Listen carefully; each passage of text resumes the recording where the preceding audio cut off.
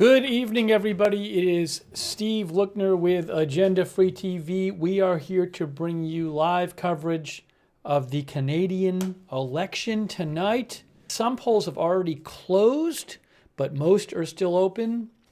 And I'm going to get some results on the screen in a second for you.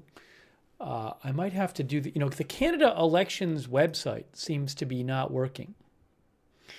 So I can't use that, but I'll do it a different way.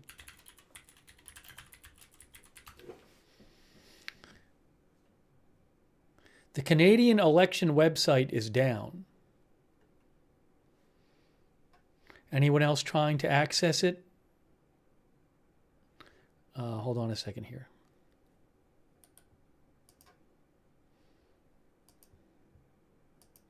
Pull something up here. Give me one moment. Just give me one moment here. Thanks for your patience.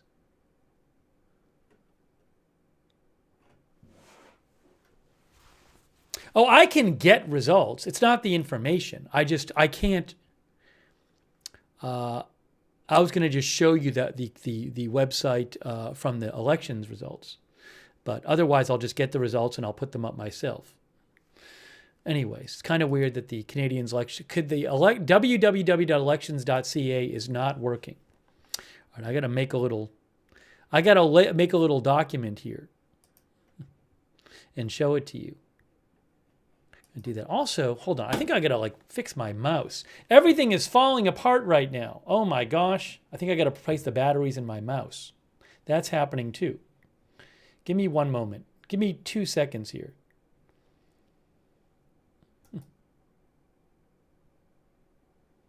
Oh my gosh. All right. First of all, I'm gonna disappear for about 10 seconds. I need 10 seconds. Hold on.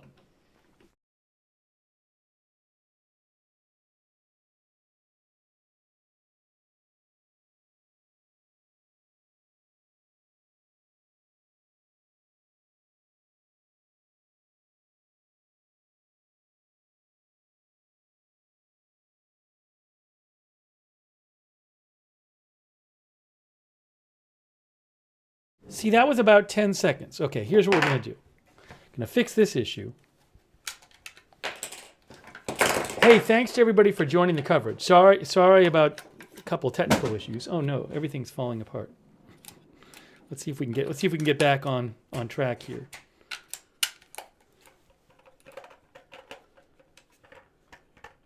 Okay, I got the mouse batteries issues fixed.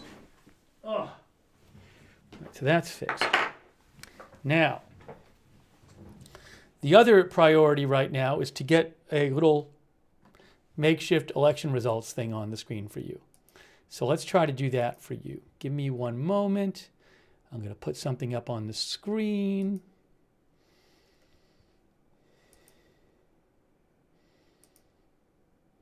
Okay, this should work. Okay, so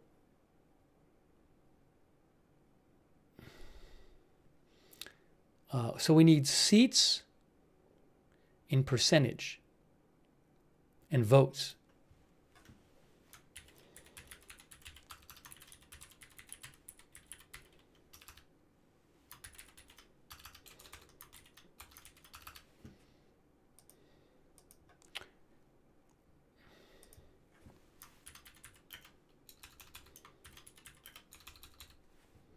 I'm almost there.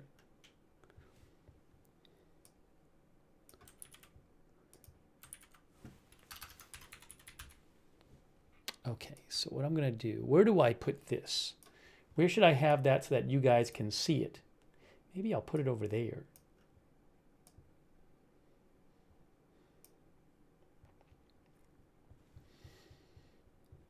All right, check this out. Here's how we're going to do this. Here's how we're going to do it. We're going to take this. We're going to move this like this.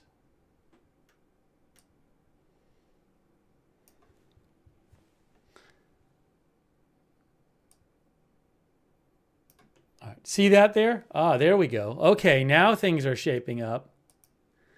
And then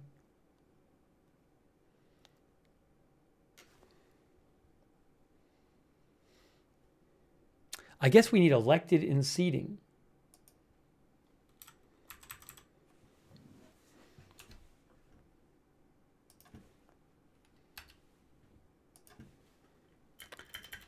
We want elected, leading, total,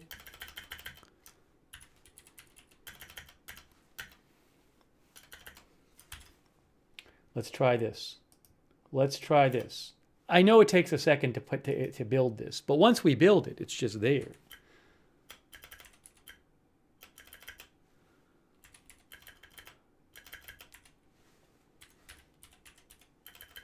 I think so. The polls are closed in Newfoundland, and isn't it Newfoundland and it's everything's in Atlantic, Newfoundland, and what's the other one? Labrador.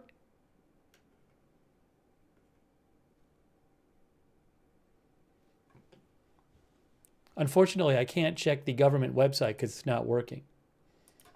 I know Newfoundland is closed. Everything in Newfoundland and something else. The Atlantic time ones. Oh, Nova Scotia, New Brunswick.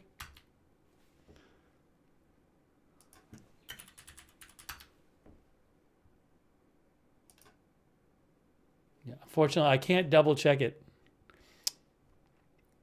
Prince Edward Island too. Eastern time zone, Central time zone, Mountain time zone, those close at 9:30 Eastern time, all of them. And then after that, at 10 Eastern time is when Pacific time close. Was when the Pacific time zone ones close. So by 10 Eastern time, they'll all be closed. But most of them close at 9:30 Eastern time, which is in an hour and 31 minutes and 28 seconds.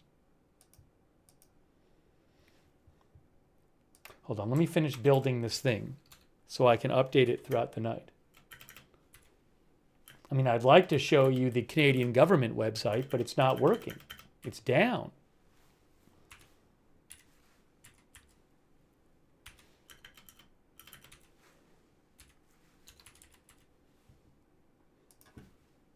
We'll actually talk about the election. How about that? We'll talk about the election in a second.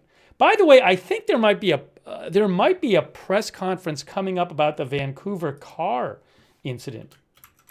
So I'm keeping my eye on that. We might be seeing that.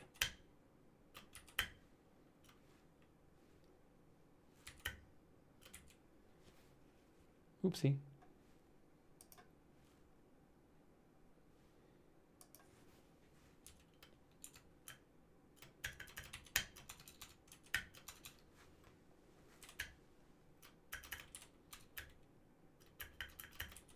Sorry, the next time I'll build this thing beforehand. But it's too bad the government website isn't working.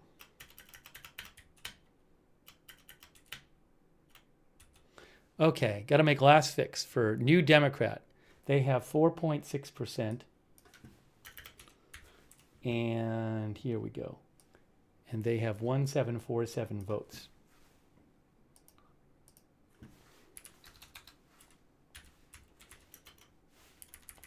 Okay, in the small number of votes that have been counted so far, here is how things stand. Let's see if I did this right. Did I do it right? There we go. Oops, there's been an update. The Liberals won one seat.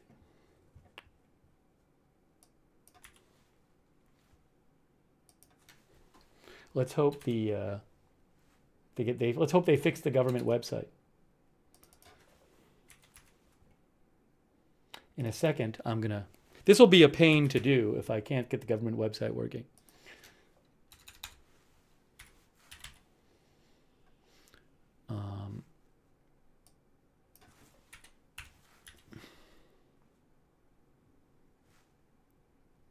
Yeah, it's going to keep updating. I almost want to just update liberal conservative and not worry about the others right now. because it's going to be too much of a pain. Oh, refresh the website. Is it working now? Is the website working? No. The Elections Canada government website is still not working.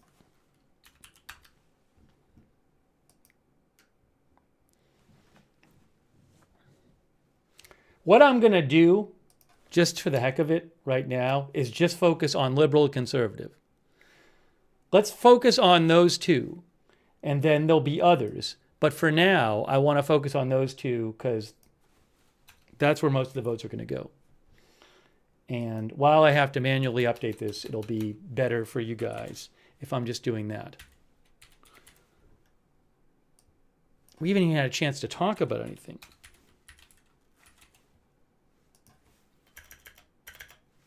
Oh, what a pain. What a pain.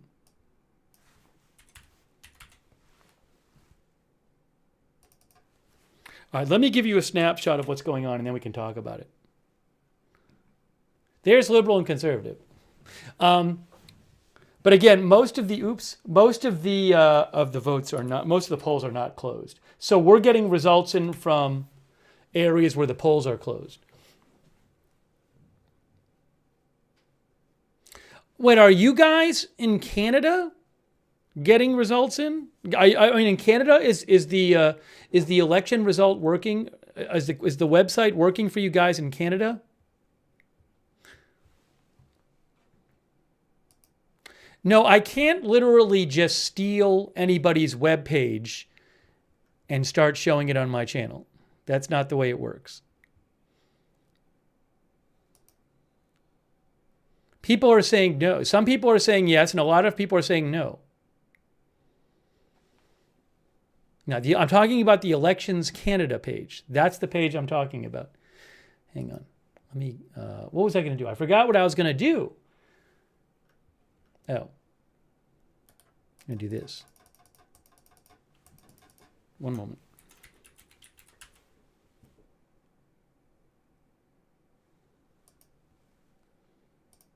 Okay, that's good. I'm just finishing setting something up here.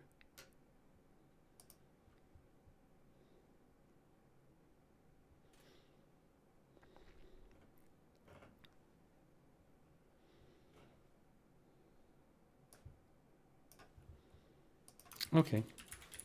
I should probably just get rid of the total votes.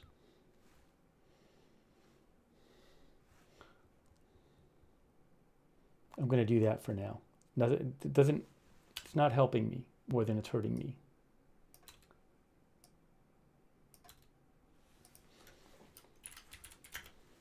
This will be easier to update. Hopefully the Elections Canada website starts working. Oh, Election Canada, I think the website might be working. I'm getting some sort of, I got the front of the Elections Canada page. And it's asking me if I want to do it in English or French. And I clicked on English and nothing is happening. Nothing is happening. But we may be making progress with the Elections Canada page. Oh, I have video I can show you too. Hold on, I got video. I have video to show you of people voting. Are they counting the ballots? No, people voting in Vancouver. Oh my gosh. Hang on a moment. We got some video of people voting in Vancouver.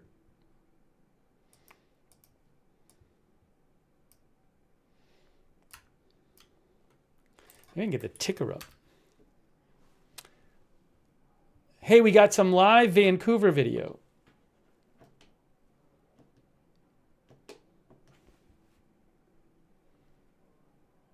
I need to put this on the screen for you. I probably should have come on a little earlier. We haven't even had time to talk, haven't had time to discuss anything. It's crazy. Look, it's Vancouver. People voting in Vancouver.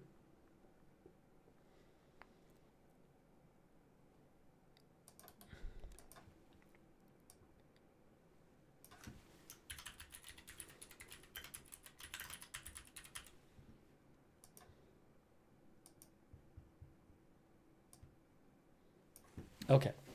Now, what I'll do, I'm going to put the ticker up. The website is sputtering. The Canada elections website is sputtering. Looks like there's some life to it. Now it's just in plain text version, and it's still not working. But what I'm going to do is I'm going to put the ticker up, and the ticker is going to have some basic results for you. That's what I'll do.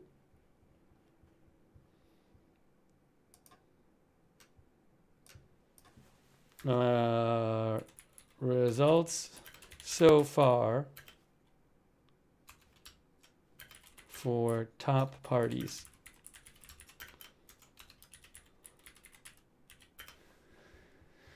All right, so the Liberal Party right now has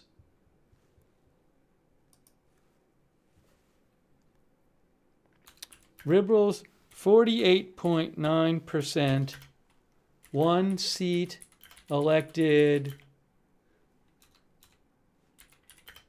leading in 15 seats.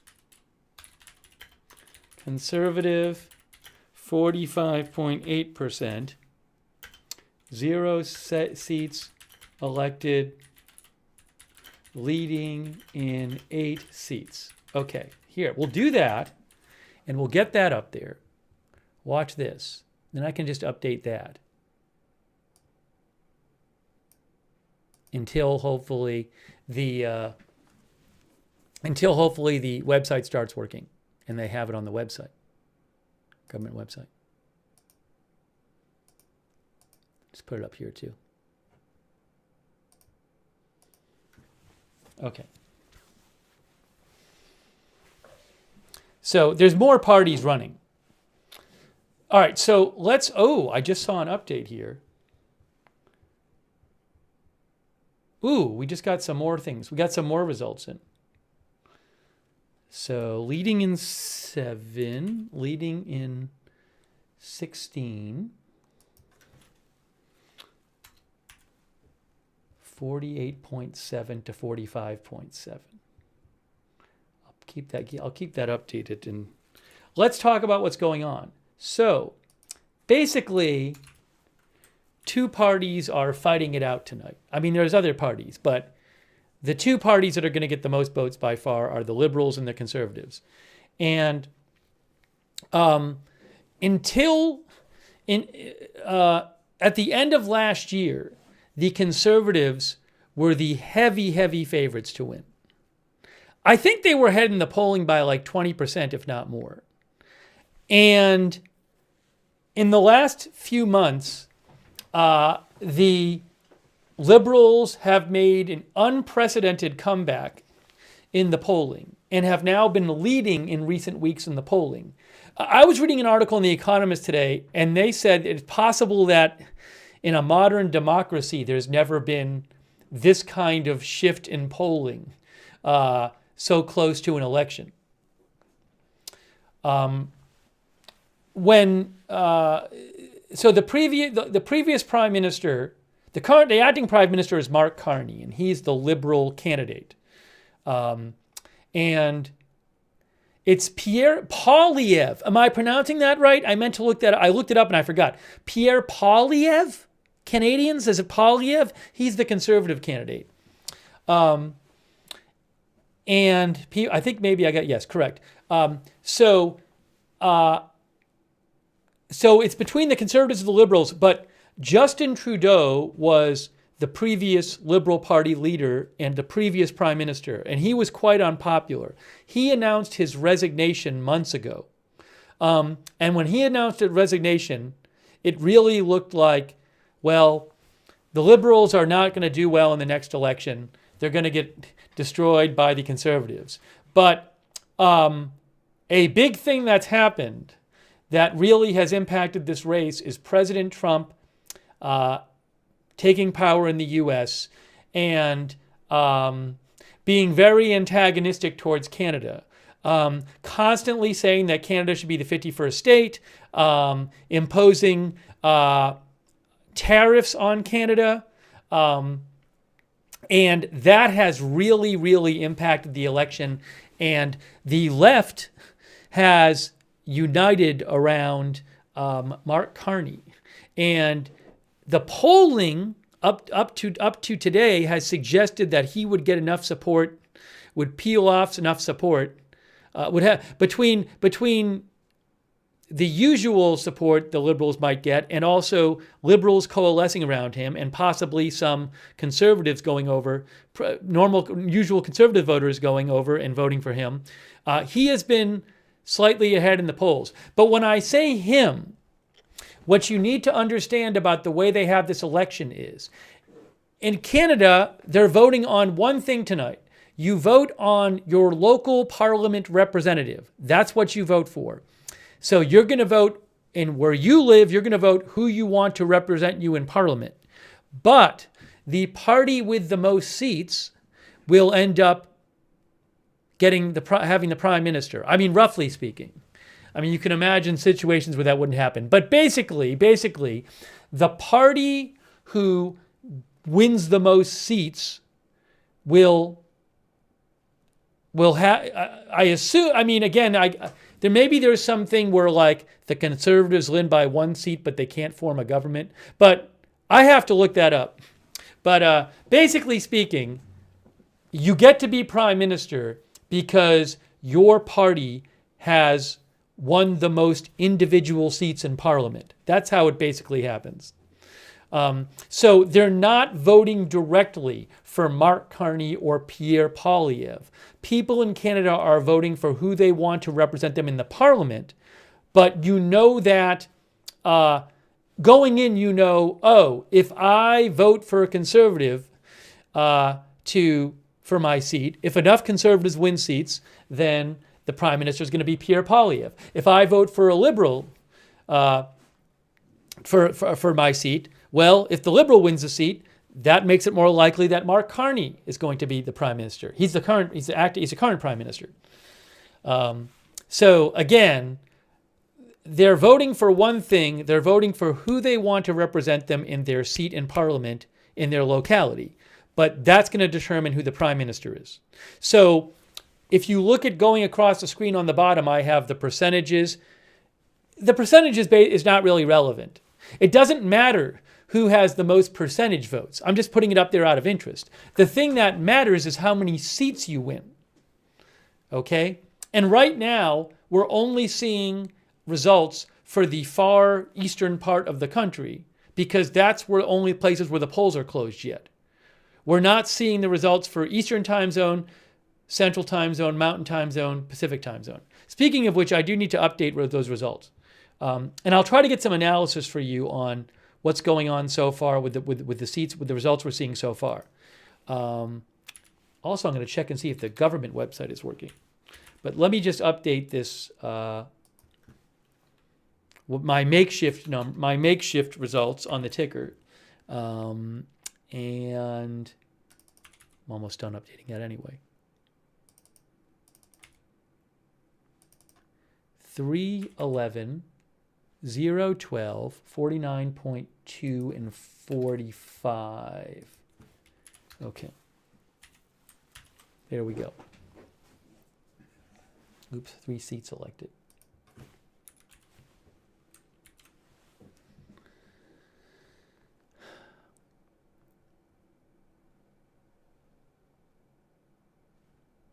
Hang on. And is the government website still down? The Canadian government website is still not working.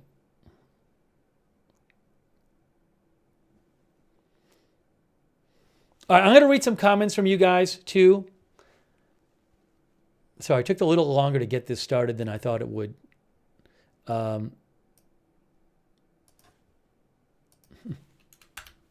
Because I've been dealing with the issue of getting the makeshift results on the screen.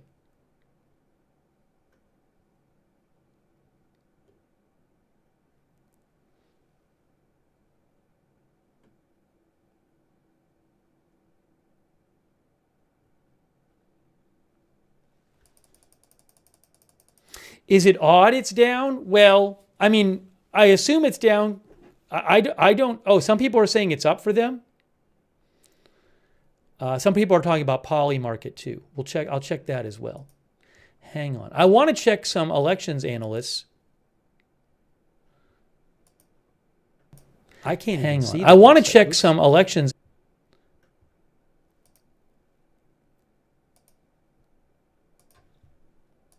It was working for me earlier today.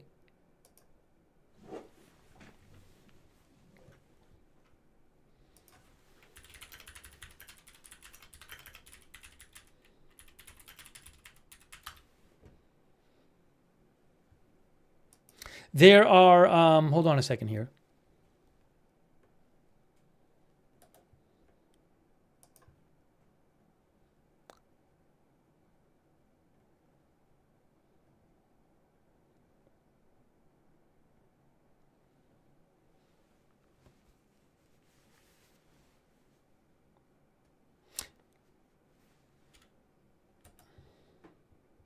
There are 343 seats in the House of Commons.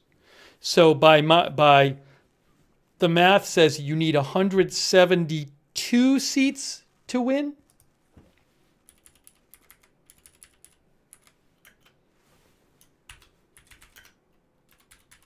172 seats needed for majority. But you don't need 172 to win, because if you cannot have a majority and still win the election, in the sense of you can form a minority government, because smaller parties could win seats. To form a majority government, you need 172 seats. But you can form a minority government and you can choose the prime minister, even if you have less. All right, hold on a moment. First of all, let me thank our moderators. Ruth Krafasi, Beth Mythical are modding. They're there. Roberts May Queen, thank you so much for modding over there over on YouTube. And I'm going to keep the vote totals updated in my makeshift way until hopefully the website works. And hold on, I want to mention our Twitch moderators. Thank you so much. Big Ball of Yarn, Good Luck Duck, I Got That Fire, Matthew Kohai 3, Sarah Papa Bear, and Tariag. Thank you.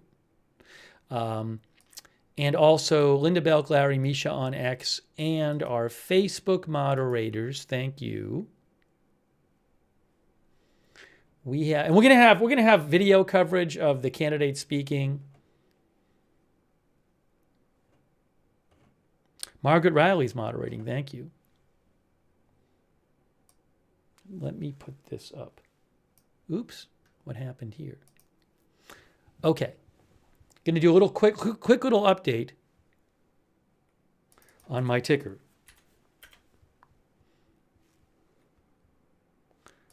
50 to 44.1%.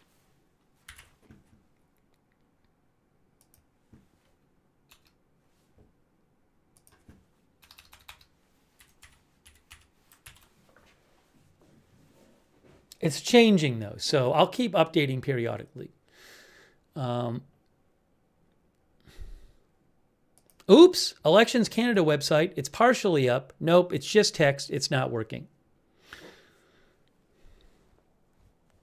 Can I ask again in the chat, is anyone actually on the official Elections Canada website having it working?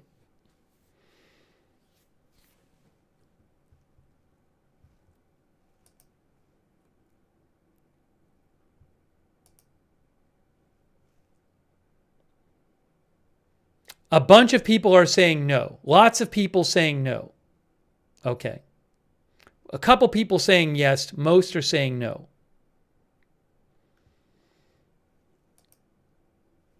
All right, hang on a moment. Hang on a moment. I got to check a couple of things here. I want to pull this up. Good. I want to pull this up. Hang on. I want to pull this up.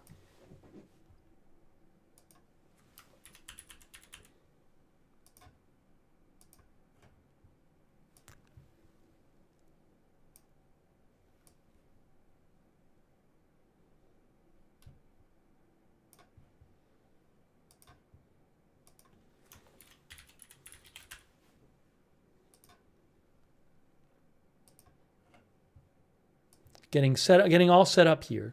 Okay.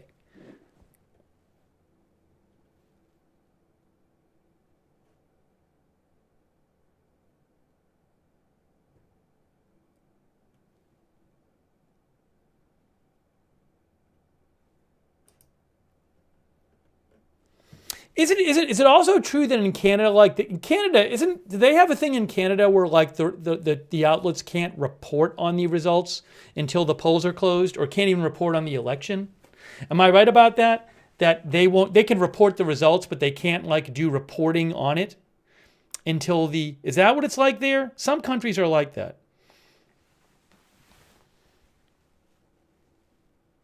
Irish Sweetness says correct, but some other people say no. Someone says, I'm not sure.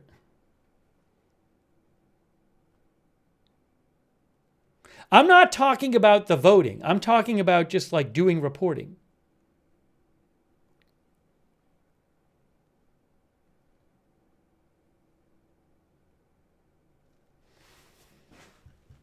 Anyways, let me update my ticker. It's 50 to 44. Again, most of the polls have not closed. Most of the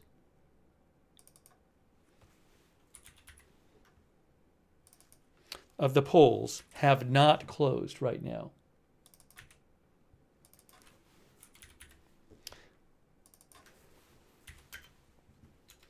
And the thing that really matters is how many seats you win.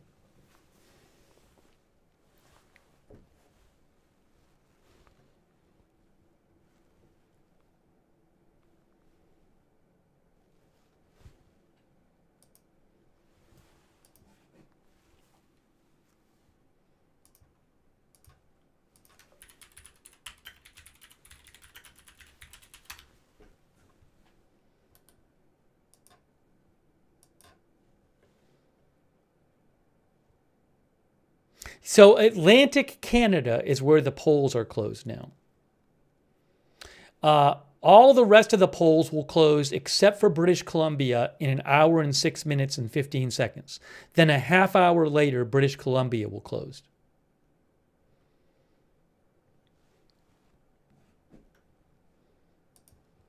People are talking about Polymarket, which is a betting website. So odds on Polymarket reflect what bettors think. Right now, Mark Carney is the slight favorite on Polymarket.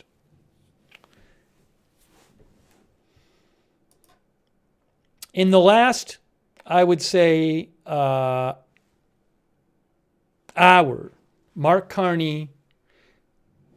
About an hour ago, Mark Carney from the Liberals was like an 80% chance of winning based on the betting activity on Polymarket. Now he's 55% chance of winning. So what that means is a bunch of money has come in on Poilievre.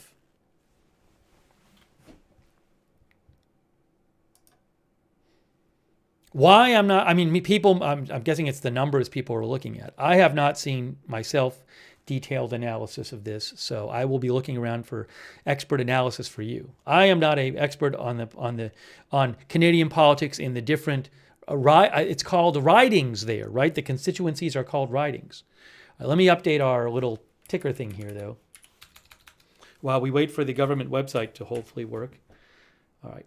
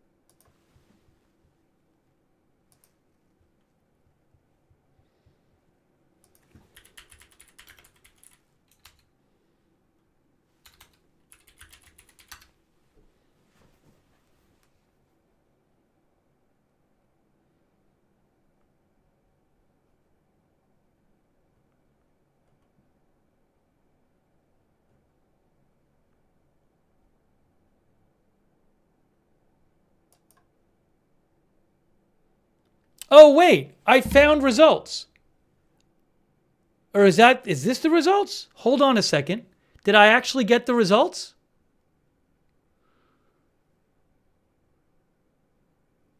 Hey guys, I think I have some results. I have the results page. It's working.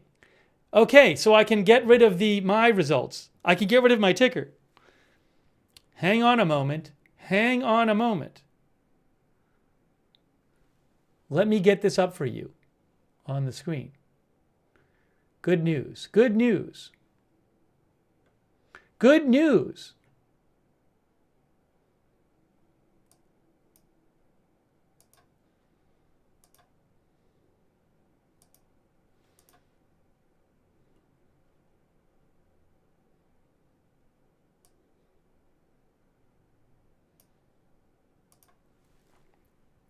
Now, let's do this here. How do I want to do this?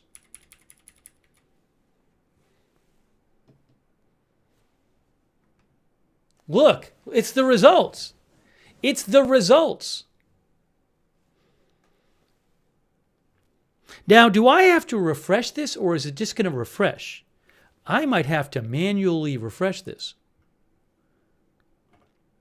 Okay, so on the top, it says leading. You can see on the top there, percentage of votes, leading in seats. We can probably just put this up there. I could go with that. That's what I maybe should do. What do you guys want? Because what I can do, somebody said there's a refreshing moment. I can leave the video up and then put this up there. Do you really need to see all this? I think maybe we should put this up here.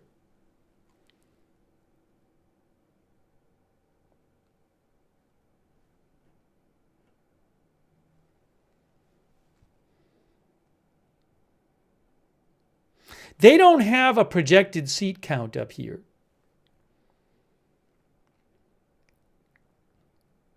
Again, remember, most of the country's polls have not closed. This is a very little number of seats. Okay, so here's what we're going to do. Here's how we're going to do this. Hang on a moment. Let me just fix this. Here's what we're going to do. We'll do it this way. It's going to work. We're going to make it work. Don't worry.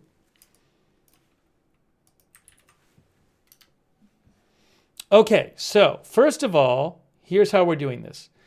That's Vancouver. We want to see them. But on top of that, guess what we're going to do? We're going to do this right on top of that. Oh my gosh. Are we really doing it this way?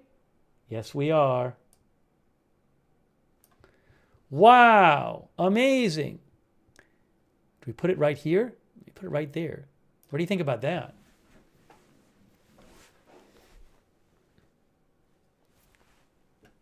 Now, hopefully I don't have to keep manually doing it.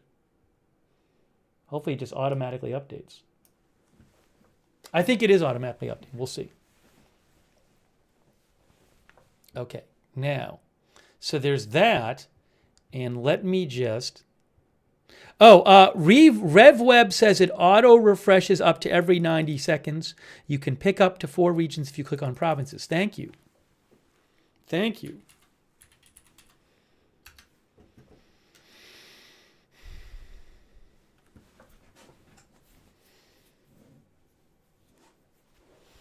All right, let me read you a little background of this. Now that we got that solved, now that we got that issue solved, it doesn't show NDP. NDP has about 7,500 votes and 4% of the vote. Oh, you're saying... Let me just mess with something here. One of the viewers said, yeah, you can search by territory and stuff like that.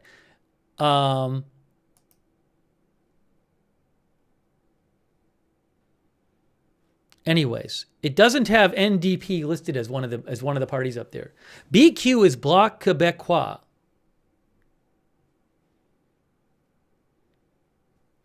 The NDP is the like the leading like left-wing party, as I understand it. And they're expected to do worse than the last election. From what I understand, a number of their voters have decided to unite on the left behind Mark Carney.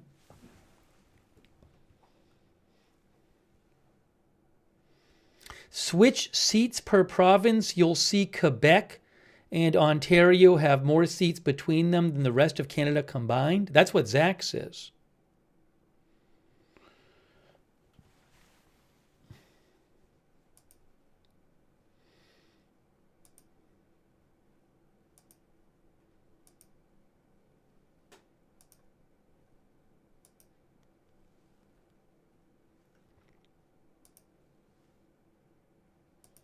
Search seats per province? Oh, you mean just look it up. Not on the website, you're saying. Just look it up, you're saying.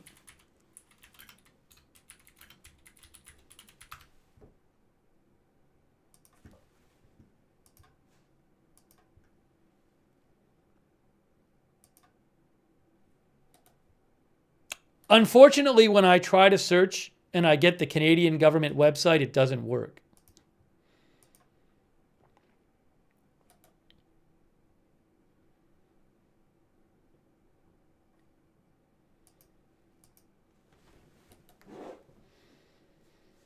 Let me just go over the basics for people who don't know anything, because a lot of our viewers probably haven't been following this.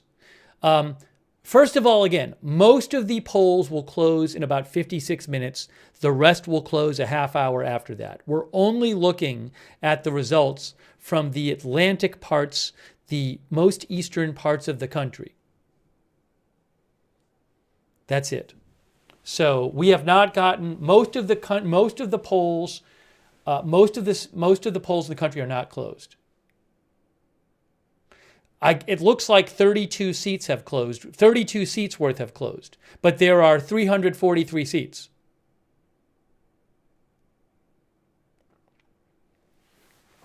Leading means that the race hasn't been called yet. So elected and leading meant you could be leading in a race, but that doesn't mean that you're going to necessarily win the race. Now, on the official government site, which is what I have, they have leading, but I don't know that they're going to project any. But I can let you know how the projected seats count is going. I don't know that the government website's going to have projections, whereas they might only say elected when like enough votes are in to literally make it mathematically impossible that the other person would win. So I'll have to keep you up to date on the projected sites, on the projected winning. So for example, according to CBC, right now, the Liberals have won 5 seats and the Conservatives have won 2 seats.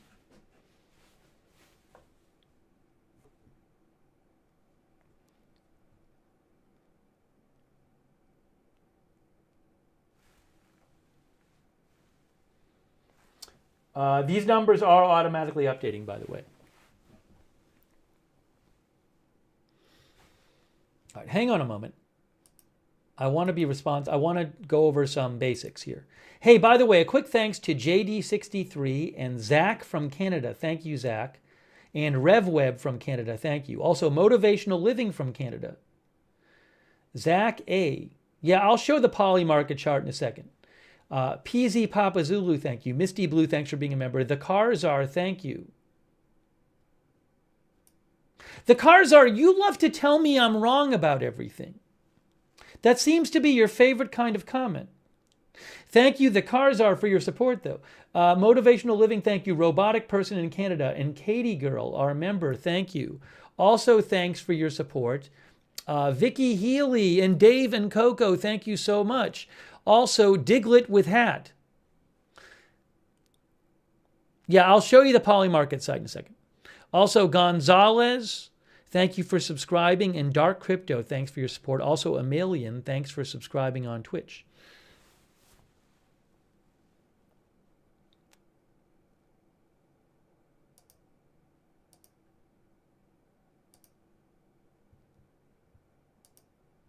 So Polymarket is a betting website. Just to be clear, Polymarket is a betting website.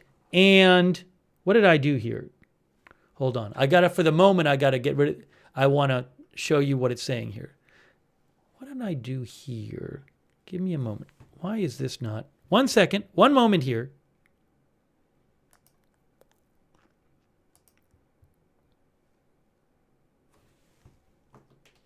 Okay. Just for the moment so you can see. These numbers will go up and down depending on money coming in. That's what determines the odds, is how much money is being bet on each person. So, about an hour ago, and for the previous day before, and probably for the previous week before, and that's the last month right there. But what happened is about an hour ago, a bunch of money started coming in on Pierre Poilievre. And so the odds got closer.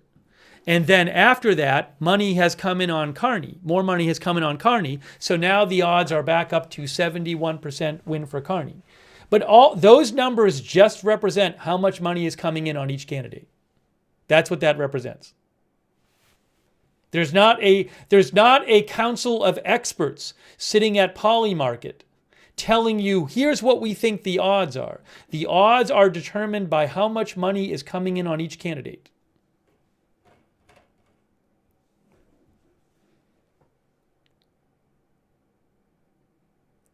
Anyways, so that's a betting website. I just wanted to show you right now.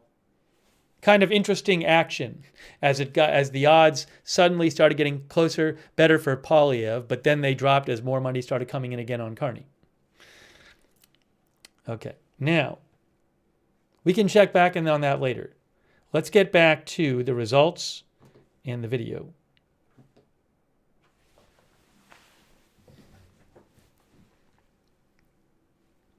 Oh, thank you, by the way, to Irish Sweetness. That's very generous of you. Irish Sweetness from Canada. Thank you. Also, Jeff Buddington. Thank you, Jeff.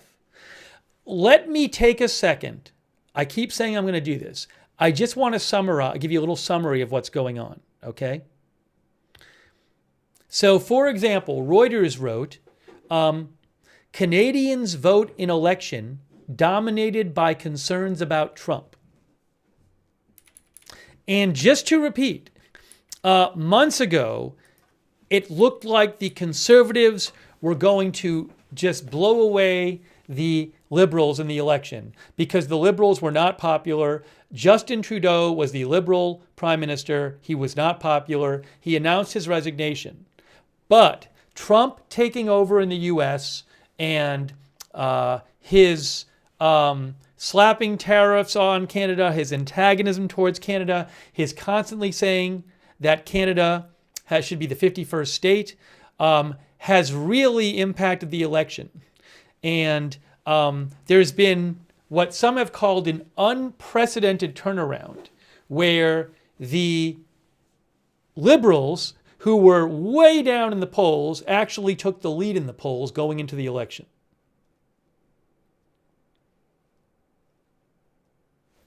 Now, I don't know what's going to happen in the election, but they were the favorites going in tonight to win. And just to give you a little perspective on that,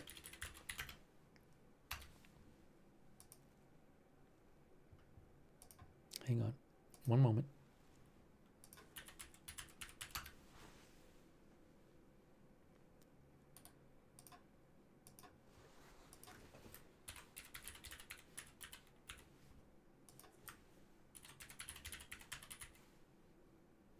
Yes. The Economist says, never before in Canada has public opinion moved so quickly and deeply. The 29-point swing to the Liberals since Justin Trudeau resigned, Mr. Trump took office, and Mr. Carney took the helm of the Liberal Party, that's another factor here, is one of the widest on record in any democracy. The Economist believes some of this is thanks to the unpopularity of Justin Trudeau, but much more is a response to the bombast and aggression that Trump has directed at Canada.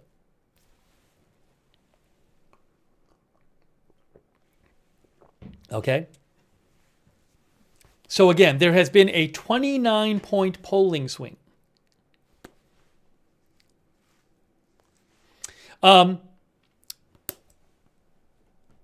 Since the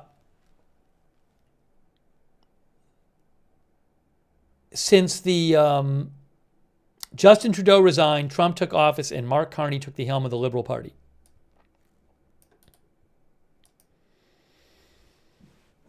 And Trudeau announced his resignation in January. So this is all happening this year.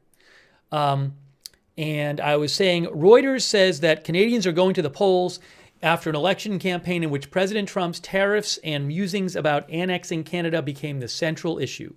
Trump's threats ignited a wave of patriotism that swelled support for Liberal Prime Minister Mark Carney, a political newcomer who previously led two G7 central banks.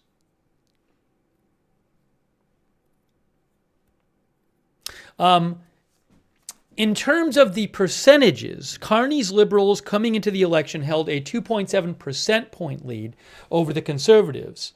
But again, the most important thing, it's not about what percent of votes you get. It's how many seats you win in the parliament. Remember, this is me talking here.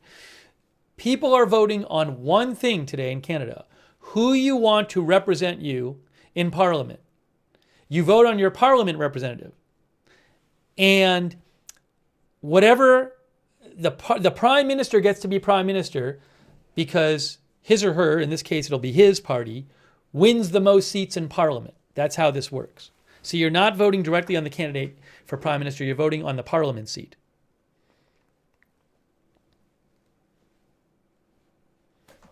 Reuters says that a poll released on Sunday pegged the Liberals at 42.6% of the vote and Conservatives at 39.9%. Also, a poll on Sunday from Ecos put the Liberals in a 6-point lead and projected them to win a majority of seats in the 343-seat House of Commons.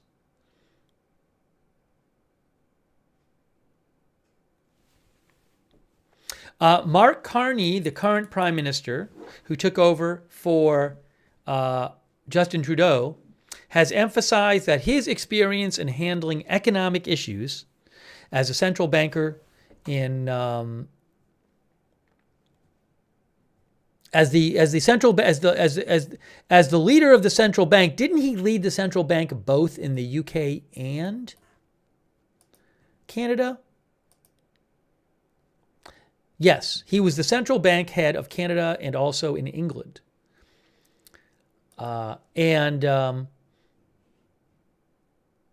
Carney has emphasized that his experience handling economic issues makes him the best leader to deal with Trump, while Pierre Poilievre has tapped into concerns about the cost of living, crime, and a housing crisis. Trump, in a social media post on Monday, reiterated his call for Canada to become the 51st state.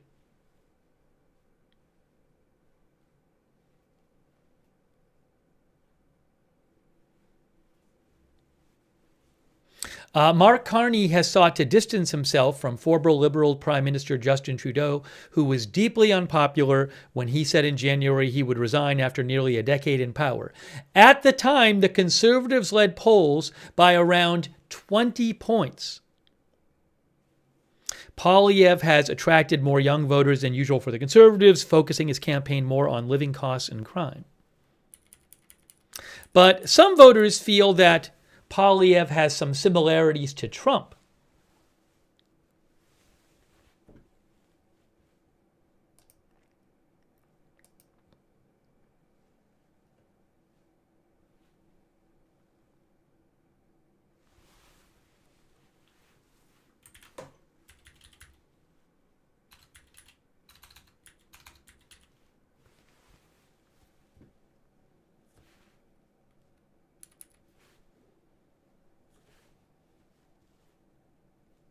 The Economist points out, asked why they prefer Mr. Carney to handle Mr. Trump's trade wrecking ball, voters in Canada cite Carney's experience as a central banker more than any other factor.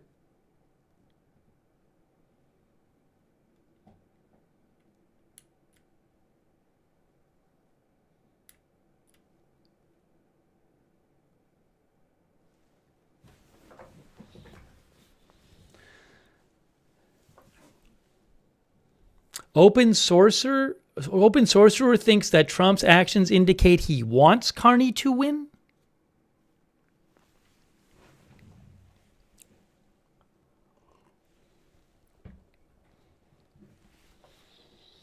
less than 43 minutes until most of the polls close. You're going to start seeing a lot more results coming in after 43 minutes. So remember, there's 343 seats, but from the looks of it, there's only 33. Well, I don't know if this is a fact, but it looks like there's around 33 seats that have where the polls have closed so far. Most of the polls have not closed.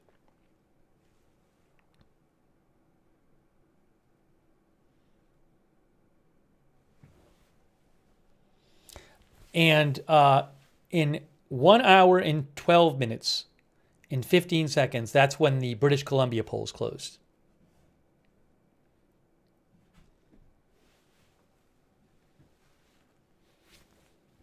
Thanks so much to Joanne Fisher-Wade, who gave 10 memberships. Please thank somebody if they gave you a gift membership or a gift subscription. That's really nice of you. Thanks to our member, Denise Horton. Thanks, Yin Yang, for your support. Thank you also, Tiger VK4502 for the bits. Gravity Gaming says this is just East Coast and it's weird. So I don't know enough to look at these numbers and read much into them. I will be looking around to see if any experts look at these numbers and read into them. I'm not drawing conclusions based on these numbers. I don't know enough to.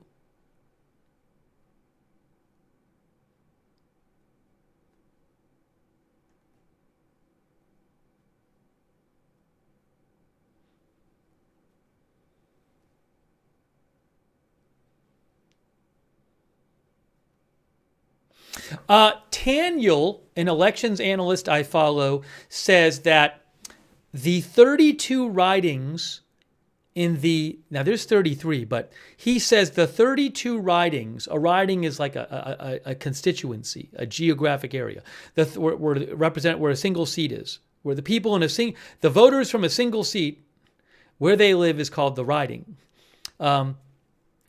He says in 2021, the 32 ridings in Atlantic Canada went 24-8 for the Liberals. So it's not surprising that Liberals are leading in more seats from Atlantic Canada.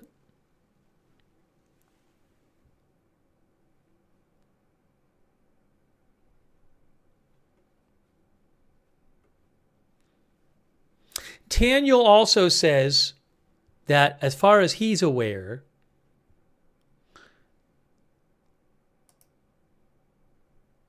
it looks like CBC has called 16 seats. Taniel says of the 5 he was aware called, he wasn't aware of any surprises. So again, I will keep an eye out for experts who are looking for data in the current voting, which might shed some light on what's to come.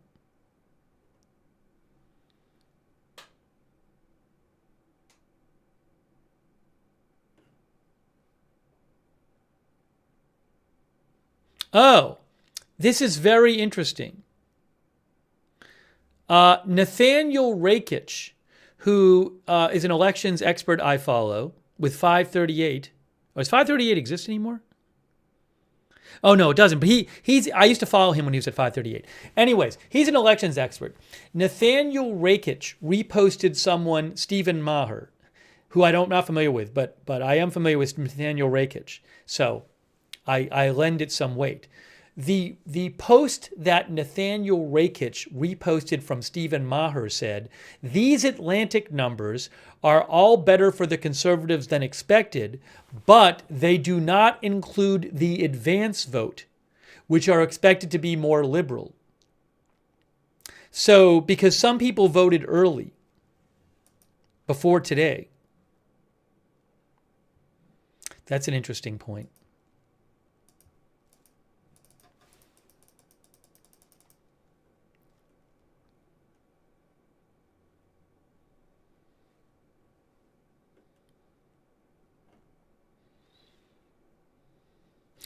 Let's see here.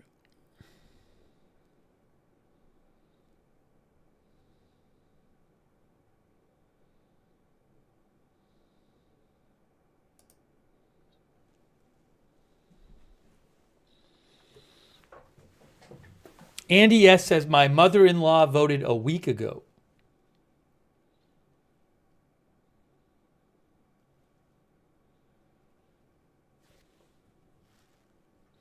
One of our viewers, Atlas Crafted, says, I voted early.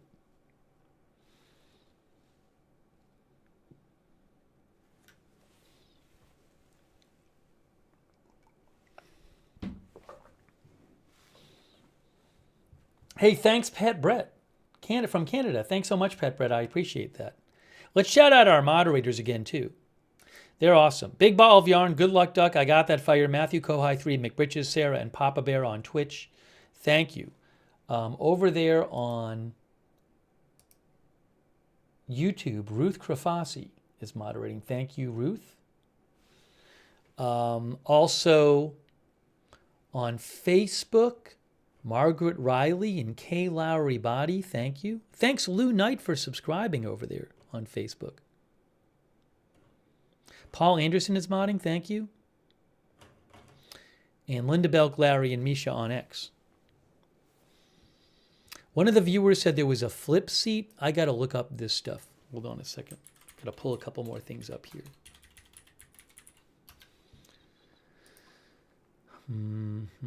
Let's see here. Hold on a moment.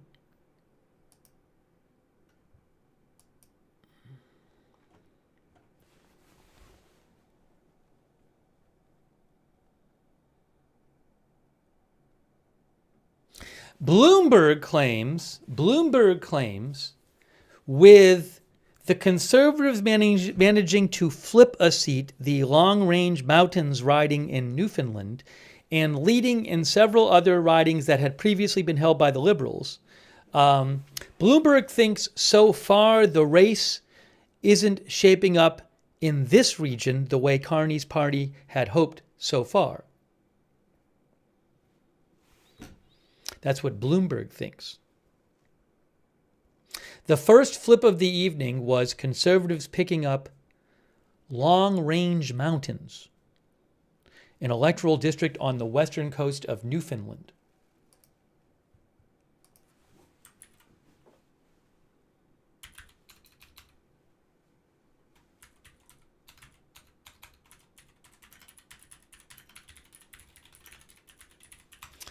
The previous election was 2021.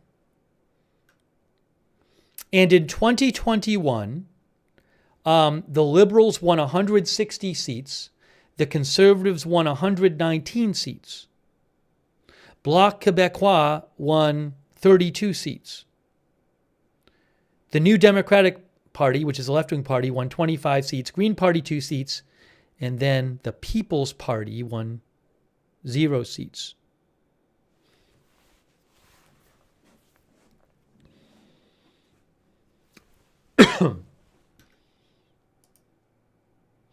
If you're interested in what Polymarket is doing, because some people are interested in that, that is the current odds on Polymarket, which is just based on how much money is coming in on each person. In the last hour or two, a bunch of money came in on Pierre Poilievre, the Conservative candidate, increasing his odds. But then after that, a bunch of money came in more on Mark Carney.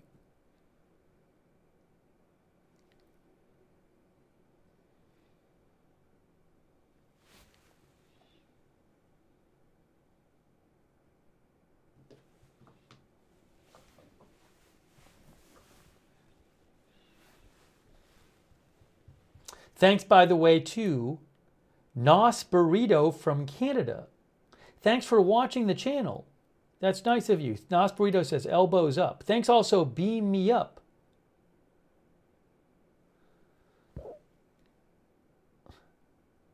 Who says, new Canadians swear allegiance to the King, so as members of Parliament and the legislatures, military and police officers, King Charles King Charles is head of state. What is the point of elections? I think, isn't that like a technical point?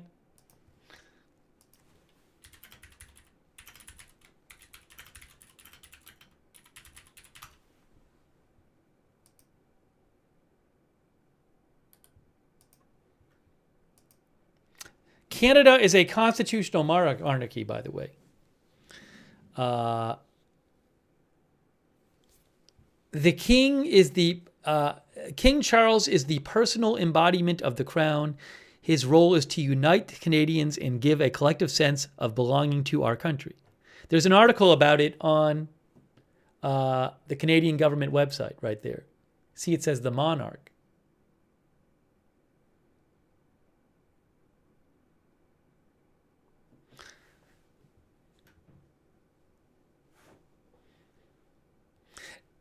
As a constitutional monarch, it says, King Charles does not rule the country. However, as Canada's head of state, he remains a fundamental part of Canada's system of government and our sense of identity. Ryan says it's ceremonial. I don't believe he has any kind of significant say in what goes on government-wise.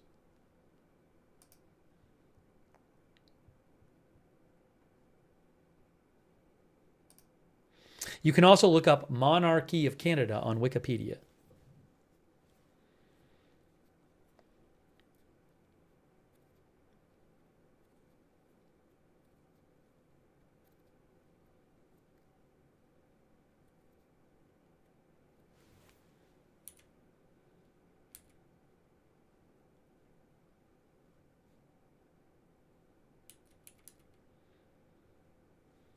I guess in theory, he has a bunch of power in theory. Anyways, I don't want to get into it's a really interesting question, the discussion I don't want to get into a discussion of the Canadian monarchy now. That's not something I'm an expert on. But you can look it up if you look up Canadian monarchy.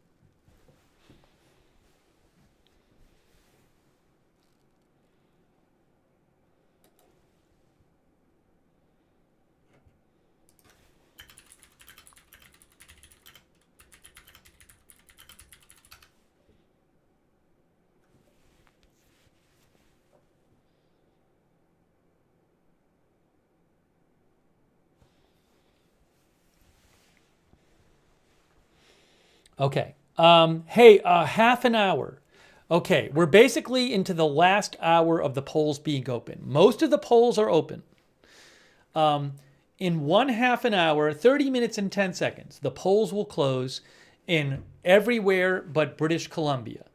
And then a half hour after that, British Columbia will close. So 30 minutes now until most of the polls close. And then 1 hour, less than an hour now, until the polls close in British Columbia, and that's it. So we'll get a lot more results then.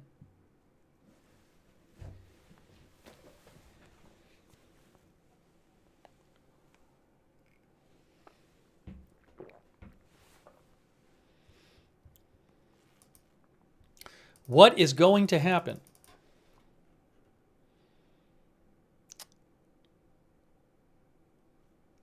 Oh, by the way, just as an update, I just saw a post from the Spanish electric grid operator, and they say that 82.4% of electrical demand has been recovered.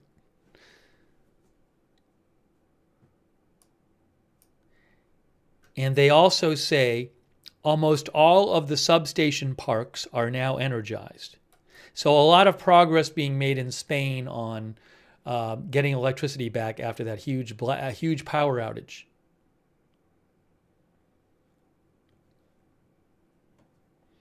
So I wanted to pass that along. I also want to give you a little more background on this election.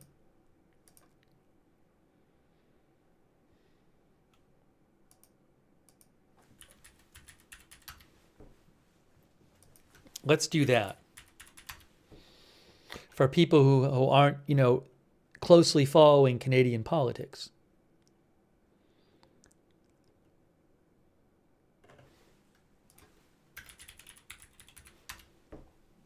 Appreciate you guys being here today. We will show you the candidates speaking.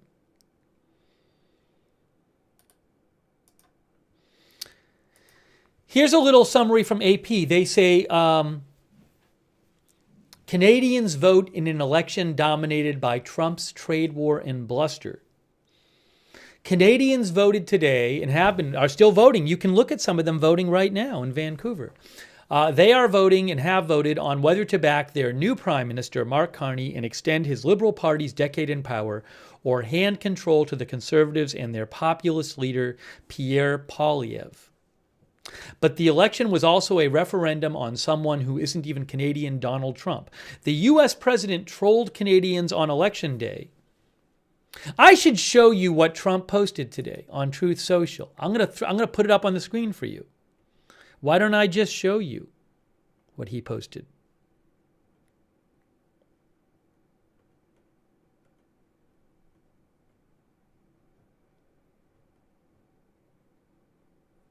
Here is Trump's post from today from Truth Social. This is Trump's post. It says, "Good luck to the great people of Canada. Elect the man who has the strength and wisdom to cut your taxes in half, increase your military power for free to the highest level in the world, have your car, steel, aluminum, lumber, energy, and all other businesses quadruple in size with zero tariffs or taxes if Canada becomes the cherished 51st state of the United States of America. No more artificially drawn line from many years ago. Look how beautiful this landmass would be. Free access with no border. All positives with no negatives. All positives with no negatives," he says. "It was meant to be. America can no longer subsidize Canada with the hundreds of billions of dollars a year that we have been spending in the past. It makes no sense unless Canada is a state." That is from this morning.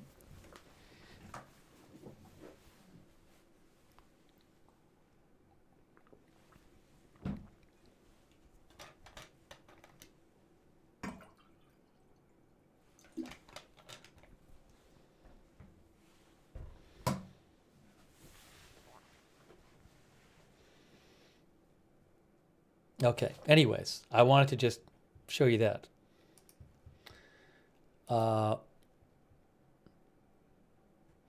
AP says the Conservatives' Pierre Poilievre, who has been criticized by some for not taking a firmer stance against Trump, responded with a post of his own.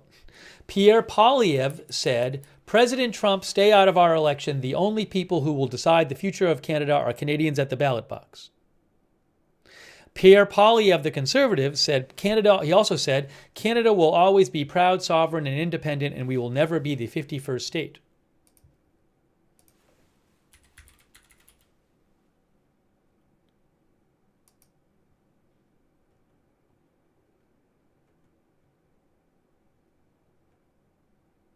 Here's the post. Here's the post in response from Conservative candidate Pierre Poilievre, Conservative leader, right here.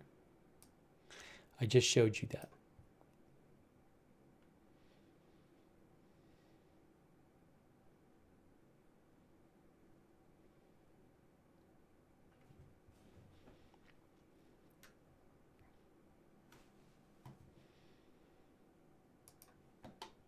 Oops.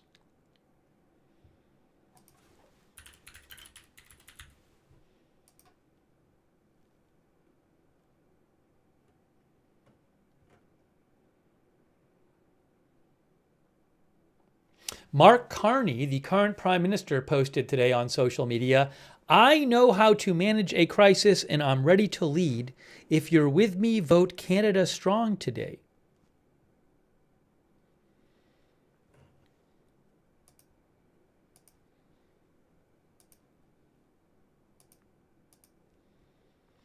AP says, until Trump won a second term and began threatening Canada's economy and sovereignty, the Liberal Party looked headed for defeat. But Trump's truculence has infuriated many Canadians, leading many to cancel U.S. vacations, refuse to buy American goods, and possibly even vote early. A record 7.3 million Canadians cast ballots for Election Day. Trump's attacks also put Poilievre and the opposition Conservative Party on the defensive and led to a surge in nationalism that helped the Liberals flip the election narratives.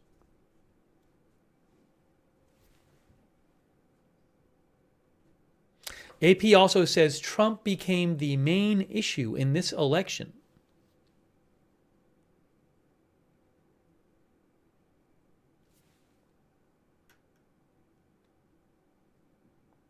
But the polling has still been pretty close. So we don't know we'll have to see what happens.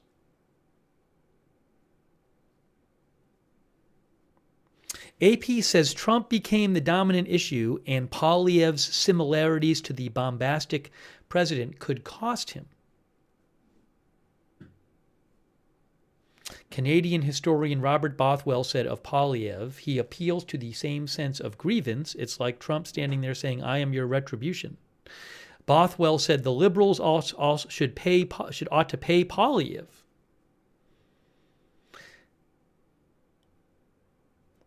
Foreign policy has not dominated a Canadian election this much since 1988, says the AAP. Oh, some of our viewers asked about some of the big issues aside from Trump in this election. For example, AP says Canada has been dealing with a cost of living crisis for some time.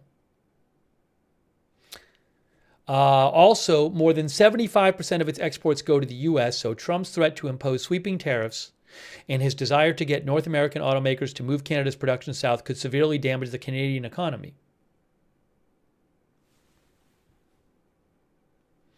Also, I was reading something today about some different issues here. Hold on a moment here.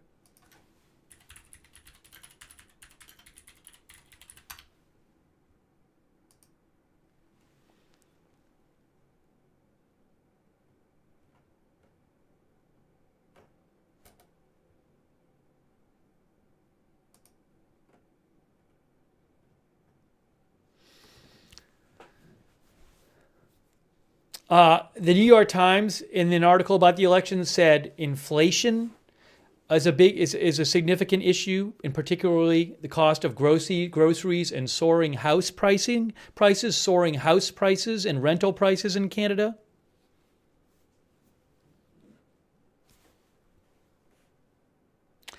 They say climate change. The Times said climate change and issues related to Indigenous people have received relatively little attention in this election.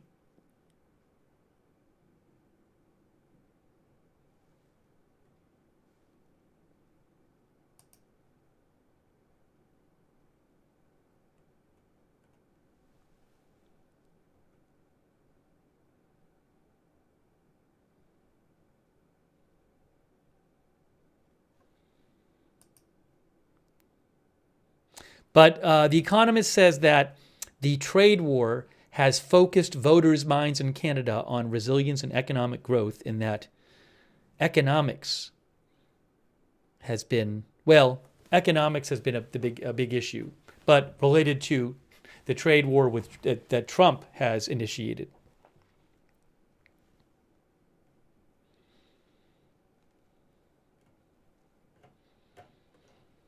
I want to take some more comments from you guys. Hey, we only have 19 minutes until most of the polls close. In 19 minutes.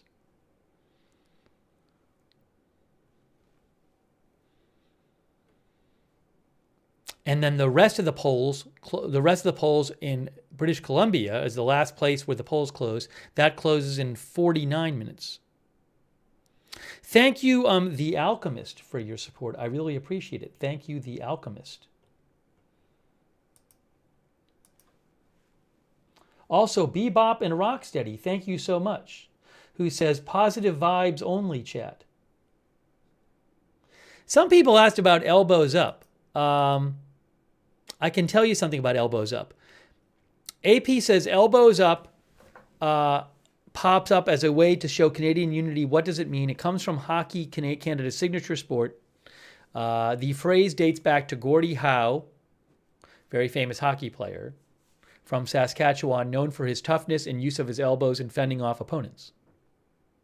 Since Trump's comments about annexing Canada as a U.S. state and his tariffs on Canadian exports, Elbows Up has popped up across social media as a way to show Canadian unity against Trump's threats.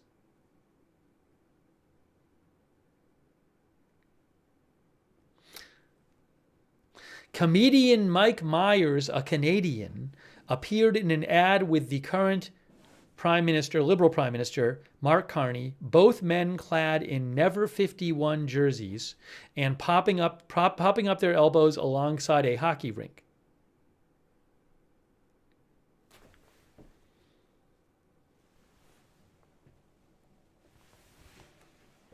Aurora B says, Canada strong, elbows up.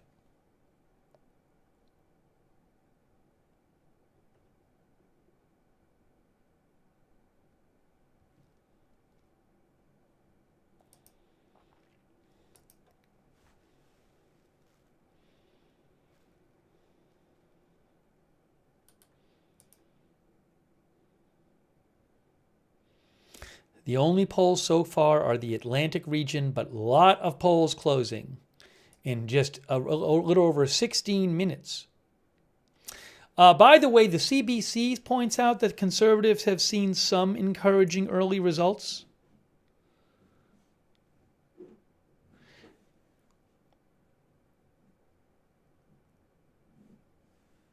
They say that I guess there's been one flipped seat toward the conservatives so far, where somebody won, the party won a seat, which didn't win in the last election. The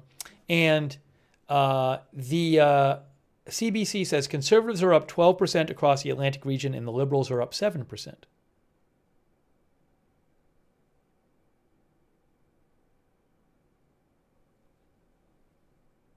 They say this suggests conservatives are converting some NDP voters in parts of the Atlantic, certainly in Newfoundland.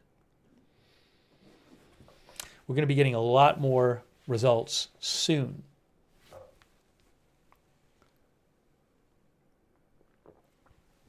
In terms of the projection seats, according to CBC projections, CBC has projected that Liberals have won 19 seats of the 23 they're winning, and that Conservatives have won 6 of the 10 they're winning. But there are 8 seats they have not called of the Atlantic region.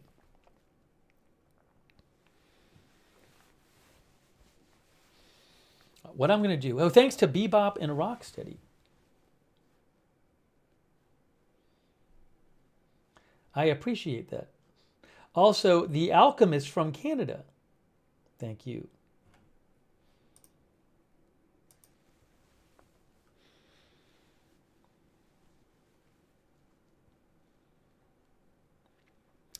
Misty Blue says, I'm curious to what the voter numbers will be. When I went today, there was no one there to vote but me, and this is a big riding where I am. I mean, I guess there was a record number of early turnout, of people voting early from what I heard, but I don't know how the turnout's going to be today.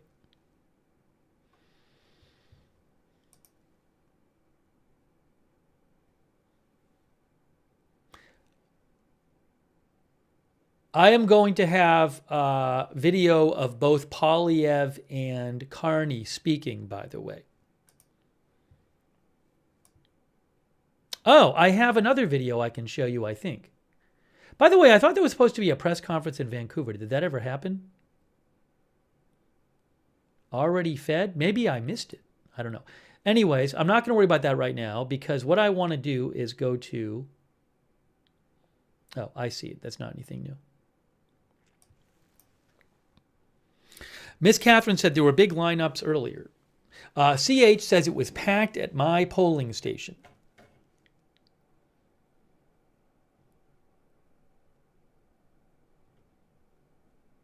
Hopkey says it was busy when I voted early. The Australian election, I don't know if I'll cover that. I don't know anything about it. I'll have to read up on it. Evie Shore says lots when I voted, a steady stream. D Ultima says, huge turnout in my riding. I've never seen such large lineups here. Is lineups a Canadian word for like line?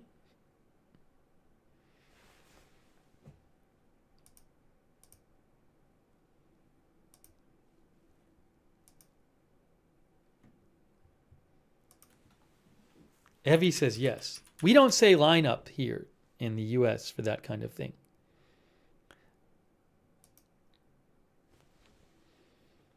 Oh, I'm going to, real quick, because it's going to get quite busy in a moment. I'm going to take like a 1-minute break right now. I'm going to leave everything up. But personally, I'm going to take a 1-minute break because things are going to get really busy in about 12 minutes. Most of the polls close in 12 minutes. So give me 1 minute.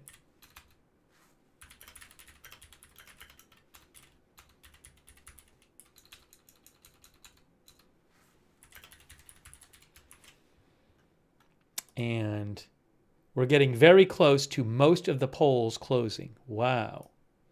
What is going to happen here? I do not know. I'll put this up here. I need 1 minute. I will let you keep. Oh, maybe I'll turn a little. While I'm gone for 1 minute, I'll put some volume on from Vancouver. Hey, let's listen to some Vancouver volume. Oh my gosh, I can hear the people there. All right, give me 1 minute. I'm coming right back. So,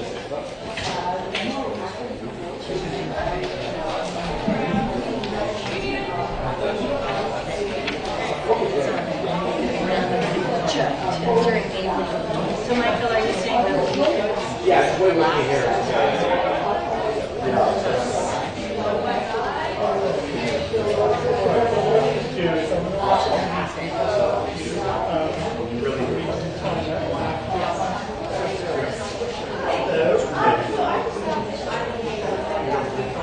Oh, yes, hello.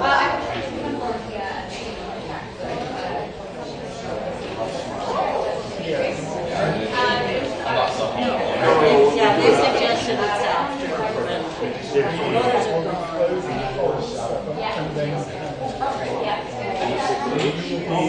So our So just around.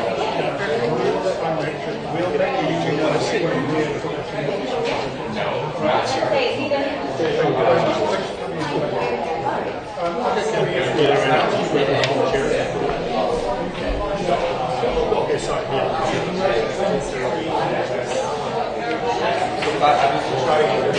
was trying to use the election to stick with it.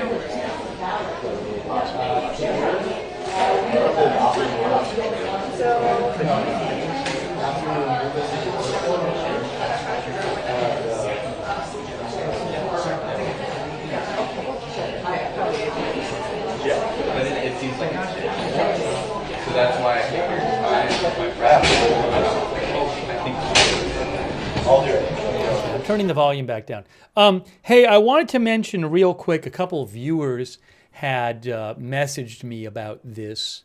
I know some of you have heard about this, but for the people who haven't heard about it, I wanted to mention it. But give me a moment here.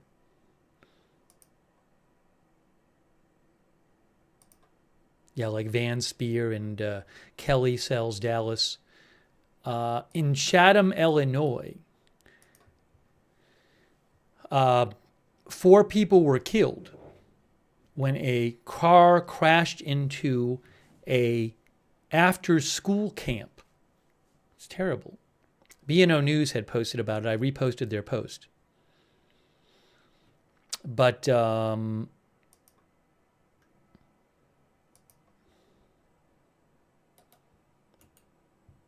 hold on.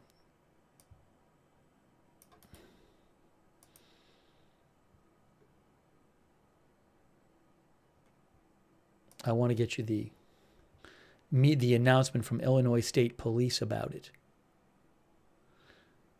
Can I find their actual post here, maybe? Yes.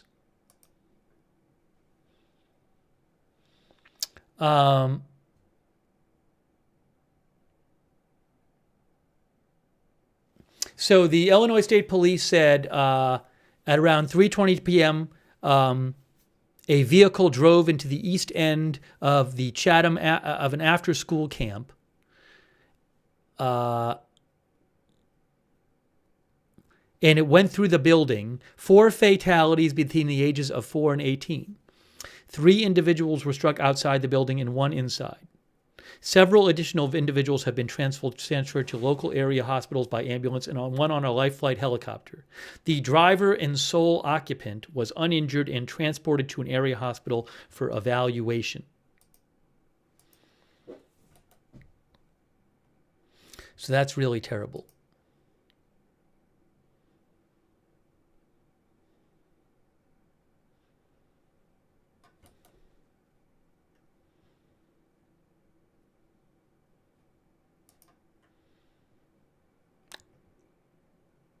When I don't have more information on that right now. So if I get more, I will let you know.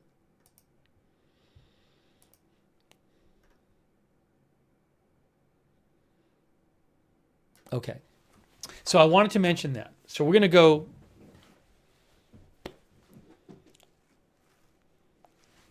back to the election now. All right. So we have 7 minutes left until most of the polls close. In less than 7 minutes, all of the polls except for British Columbia will close. Remember, in Canada, you vote for your House of Commons representative.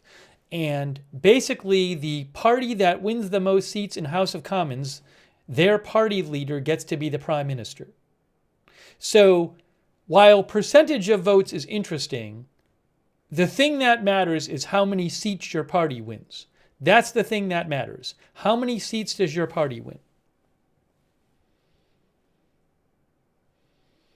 Back in January, when Justin Trudeau resigned as Liberal Prime Minister, I think the Liberals were losing by about 20 percentage points in the polls. But in an unprecedented turnaround, they have since then, I think, gained about 29 percentage points in the polls and have been leading the polls going into the election, the Liberals. But we do not know what's going to happen. This election has become dominated by how Canada is going to respond to Trump, to his trade war threats, to his tariffs, to constantly saying he wants Canada to become the 51st state. Trump has dominated the election. But we'll have to see who wins. Some reports that I've read a couple different outlets reports that said that in the Atlantic voting, things perhaps are going a bit better for the Conservatives than they might have expected in the Atlantic region.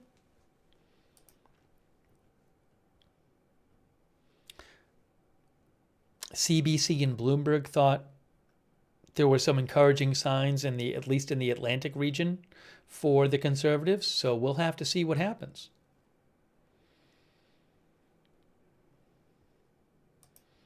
I appreciate you guys being with us. We are going to have video of the candidates for you.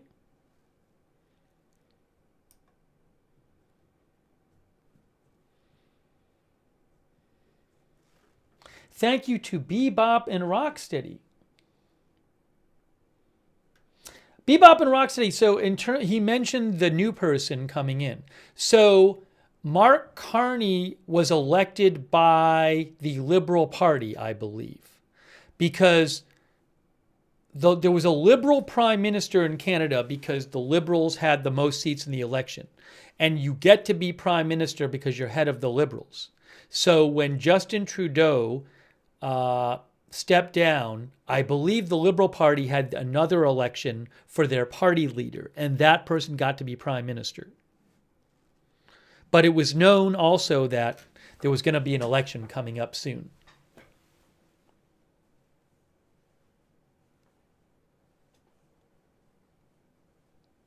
Thank you so much. Hey, Bebop and Rocksteady, that's super nice of you.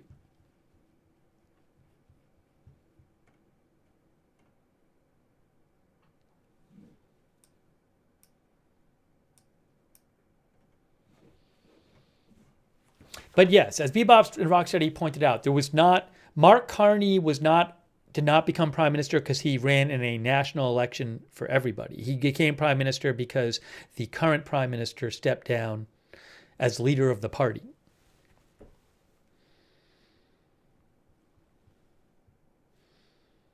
Okay, guys, we have less than 3 minutes now. Now, you're looking at British Columbia. So that poll you're looking at, that riding is not going to stop, is not going to close in 3 minutes. They have another half an hour. But you can see the clock on the screen. In 2 minutes and 40 seconds, everywhere except British Columbia, the polls will close, and we will start getting a lot more results in and get a lot more information about how this election is looking. So very, very close to that happening. 2 minutes and 20 seconds. What is going to happen? Will the Liberals complete a huge comeback tonight, an enormous comeback from a few months ago, or will the Conservatives, I would say, pull off a surprise win in the sense of they've been down in the recent polling? What is going to happen?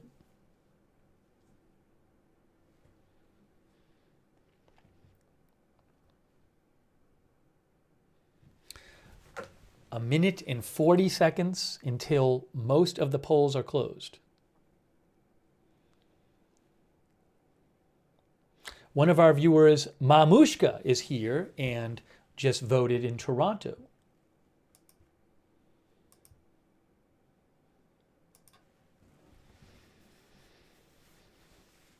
In a minute and about 17 seconds, 1 minute, 17 seconds, I'm going to have to change the headline. And the clock, I'm going to have to change the clock in a second.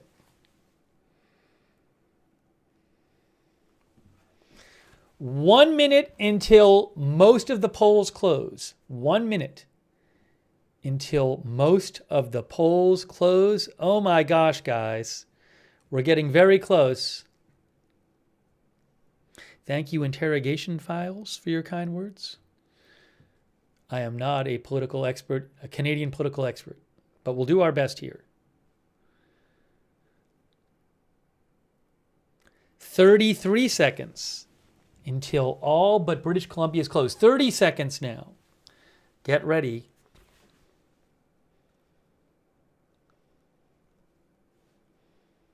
$20, 19, 18, 17, 16, 15, 14, 13, 12, 11, 10, 9, 8, 7, 6, 5, 4, 3, 2, 1. Most of the polls are now closed in Canada. Just British Columbia left open.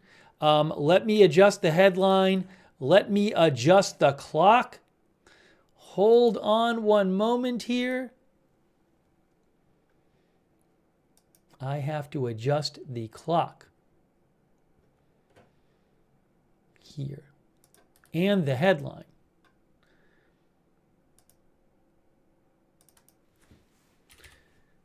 The clock has now been adjusted. And the headline's going to say, most polls in Canada close. Rest close in... There you go.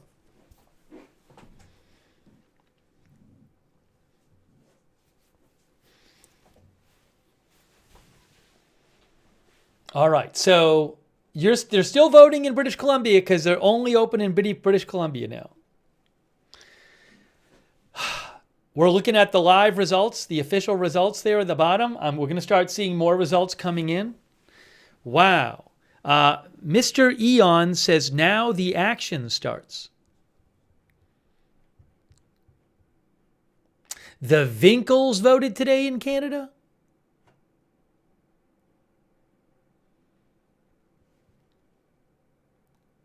Guys, we are really into it now.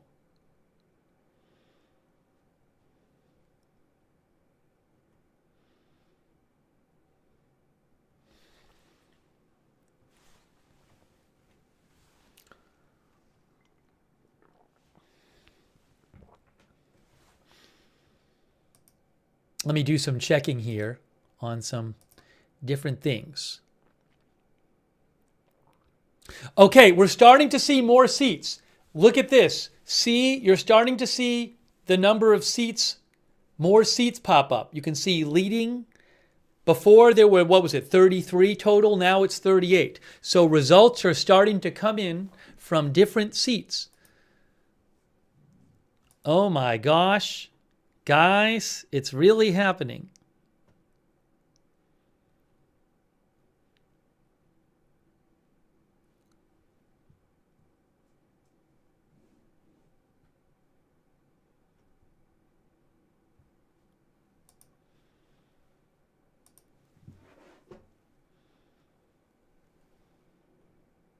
I'm going to look for some analysis by experts who are looking at numbers coming in and see what they have to say, because I can't look at it and say anything about it.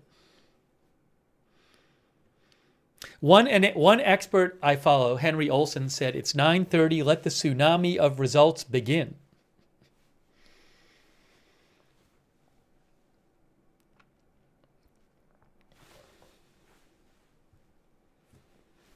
You know what I'm going to do? I got to turn something on here.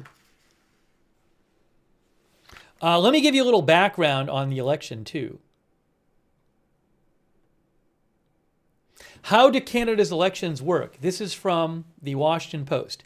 Canadians do not vote directly for a prime minister. Oh, what happened? The results disappeared, guys. You see how the results are gray? Because the website is having an issue. That's the website. You see how there's a gray box in your screen? Because I was showing, oh, now it's fixed. It's fixed. Okay. So it took a little while, but we're back. We got a few more seats over there. It's updating. Yes, it was updating. Hold on a second. Give me 2 seconds here. Give me 2 seconds. I just need to do something real quick here so I can put something up where I can see it. Hang on one moment.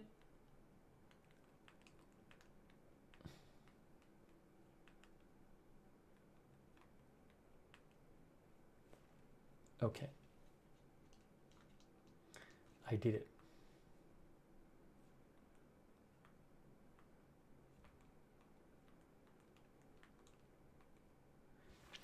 All right. So just to explain how the elections work, Washington Post says Canadians do not vote directly for the prime minister. Instead, voters in each of 343 electoral districts or ridings elect a member to represent them in the House of Commons, the lower chamber of Parliament. If a party wins a majority of the seats, 172 or more, it forms the government and its leader becomes prime minister. If a party wins a plurality of the seats, they get the most seats, but falls short of a majority, it's more complicated. Carney, for example, would remain prime minister until he is dismissed by the Governor General, King Charles's representative in Canada, or he resigns. If the Liberals win most seats but not a majority, Carney could try forming a government, but he would need opposition support to stay in power. He could set up a formal coalition or seek opposition backing on a case-by-case basis. The latter is more common. If the Conservatives win a plurality of the seats, but not a majority, Carney could step down as prime minister to give them a chance to govern. The stability of that government could be shaky. The Conservatives under Poilievre do not have natural allies in Parliament. Minority governments fall if they lose a confidence vote or a vote on a matter involving money. The first chance to test the confidence of the House is normally the speech from the throne, which outlines the government's agenda. It is typically put to a vote. Anyways, I know that sounds complex, but the point is you get to be prime minister because your party controls the government, which can become complex if you don't have a majority of seats. And another little summary here from the Washington Post. Who are the front runners to be prime minister? More so than in other federal elections, the contest is a binary choice between the Liberals and the Conservatives, polls show. In their backgrounds and political styles, Carney and Poilievre could not be more different. Mark Carney, 60, the current prime minister who took over for a few months ago from Justin Trudeau, earned acclaim for guiding Canada through the global financial crisis as Bank of Canada governor and helping steer Britain through Brexit as head of the Bank of England. He is pitching himself as the experienced crisis manager that Canada needs as it navigates Trump's chaos. Carney, a technocrat, touts his lack of experience in elected politics as an asset. He is not a stirring speaker and is getting a crash course in retail politics. His opponents have sought to smear him as an elitist who is just like Justin. In contrast, Pierre Poilievre is a lifelong politician and right-wing populist. He can whip up a crowd with his oratory and has drawn large rallies in communities, big and small, across the country that are unusual for Canadian politics. Poilievre was first elected to Parliament in 2004 and was known as an unyielding attack dog. He became party leader in 2022 after a bitter campaign that laid bare the rifts between the party's populist and centrist wings. Poilievre championed the politics of grievance, railing against gatekeepers and supporting the Freedom Convoy blockades. As leader, he tapped into the anger about the high cost of living and fatigue with Trudeau after nearly a decade in power to build a massive lead over the Liberals. He uses nicknames to slam rivals and three-word slogans that his supporters wear on their clothing and chant at his rallies, axe the tax and jail not bail, for example. His brash style or war on wokeism, attacks on the media, and anti-establishment rhetoric have drawn comparisons to Trump. And the Post also points out that when Trudeau resigned on January 6th, the Liberals were on track for electoral annihilation. The vote was set to be a referendum on the deeply unpopular Trudeau, but Trudeau's resignation, coupled with Mark Carney's emergence and Trump's threats, have upended the race. In a few months, the Conservatives' 20-plus point lead in the polls has evaporated. The Liberals, going into the election, held a narrow lead in the polling. A political scientist at Mount Royal University said to the Washington Post, "It's a response to an unprecedented. To say it's unprecedented is not only an understatement, it underplays the magnitude of the shift. It's a response to an unprecedented set of events largely catalyzed by Donald Trump's ascendancy to the presidency." Polls have shown most voters view Carney as better placed to take on Trump, but we'll have to see what the votes actually come out to be. This is a very interesting point. I've seen this point made a couple places.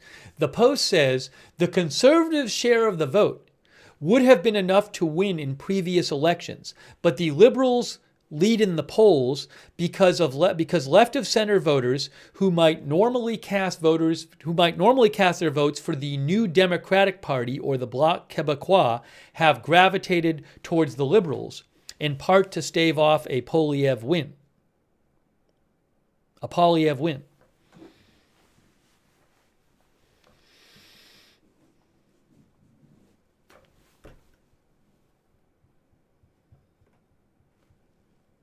All right. I think the voting is up. The results are updating. That's why it's gray like that.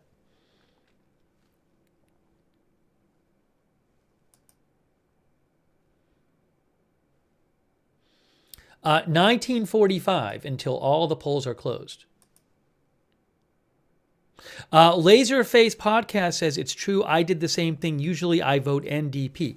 NDP is a left-wing party in, I believe it's the leading left-wing party in Canada. But a bunch of people, I see reporting the polls have suggested a bunch of people who would normally vote for them are going to vote with the Liberals or the Conservatives or other parties. But I know that one of the outlets I was reading today said that their vote share had really dropped in the Atlantic region, where the first polls closed. Oh, paper ballots only. AP says these are paper ballots only and they will all be hand counted, in case you're wondering.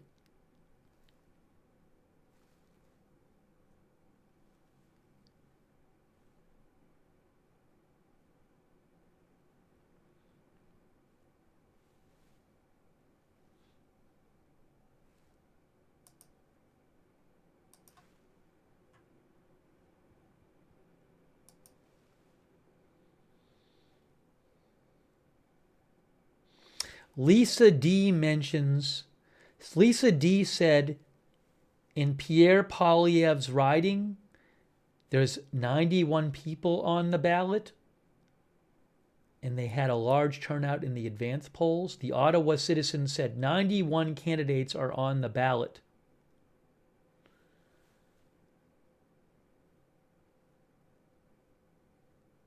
In the riding in Carleton. Interesting. It's a very long ballot. 91 candidates. That's from the Ottawa Citizen.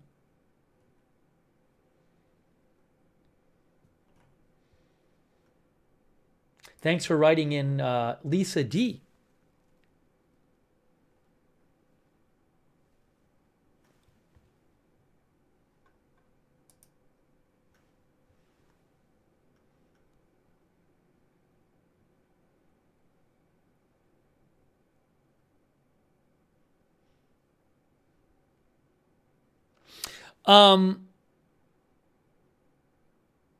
Something to point out here is you're just seeing who's leading in different ridings, but there might be very few votes in.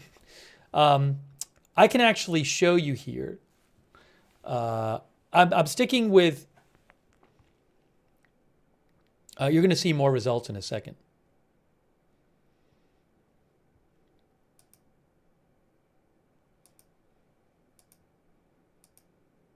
Oh, there's all these different. You can search up you can search the individual ones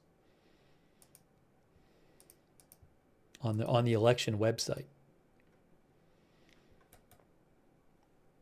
But just know that some of those leads might be based on very few votes counted.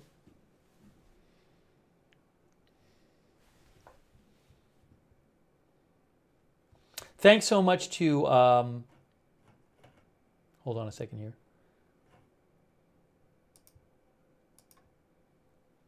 Thanks so much to Denise Horton.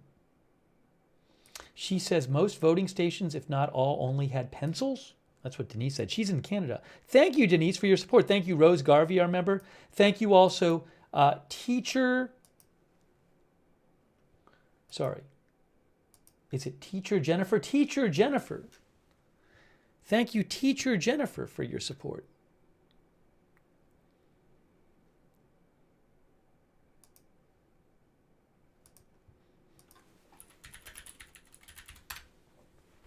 In Costa Rica. Thanks for watching from there.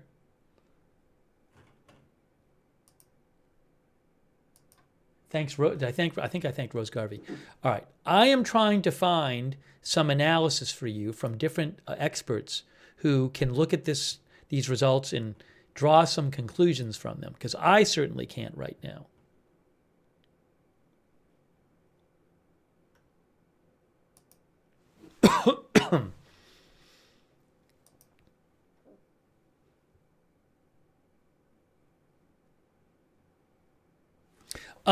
BBC says that in Atlantic Canada, the Conservatives have managed to hold off a Liberal sweep and even gain a seat, suggesting it could be a tight race. So again, in Atlantic Canada, which is what closed first, that was about 1/10 of the seats. The results there were not bad for Conservatives, and it made it look like it's going to be a close race. But I don't know if things in Atlantic Canada will be matched in the rest of the country. Only 14 minutes left to vote, basically, in Vancouver and the rest of British Columbia. You're looking at Vancouver.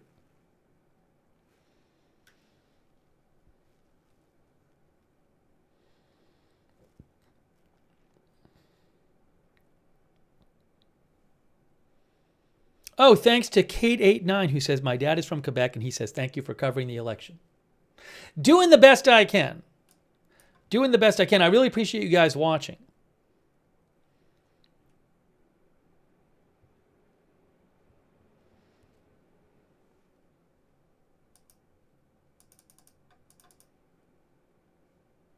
For those really new, Conservative would be the more right wing of the two parties who are fighting it out are the Liberal and Conservatives. Conservatives would be more right-wing, whereas liberal would be more, I mean, they're not as left as the New Democratic Party, but they're more left than the conservatives are.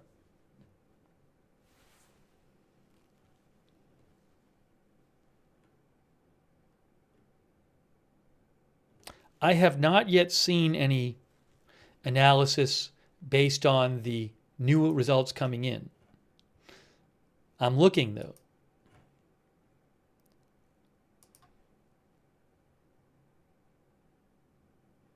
Again, CBC says that conservatives would be happy with the results in Atlantic Canada. Different outlets have said that in Atlantic Canada, the conservatives should be encouraged by those results there.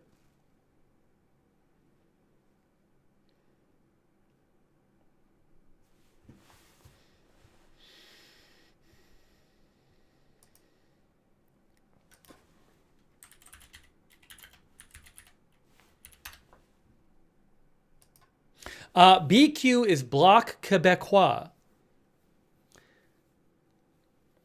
Wikipedia describes them as a federal political party in Canada devoted to Quebecois nationalism and promotion of Quebecois sovereignty. That the Bloc seeks to create the conditions necessary for the political secession of Quebec from Canada and campaigns exclusively within Quebec during federal elections.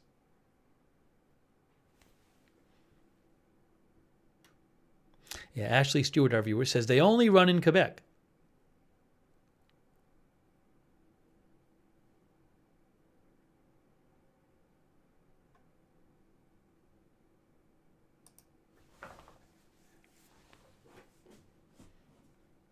Tom Mix thinks center in Canada is already way left.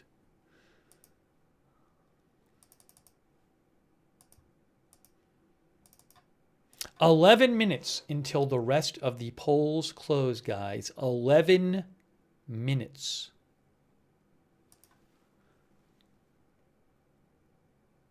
Adam Verk thinks NDP are fringe left and liberals are the left.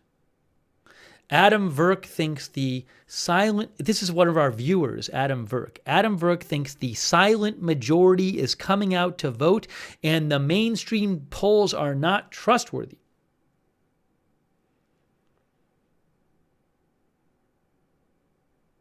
Adam thinks it's going to be a conservative wave. Jason Santoro says, does Trump have a preference? I don't know if he has a personal preference. I mean, Pierre Poilievre would be closer to Trump ideologically, the conservative, but I don't know if Trump specifically has a preference. His post today about the election was a big post about how Canada should want to be the 51st state.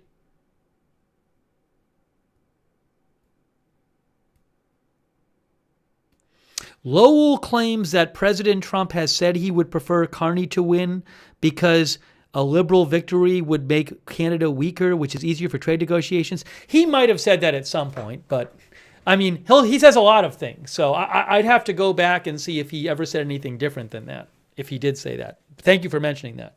So, but I'd have to go back. I'm not sure what he has said about the Canada situation throughout the last few months.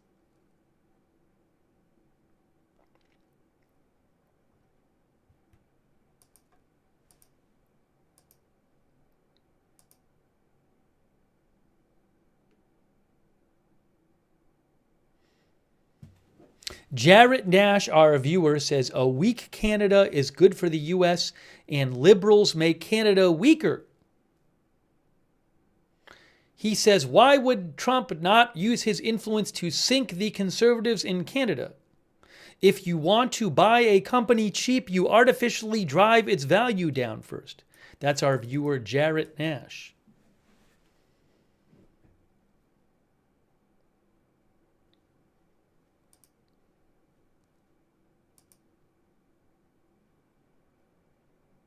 These are all paper ballots. They will be counted by hand. So there's no polling machine where they can just upload the results.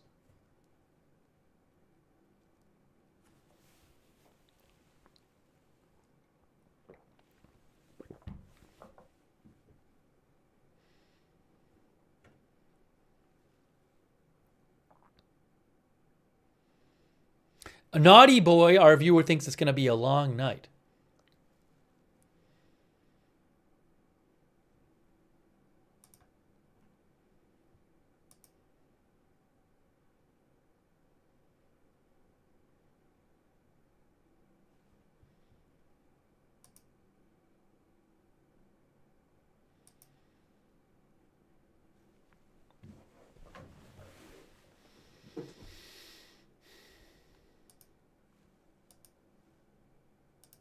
If you're wondering about Polymarket, which is a betting site,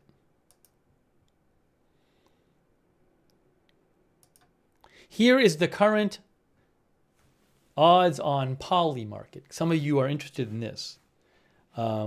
These odds are determined by the money coming in on each candidate. That's what determines the odds. So a couple hours ago, there was a bunch of money coming in on Poilievre, and the odds got a lot closer. And then after that, the odds have kind of gone back to where they were before. But that's just based on the money coming in either way.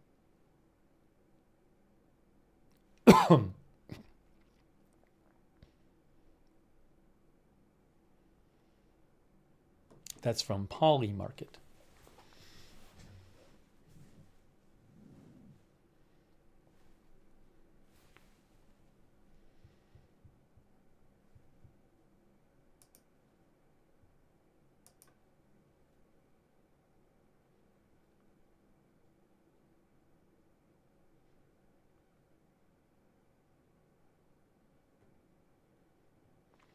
Again, it is paper ballots only, which are hand counted.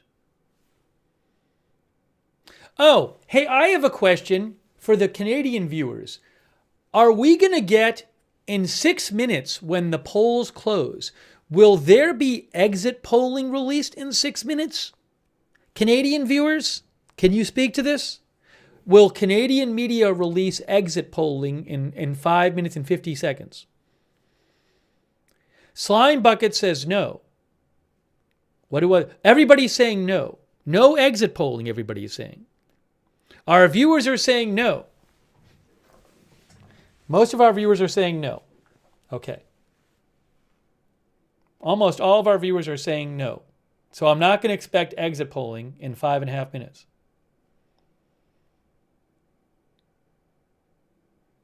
Thank you, viewers. It's an interesting one. I don't know why they don't do it there. Nick Nambis says Canada takes things slowly.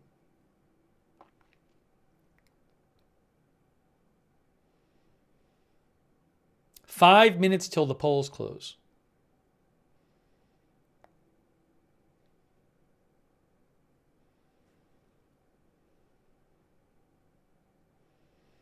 Wow, guys. Guys, 5 minutes until all the polls are closed. What is going to happen?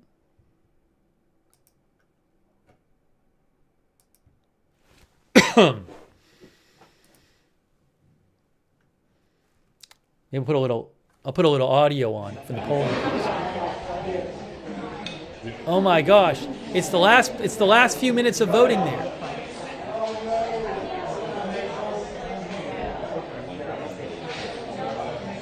That guy's going to vote right now. He's going to vote right now. Can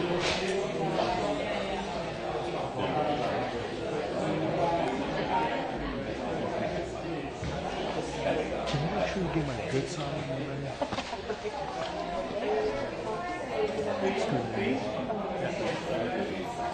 That was a joke, by the way. Less than 4 minutes. You're looking live at a polling place in Vancouver.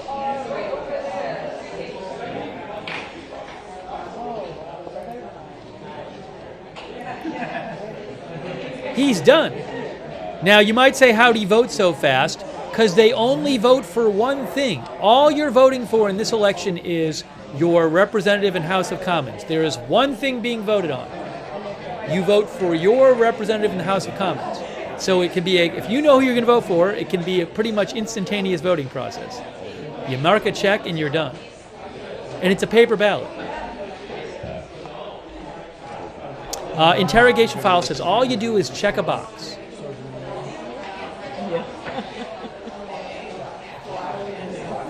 Misty Blue said, my ballot had 6 names. It took 2 seconds. There's this organization, I forgot they're called, but they don't like this first past the post gets the seat, and they want proportional representation of every member. So let's say the top person gets 100 votes, and they get, and the second person gets 80. Eric says the ballots are marked with the name and party of each constituent. Guys, 2 minutes and 30 seconds till the polls are closed for everywhere. And so that organization to make their point this time, but In Canada. independent people, Oh my gosh. for the deadline, pay the fee, and get on his already. Because 90 people well, it's not crazy. But I think because Now, Matthew Hutt says, as long as you're in line at close, you can vote. Up. That woman's going to vote. She is going to vote right now, right at the end. Look, she's going to vote. Oh my gosh. One of the last voters. I've seen her for like 9 pages of and they just like forget it. And at that point, they're tired. They might even take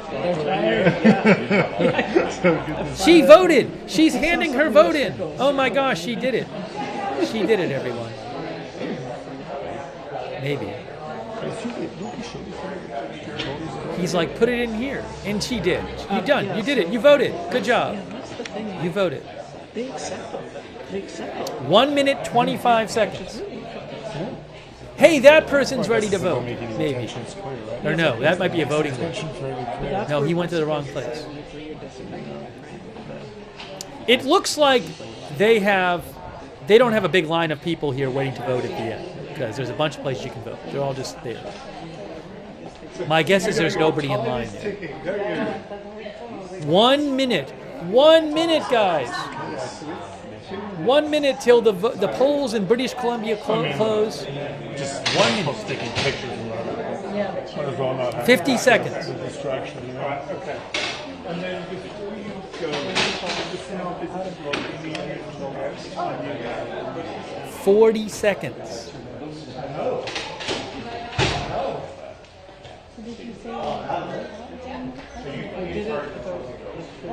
30 seconds. Oh my gosh. This is it.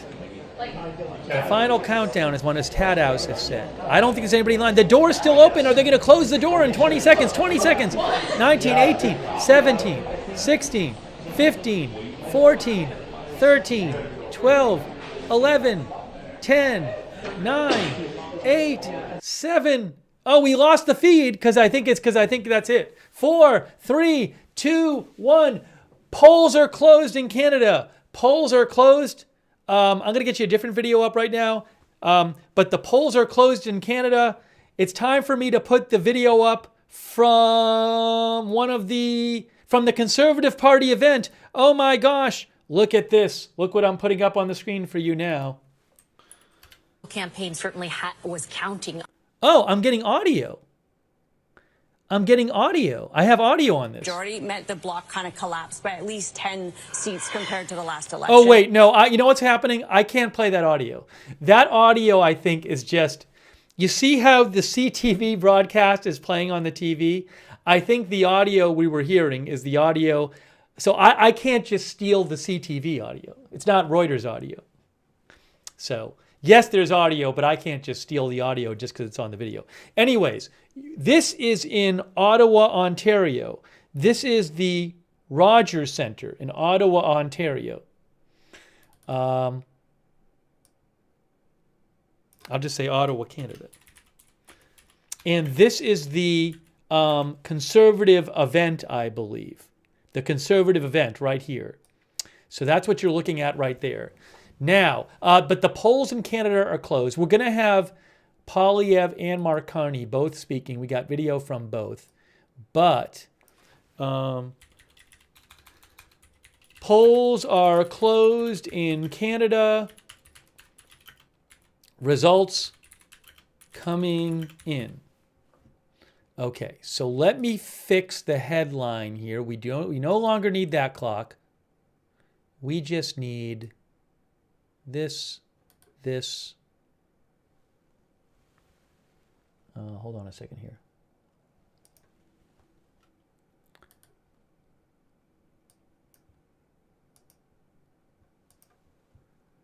Polls are closed in Canada. Results coming in.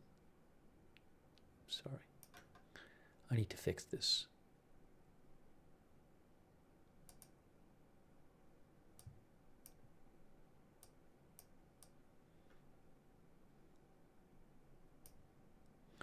One moment, please. I am fixing the headline for you. All right, that's fixed. Now we'll get rid of this and this, and we'll do this.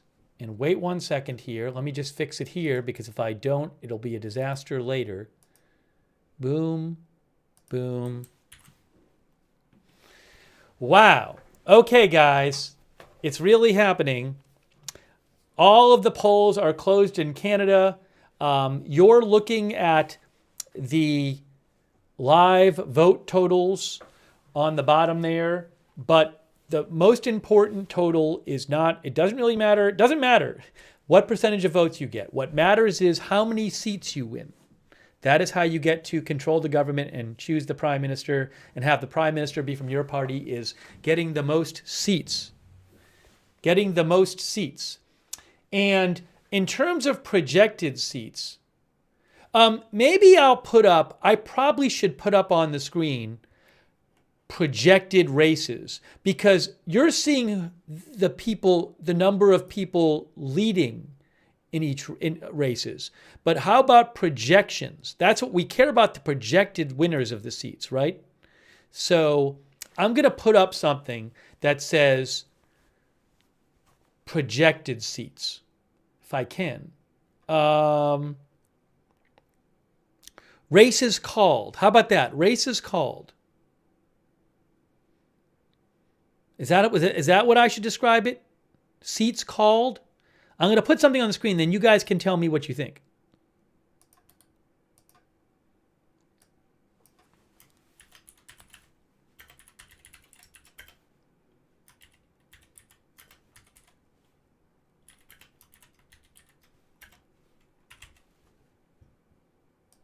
What do you guys think about this? One moment here.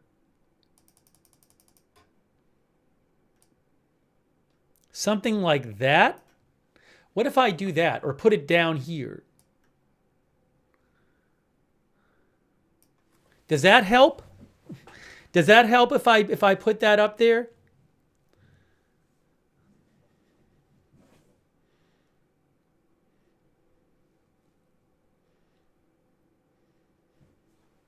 Because when a seat is called, that means it's projected. That it's like, okay, we know who's going to win. Just because somebody's leading in a seat doesn't mean they're going to win the seat. You know. So I wanted to have the called seats up there.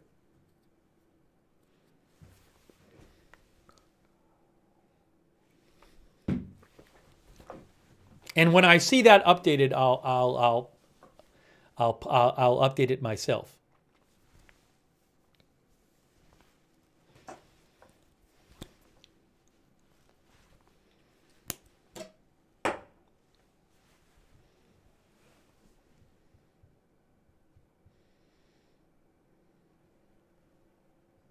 Oh, what I could do actually is make it on 3 lines. Hold on, let's do it this way.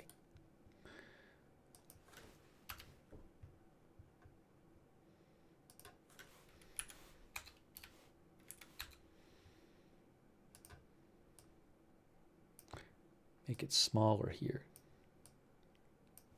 There we go. That'd be a little too big. I don't know if we need it that big. Maybe a little smaller.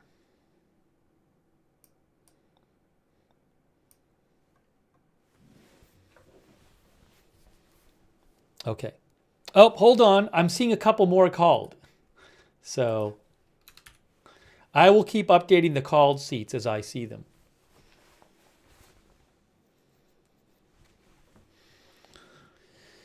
Brazil says, my riding has not posted results yet. Hey, thank you so much to Mr. Captain Snacks, who says, fellow Canadians, if you voted LibCon, Bloc Québécois, NDP, Green or otherwise, thank you. We should all have pride in the health of our democracy tonight. Thank you, Mr. Captain Snacks. Nice thought. Thanks, Interrogation Files, who says that on Polymarket now, Carney is now at 93%. I don't really, I mean, look, I can't really make sense of any of this. If you go to Polymarket, you see Carney's at 93%. But, I mean, I have not seen analysts saying, oh my gosh, the results are so good for Carney right now, but I don't know what people are looking at, so I'll have to keep looking for what the experts are saying. I guess some people are, based on the numbers coming in, putting money on Carney right now. Let me see what I can find the experts talking about here. CTV called it for liberals, one of our viewers said. Is elected. Hold on. Hang on a moment. There's too much going on. Did CTV say something? Did CBC declare a win? What? I'm not seeing that. Hold on a moment. I got to get organized here. I have too many things going on, and I'm just not.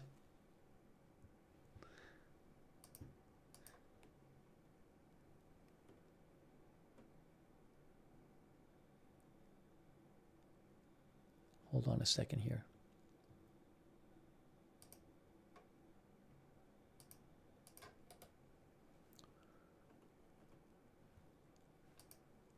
I have not seen any news saying that any of the big outlets have called it yet in Canada. I have not seen such a thing myself. But let me see if I can find it. I'm looking around.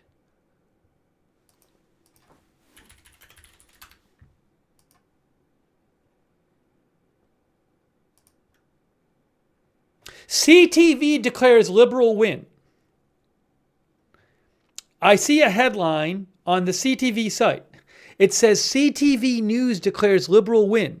CTV News is declaring Mark Carney's Liberals have held on to power, winning enough seats to form another government. Breaking news. Breaking news. CTV, I am literally looking at their website. And on the CTV website, it says, I just read it to you, CTV News is declaring Mark Carney's Liberals have held on to power, winning enough seats to form another government. I mean, I don't know, but that's what CTV is saying.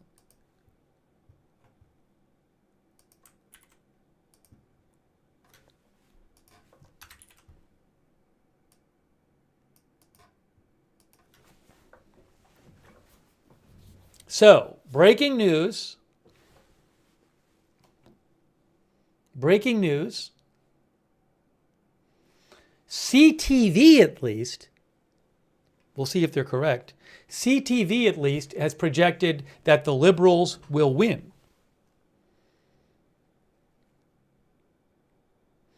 How many called seats right now, by the way? It still says, still seeing 23 and 12. 24 and 12.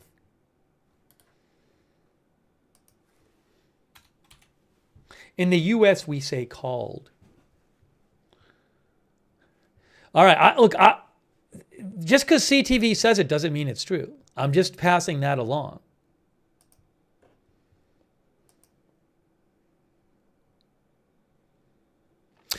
Breaking news, CBC says encouraging early numbers for Liberals from Quebec.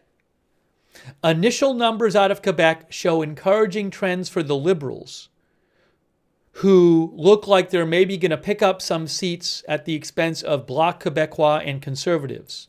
Okay? So, CBC is saying encouraging early numbers for Liberals in Quebec.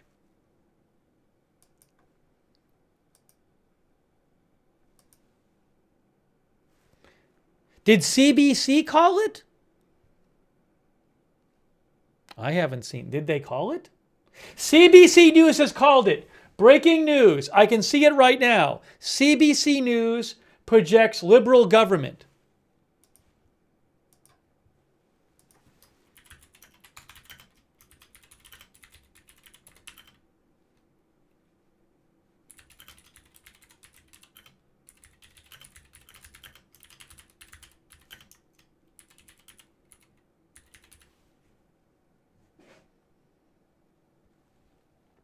CBC has called it. I just saw it on their coverage.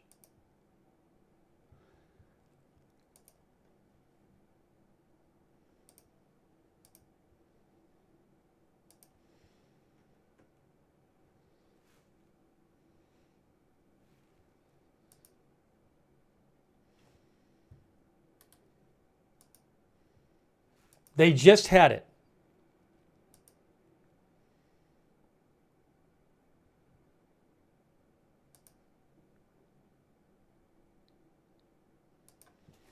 Yes, breaking news, CBC and CTV project the Liberals will win the election. Breaking news.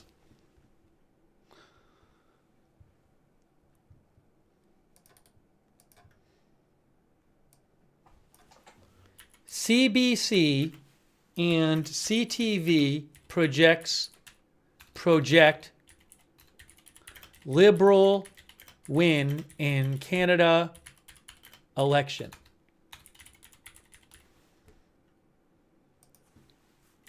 Wow, that was quick.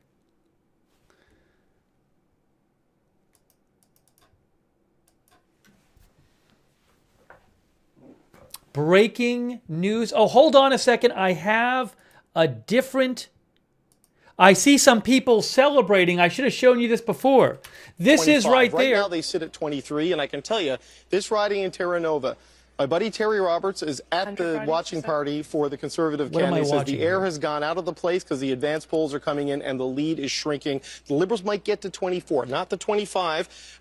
We said they need it for a majority, but that gets them a little bit closer. We go into Quebec. What am I hearing? You see a lot of red in a lot of places, and you're going to see even more red. Okay, I got it. This vol. I don't believe. Now, I think that I feel like that audio. I got to find out if I can actually play that audio. Let me look that up. It's a little unclear for me whether I can play the audio of the person talking. So just as a rights issue, that is Ottawa, but you're looking at the Liberal headquarters or the Liberal event, I believe. So let me see if I can play the audio for you. I got to make sure it's vague. Hold on.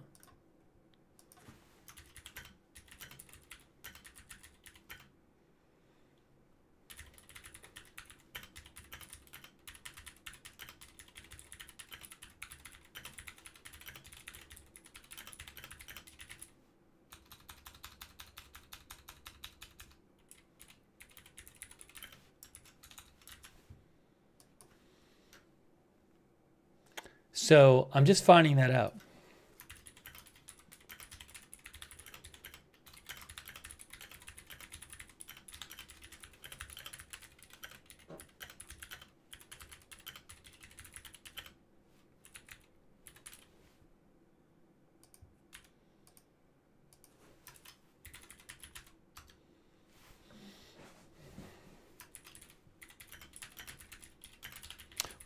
What I can't tell is, like, are they just pumping in other audio? All right, so hold on. Oh, I see. Okay, so that's what it is.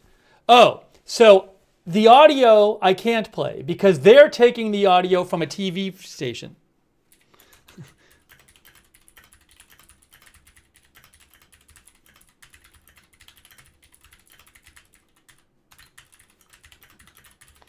I can play the audio when it's not that guy talking. But I can't, just because at their event they're showing the CBC coverage does not mean that I can steal the CBC coverage. I can show you this, but I can't just show you the full CBC broadcast.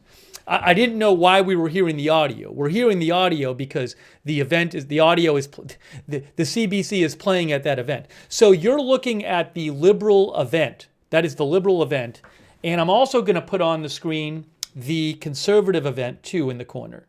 We'll get both events.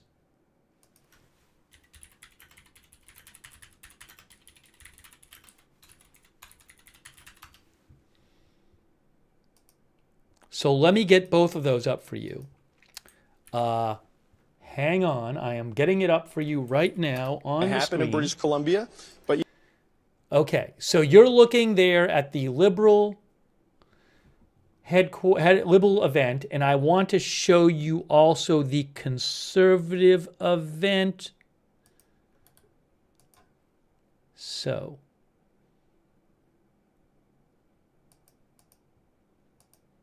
all right, that's Conservative.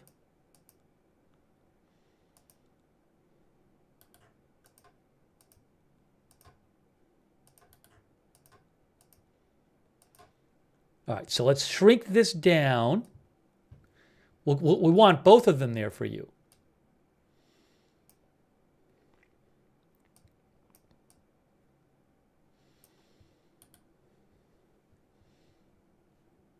Hang on. Getting this ready to show you. Oops.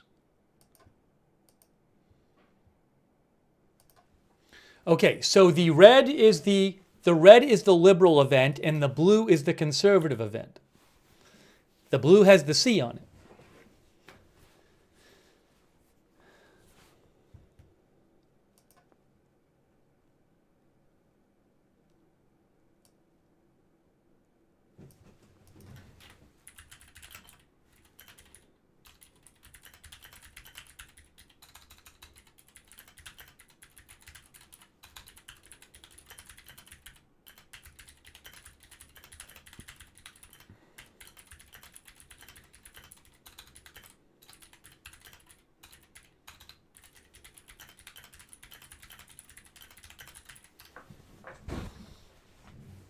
Okay, so big news, guys.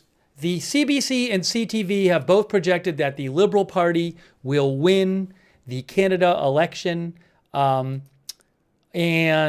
currently, the seats called are 25 and 13, I see. I want to take some comments from you guys. But that call came quite quick after the polls closed. And no, when there's stuff going on at one or the other, I will make it the full screen. D'aller sur CNN ou Fox News au moins une fois pour parler du Canada.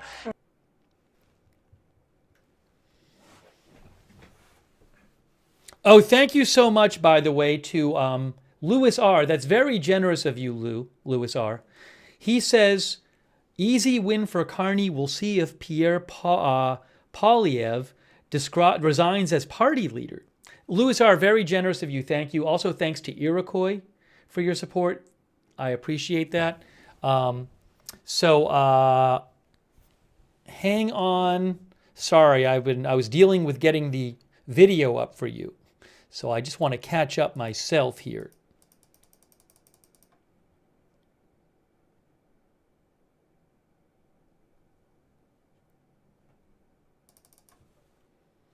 Thank you, Nathan Lucia, who says at this point we might get another liberal majority or a liberal minority. Yeah, so there's a big question. I mean, I don't know how many seats they're going to get. So will they get a majority? I mean, I haven't been watching everything CBC and CTV is saying, but is CBC are they projecting majorities? Peggy says CBC called it, but is waiting to see if it's majority minority government. Yes, CBC says it is too soon to say whether the Liberals will win a majority of the seats yet. But the way they're projecting it at CBC, they think even if they win a minority, they'll win enough seats to be able to form a minority government.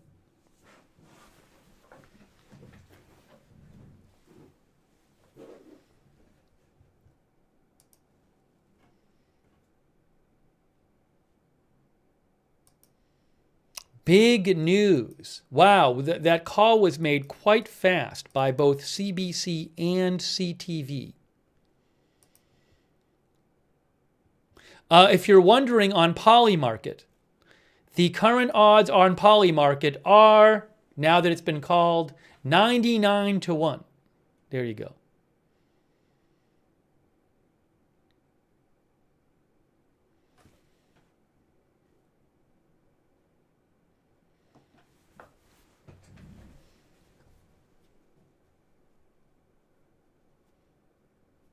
No, so I'm going to check again now. Let me see if what the audio is now. Que l'heure est grave, il faut qu'ils travaillent dans ce sens-là, mais que no, these up their own numbers and tamp down.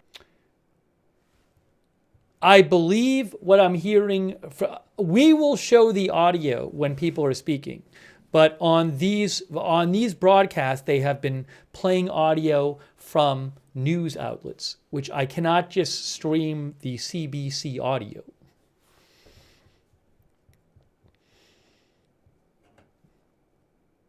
Does Polymarket have odds on Green Party seats? That I don't know. Yes. Currently, the odds on Green Party seats on Polymarket are 59% 1 seat, 38% 2 seats, 13% 0 seats.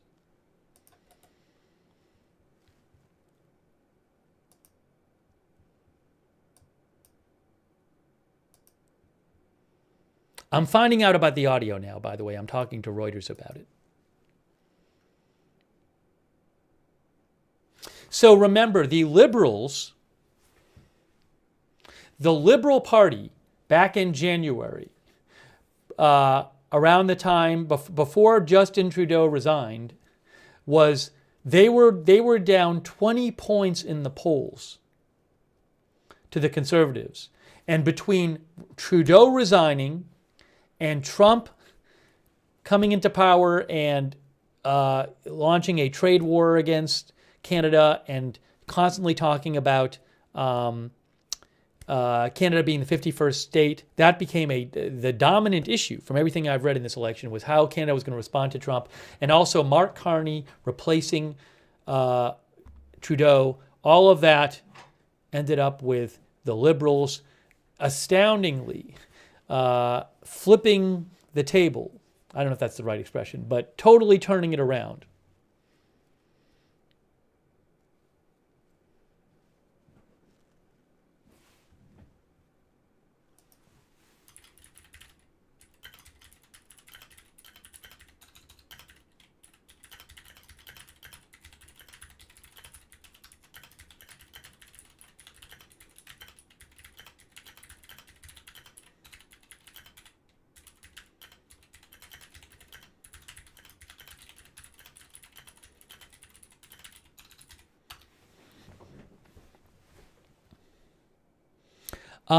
Julinski says, RIP Canada. Top Shelf Oats says, you love to see it. Hopefully America learns from our mistake. Scott Morrison says, good job, Canada.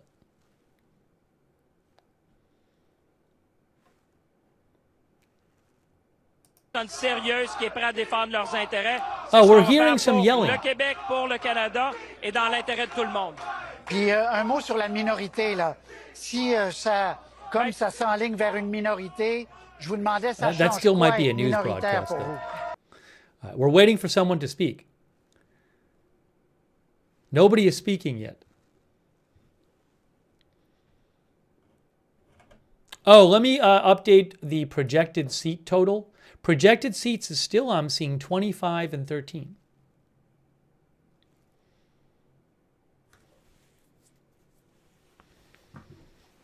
Now, will Poilievre come out and speak, or is he going to wait? Or is he going to just wait for a while?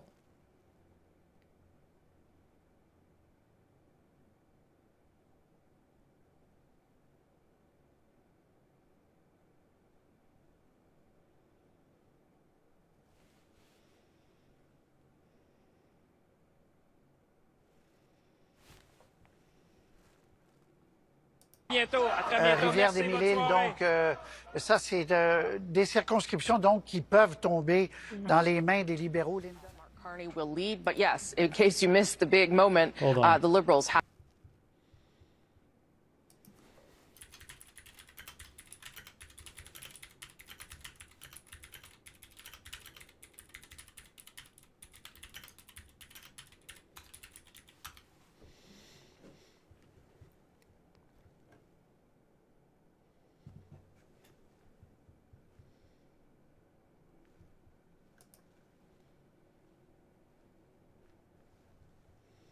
All right, let's try to get you some more updates here.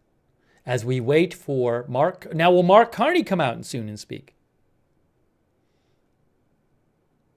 Okay, CBC says liberals are pulling away with the vote share.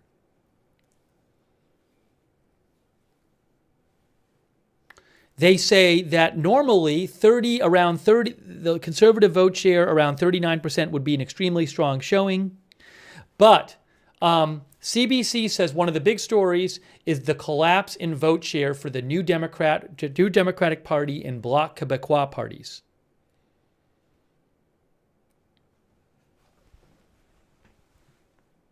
New Democrats, guys, in the 2021 election, the New Democrat is a left-wing party. In the 2021 election, the New Democrats got 18% of the vote. The New Democrats got 18% of the vote in the 2021, in the previous election. Tonight, they have 4.5.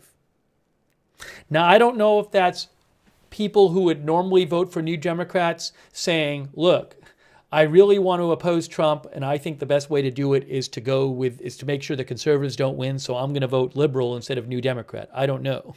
But that's a huge collapse. Bloc Québécois got 7.6% in the 2021 election. I mean, they're getting 6.3% now.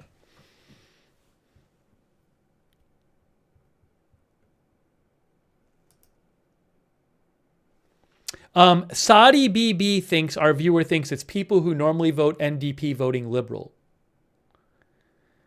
They are a center-left to left-wing party. According to Wikipedia, generally sitting left of the Liberal Party. BQ is Bloc Québécois. It's a Quebec separatist party.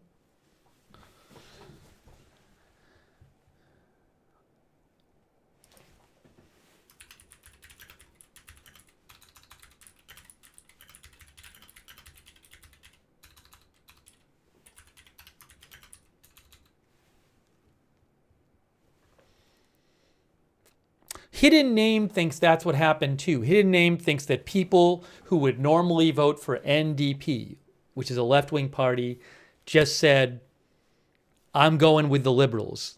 Maybe because they don't want the conservatives to win. You know, it's called strategic voting, I believe, when you vote for a party or a candidate that's not your first choice for other reasons you have.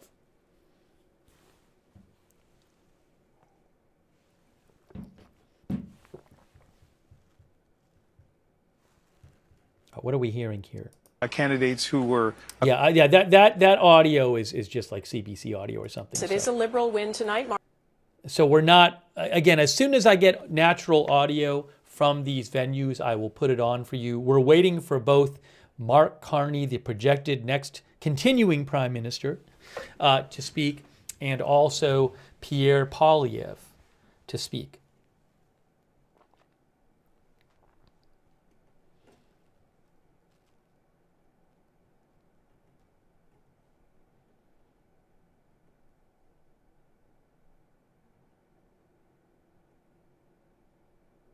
But again, CBC has called the race, and so has CTV. Let me get you some more reporting here, and we'll take some more comments from you guys.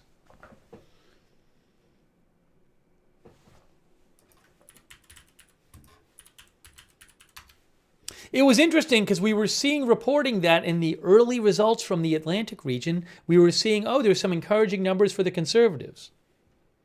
Let me give you a little a reporting here from AP. AP says the Canadian Broadcasting Corporation projects that Prime Minister Mark Carney's Liberal Party has won Canada's federal election. The victory capped a dramatic turnaround for the Liberals, fueled by U.S. President Donald Trump's threats to Canada's economy and sovereignty. The Liberals looked headed for a defeat after Prime Minister Justin Trudeau stepped down earlier this year amid rising food and housing prices and soaring immigration, but U.S. President Trump began threatening Canada's economy and sovereignty, infuriating Canadians and generating a surge in nationalism that helped the Liberals flip the election narrative and win a fourth straight term in power.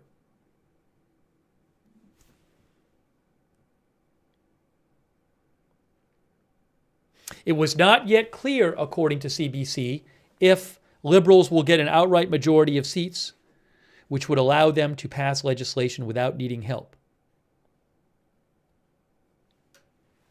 Hold on a moment here. Pour le Bloc québécois. The opposition party conservative leader, Pierre Poilievre, hoped to make the election a referendum on former Prime Minister Justin Trudeau, whose popularity declined toward the end of his decade in power as food and housing prices rose. But Trump attacked, Trudeau resigned, and Carney, a two-time central banker, became the Liberal Party leader and Prime Minister, says AP.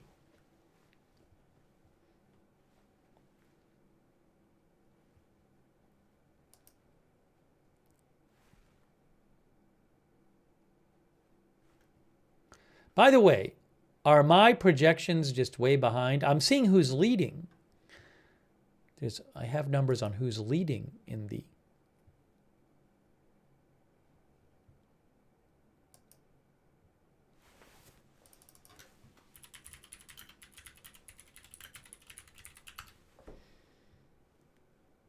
But I was going with called races. No, I just checked. I'm not seeing many more races. Oh, is called just elected? So, am I getting this wrong? I thought maybe this. So I thought when different media outlets, like Canadian media outlets, were saying elected, they were saying we've projected the race. But am I wrong about that? When Canadian outlets say a seat is elected, do they mean literally that the votes have pretty much all been counted? Or are they projecting it? I thought they were projecting it.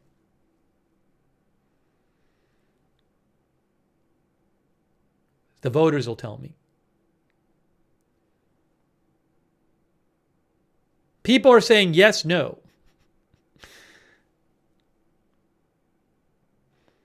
Because you can obviously be leading and people don't know who's going to win. I'm getting both answers. Some of our viewers are saying that elected means projected, and some of our viewers says elected means elected.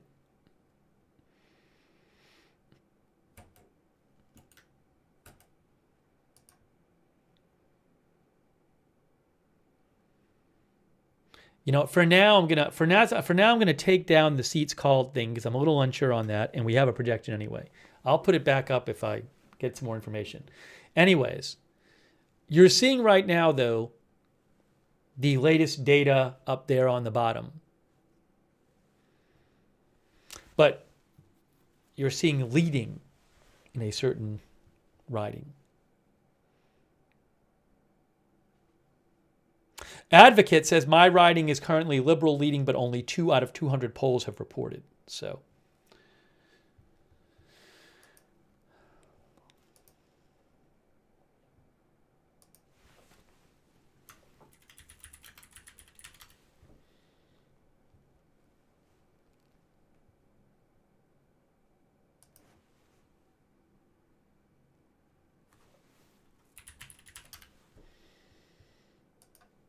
all right, let me get you some more updates here. Reuters says Liberals win Canada's election, but unclear if they will have majority. CTV and CBC say Canada's ruling Liberals retain power in the country's election today, but it's too soon to say whether they will form a majority government, CTV and CBC said. Prime Minister Mark Carney had asked for a strong mandate to help him handle U.S. President Trump's tariffs and annexation threat, but CTV and CBC said the Liberals had not yet secured the 172 electoral districts known as seats they need for a majority. The size of the Liberal government might not be known for some time and could depend on the westernmost province of British Columbia where polls closed last. Carney had promised a tough approach with Washington over its tariffs and said Canada would need to spend billions to reduce its reliance on the U.S., but the right-of-center conservatives, who called for change after more than 9 years of Liberal rule, showed unexpected strength. If Carney only captures a minority of seats, he will have to negotiate with other parties to stay in power. Minority governments in Canada rarely last longer than 2.5 years, says Reuters. The result, though, capped a notable comeback for the Liberals, who had been 20 points behind in the polls in January. Let me say that again. 20 points behind in the polls in January before unpopular Prime Minister Justin Trudeau announced he was quitting and Trump started threatening tariffs and annexation, and Mark Carney took over as the party leader. He is a political newcomer who previously led 2 G7 central banks, Canada and the UK. Reuters says Trump's threats ignited a wave of patriotism that swelled support for Carney. Carney has emphasized that his experience handling economic issues makes him the best leader, he says, to deal with Trump, while conservative leader Pierre Poilievre has tapped into concerns about the cost of living, crime, and a housing crisis.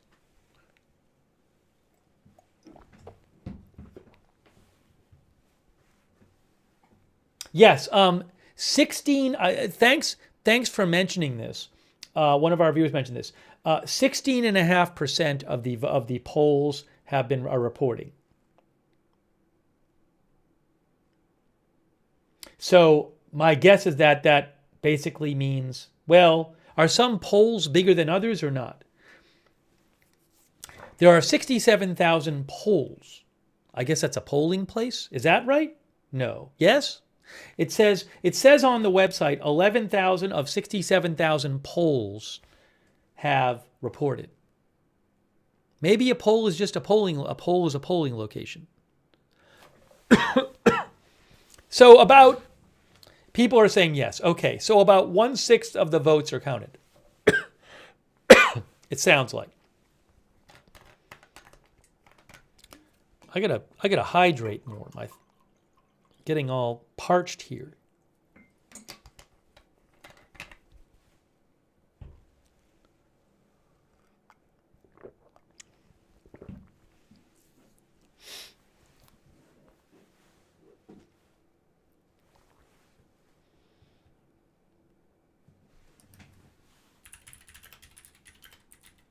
All right.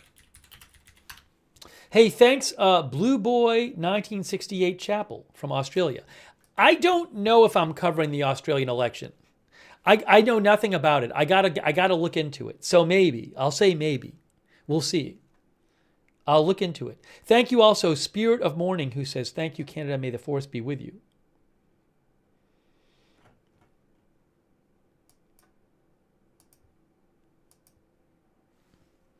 Still waiting for both Mark Carney and Pierre Poilievre to speak. We are going to bring you both of those speeches.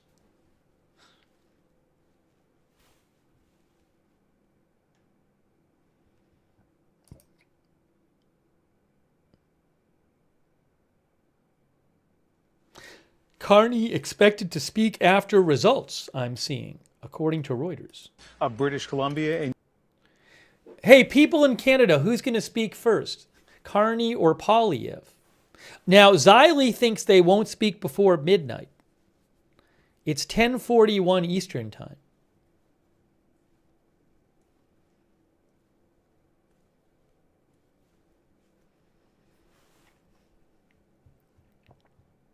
Stephen Christian thinks no one white will speak until every riding has at least reported.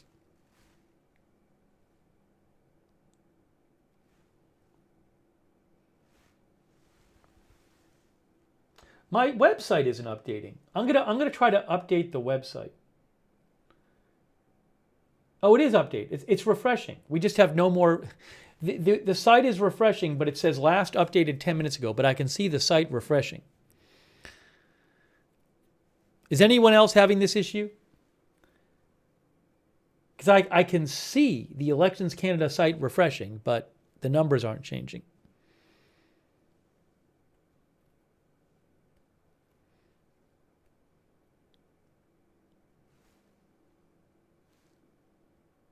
Is there an issue with the government site? Yeah, a CBC has it at 157 to 130 leading. So I don't know why this isn't updating. Yeah, so it looks like maybe there's a bit of an issue with the government numbers website.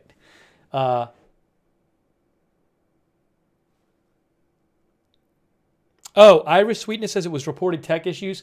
They were having issues earlier tonight with their website. You couldn't even get it to display. Now I can see the website, but it has not updated in about 10 minutes. Big D says mine wouldn't do anything. Maybe I'll try manually. If I manually refresh, that's not going to help. Yeah, I manually refreshed it, but I don't think that's doing anything. Anyways, hopefully those numbers will update soon. CBC has it at 158 liberal leading and 131 conservative leading.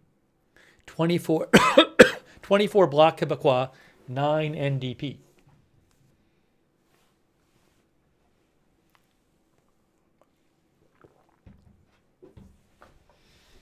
Also, percentage vote.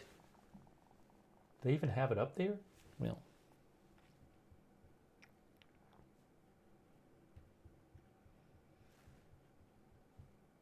These other writings. And maybe I'll make this a little bigger for you. You can see the Conservative Party there.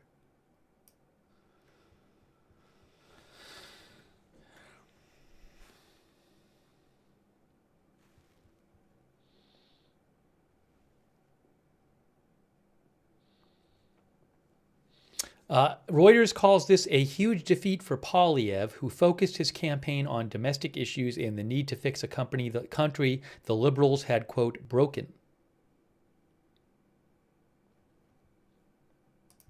Wow. The percentage of votes counted, well, I have to get an update here because the government site is delayed. The government site hasn't updated in 15 minutes or 13 minutes. So according to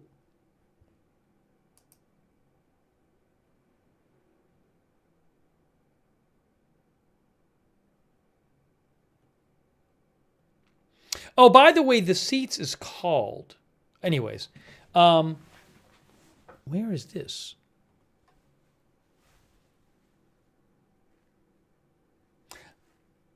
I don't know what percentage of votes has been counted because I'm trying to find an updated listing. I'm having issues, like if I go to CBC, their website, I'm also having issues getting the numbers on the CBC website. As like a backup. Regdor says it's 18.7%.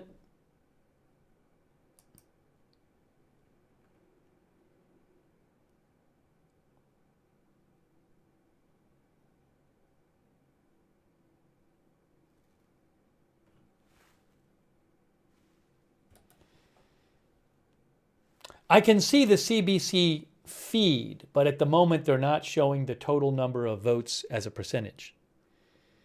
Regdor says, Regdor, where are you looking? Again, I'm sorry. The thing you're seeing on the screen is the government website. The government website stopped updating 15 minutes ago.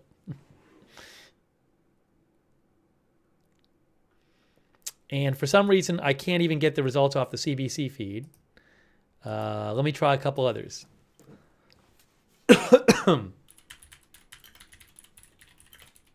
Oh, The Guardian, somebody suggested, had updated numbers.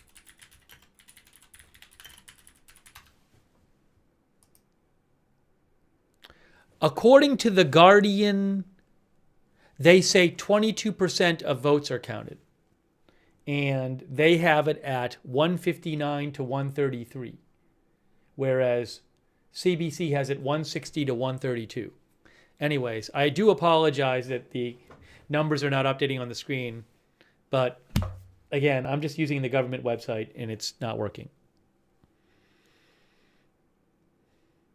So I'll actually put that on the screen to alert people. Government website numbers frozen. Sorry. Not going to be that big. Make it smaller than that.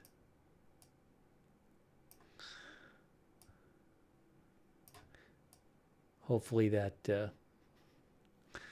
changes shortly.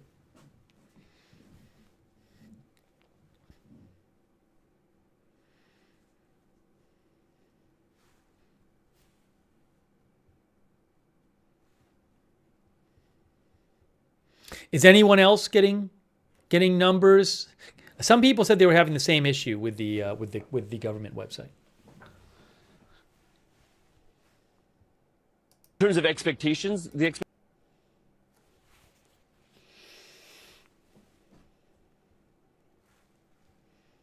So now I'm seeing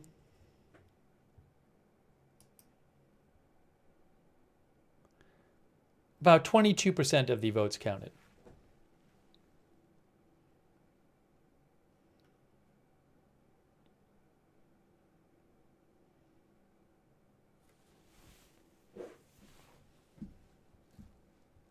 Yeah, the numbers I'm seeing on different sites are Liberal leading in 159 or 160 seats, Conservatives leading in 132, 134, around there.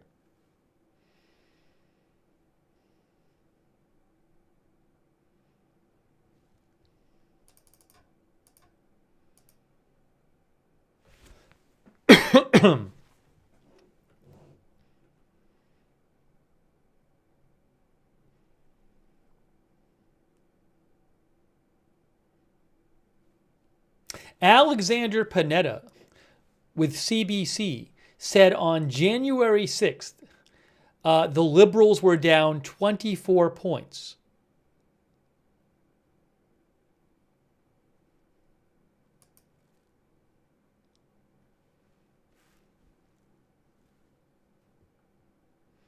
To repeat, The Economist said that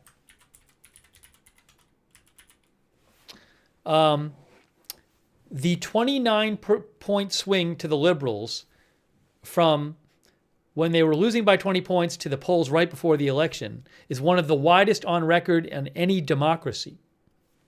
Well, hold on. What are we hearing? Are they cheering? They're cheering. What's happening? Can we get some audio from down there? Are we hearing this audio in the room? Our colleague on the island of Montreal. Let's start by taking a look at what is going on in LaSalle. Emard Verdun. Yeah, we're still getting audio. We're not getting like audio from a news station.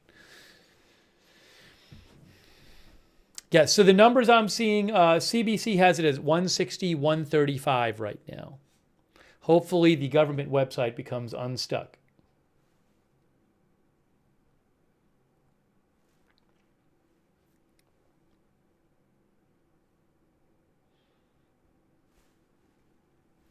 In terms of percentage vote,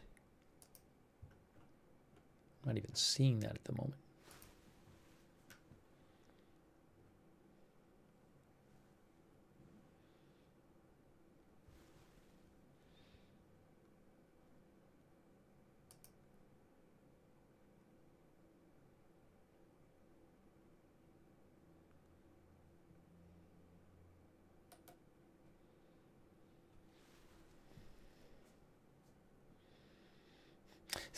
Stepper God says Canada will be a lot easier to invade now. You're looking at the video from both parties' events.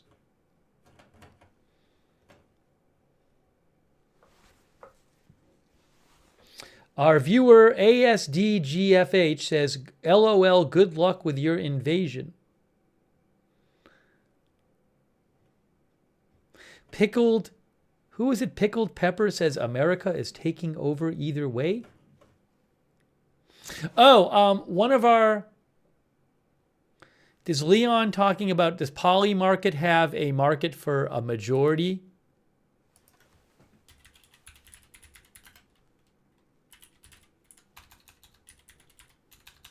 CTV is saying liberal minority? I'll have to look that up. Hold on.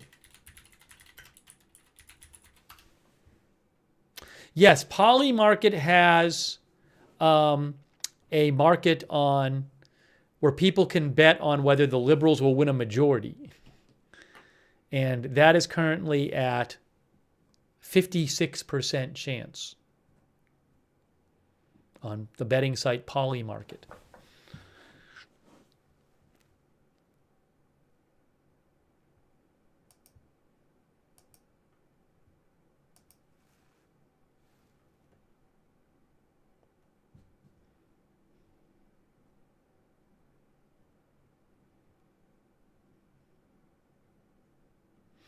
CBC says a Liberal win was unthinkable a few months ago. Unthinkable. Hey, thank you, Boomer Wow, who says Alberta is welcome anyway. Thank you, Boomer Wow. I really appreciate that, Boomer Wow. Thank you to all of our moderators. We have Ruth Krafasi is here over there on YouTube. Thank you. On Twitch. Big Ball, LB Prairie Dawn, I got that fire. Matthew Kohai 3, Sarah, and Papa Bear, thank you. Also, thank you, Douthis, for the gift sub on Twitch, and eBiker92 for the bits, and Tiger VK for the bits. Also, thanks to Linda Belk, Larry, Misha on X, Kay Lowry Body, Margaret Riley, Paul Anderson over there on Facebook. Thank you so much for modding. I do not know if I'm covering the Australian election yet. I got to read up on it. Sasha is not happy. She says she is Canadian and she is not happy. Some of our viewers are happy. Some of our viewers are not happy. By the way, the government website with the results is still frozen.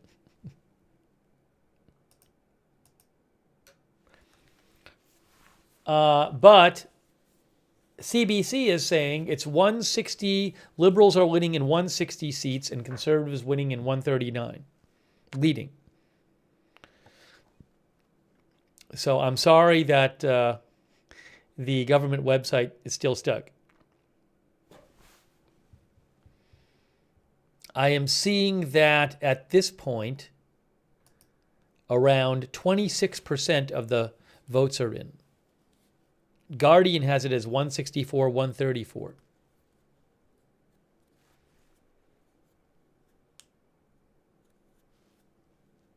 Seems pretty bad that the government website is having such issues tonight.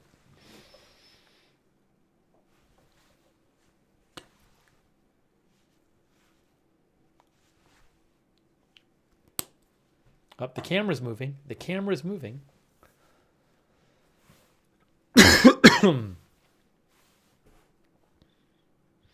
Dan Rosario says, I'm from Canada and this was the only choice. Dan thinks Poilievre was not fit to lead.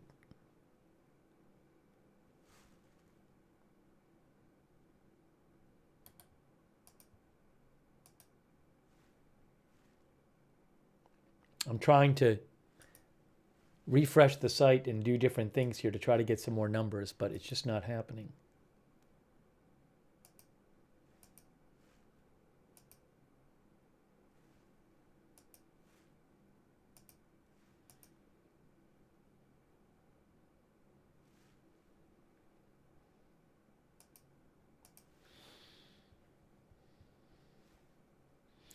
Yeah, so the numbers are just who's leading. How many people are leading? Oh, share of vote. Right now, the vote is about 44.4% for Liberal and around 40% for Conservative. Oh, did it update? Hey, it updated. Hey, guys, it updated. The site's working again. The numbers updated. Look at that. We got new numbers. 28% of the vote is in. Oh, you know what I can do? Watch this. Watch what I do here. Oh my gosh, is Steve really going to do this? What's he going to do now? He's going to add this. He is going to add this. How about that? Oh my gosh, he really did it. I'd kind of like to make that small, though. We don't need it very big.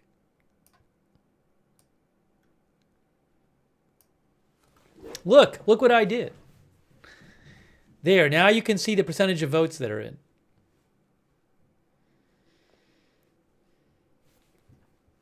I'm hearing some... One of the things people have been very worried about. Seeing some activity going on there.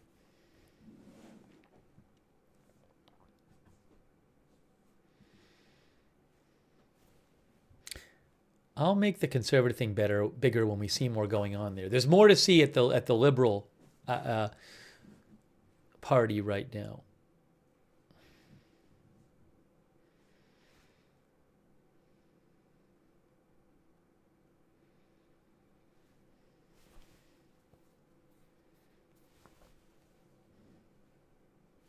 The Economist had something very interesting today. They said, in an article recently,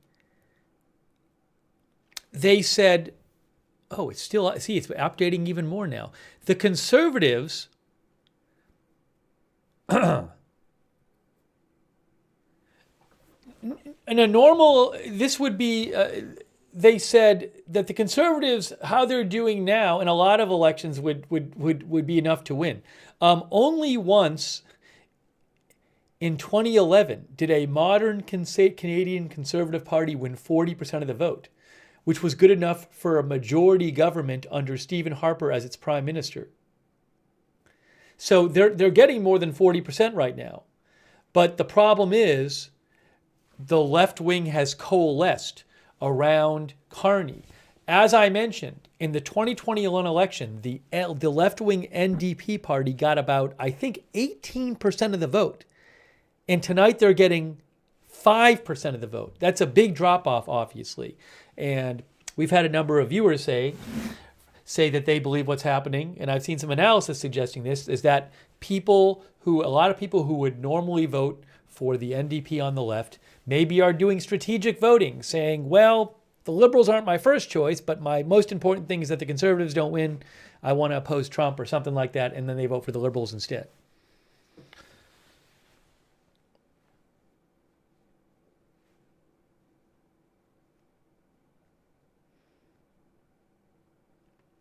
Also, Meat Popsicle says Carney is just classic Canadian PC conservative anyway. I mean, he's certainly not like a liberal ideologue, you know? So maybe he's peeling off some conservative support too. DG thinks it looks like a minority. 30% of the vote in now.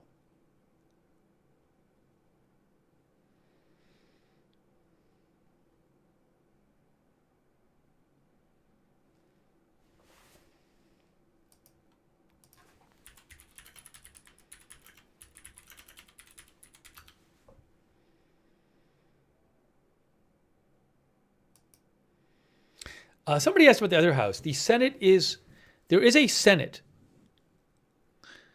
in Canada. It has 105 appointed members.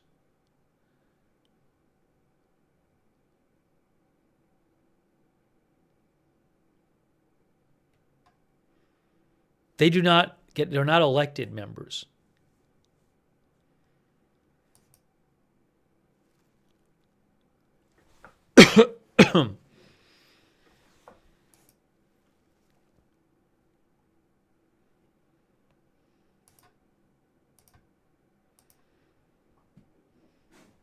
Advocate says Senate appointed, not elected. I really don't know much about the Senate in Canada.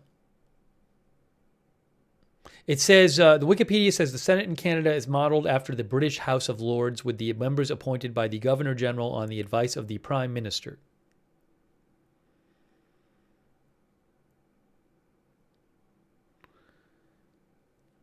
The House of Commons is the dominant chamber in terms of political power, says Wikipedia. 31% of the vote counted, guys.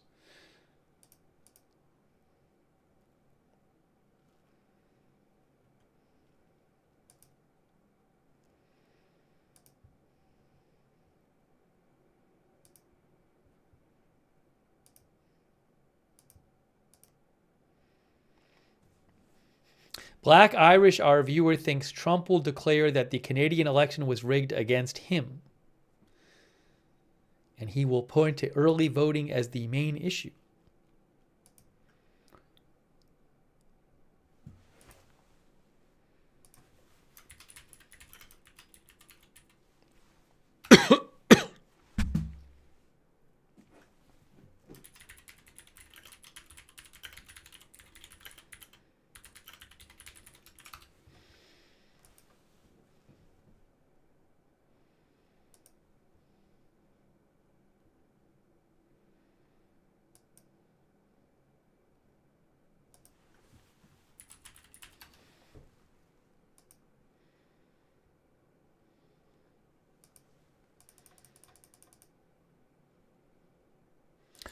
Again, we're waiting for both of the candidates to speak.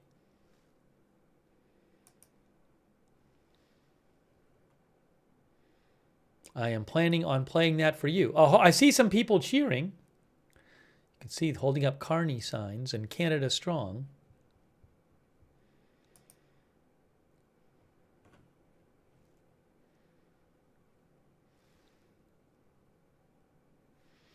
Pretty empty there. Look at, there's the Conservative event. Not very jubilant there. You can see it there on your screen.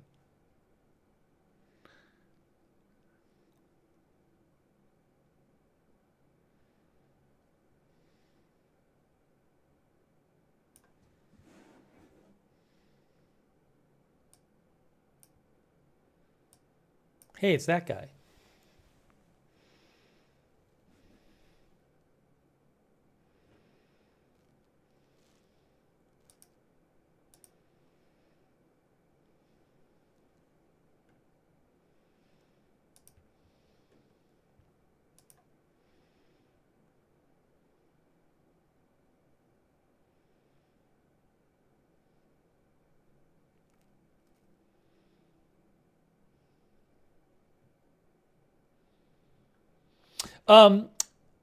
CBC says that the ballroom, the NDP headquarters ballroom is essentially empty.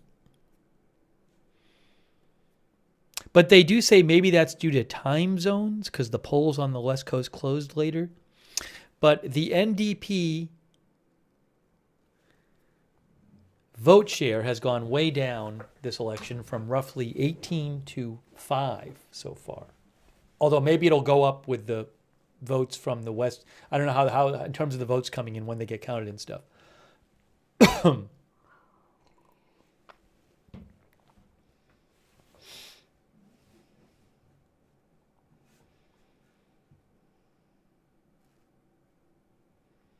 You know what I could do? I could also move, maybe I should move this to the side.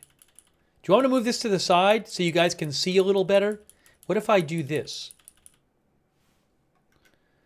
Because then you can maybe see the video a little better. Is that, what do you think, folks?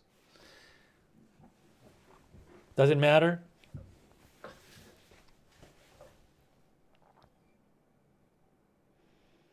You can still see it.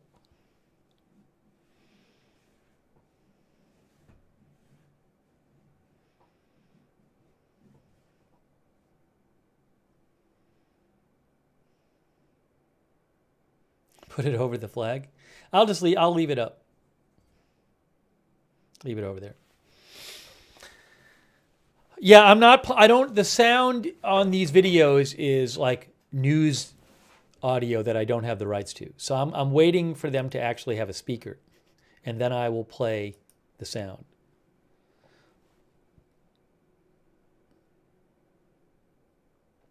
Interrogation file says Polymarket is predicting 174 Liberal seats.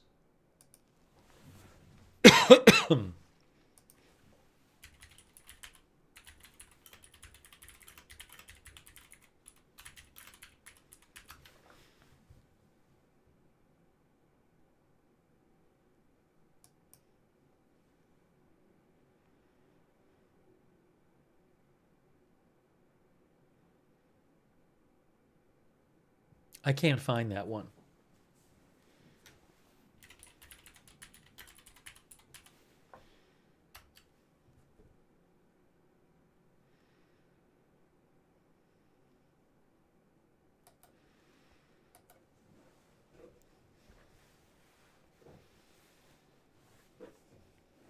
Some of our viewers thought that they wouldn't speak until like midnight.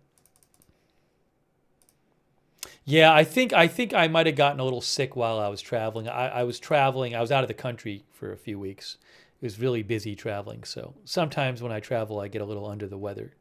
I wouldn't be surprised. Hopefully it's nothing too bad.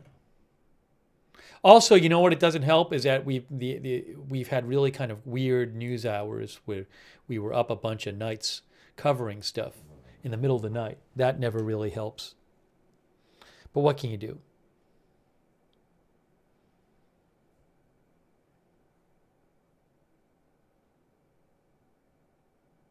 Henry Olson, who is an elections analyst I follow, he thinks that the data so far doesn't suggest a majority government for the Liberals.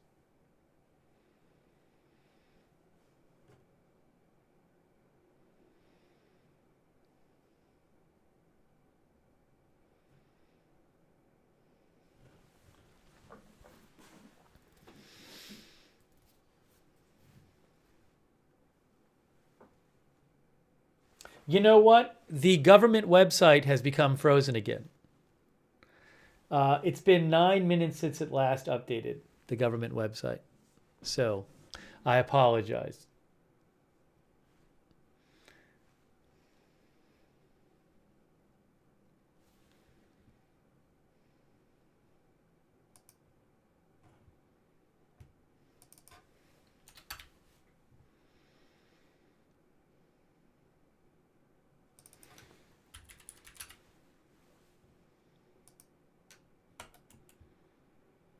Okay, some of our viewers said the CTV News is projecting a liberal minority. CTV is projecting the Liberals win with a minority of seats. Oh, the vote totals just updated on the government site. You can see 37% of votes in. But again, CTV is saying that Carney will win the Liberals will win a minority of seats, which would still allow Carney to be prime minister, but they would have to ally with pick some other representatives in parliament to ally with.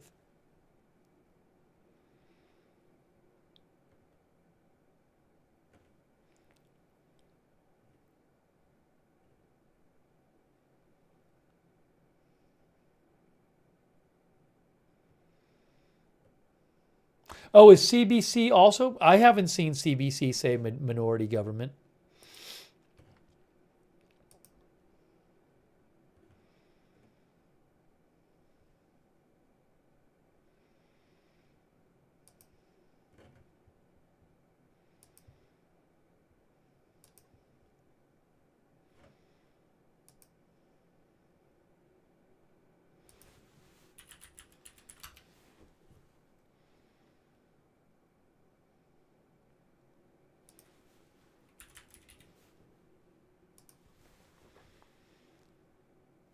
Washington Post says, in a stunning comeback, Carney's Liberals are projected to win the election. The Liberals, were on track for a massive drubbing only months ago and capped a campaign upended by Trump.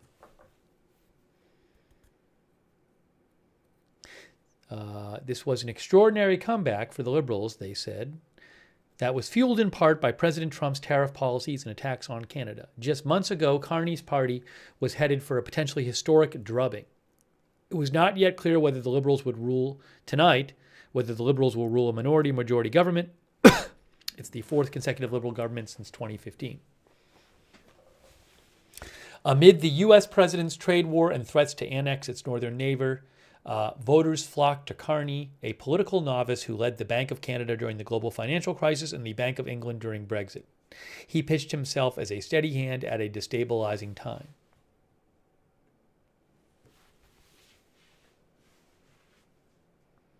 It was a remarkable reversal in fortunes for the Liberals, who were all but written off when Justin Trudeau resigned as Prime Minister in January. They had trailed the Conservatives for more than a year. Pierre Poilievre, a sharp-tongued populist, was cruising to one of the largest majority governments in Canada's history. Wow. But Trudeau's exit, Carney's elevation as his replacement, and Trump's return flipped the script. By the time Carney had called a snap election in March, the Conservatives had lost a 20-plus point lead. Poilievre, who built his edge on the premise that Canada is broken thanks to Trudeau, struggled after his main foe was out of the picture and Trump-induced Canadian patriotism surged.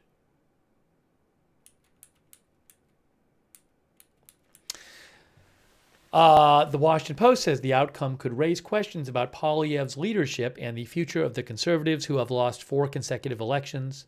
Its leaders have struggled to unite the party's factions and expand the base. Before the vote, recriminations from prominent conservatives about Poilievre's campaign had spilled into public view.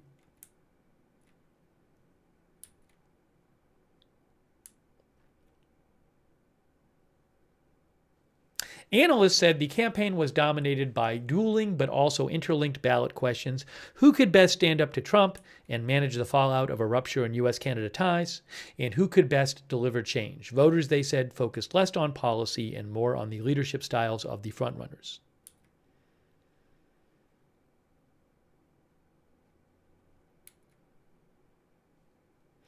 The Post says voters in Canada judged Carney's bland competence as an antidote to Trump's chaos.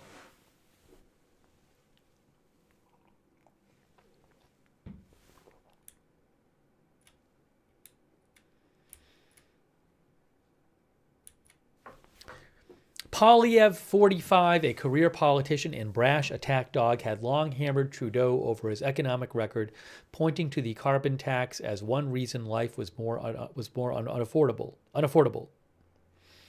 But once the Prime Minister and his carbon tax were out of the picture, he struggled to pivot off his axe the tax message in a contest that was no longer a referendum on the former Prime Minister.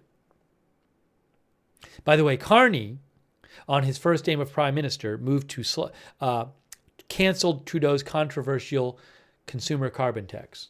Oh, what happened to the... Oh, I think we'll get that video back, by the way.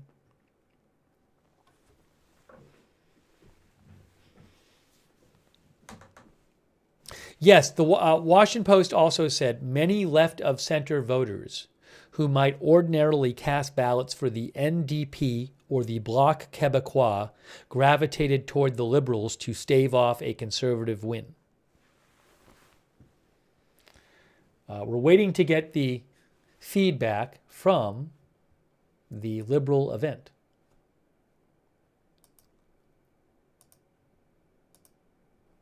You know what? I have another feed of that if I need it. I should throw that up there. I'll do that right now.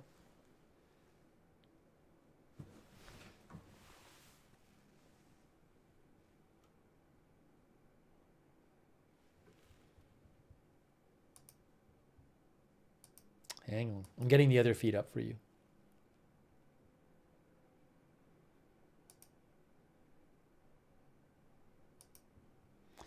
Okay. Now what I need to do is, hang on, we're going to me for 1 second because I'm getting the other thing up on the screen for you. Here's this. Good, good, good. There it is. I can see it. It's right in front of me. It's right in front of me. Let me get it on the screen for you.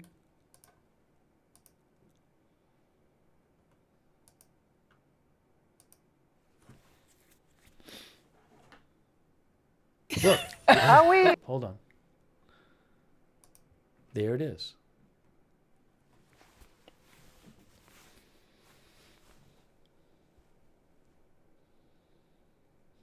Juice said, did the feed cut because the invasion started? Hey, 42% of votes in. Look at the percentage of votes. Now, I don't know how that's going to turn out, but it's 43.2 to 41.3%. I have read that the Conservatives in Canada, their votes, they're not as efficiently spread out, like they're concentrated in certain areas.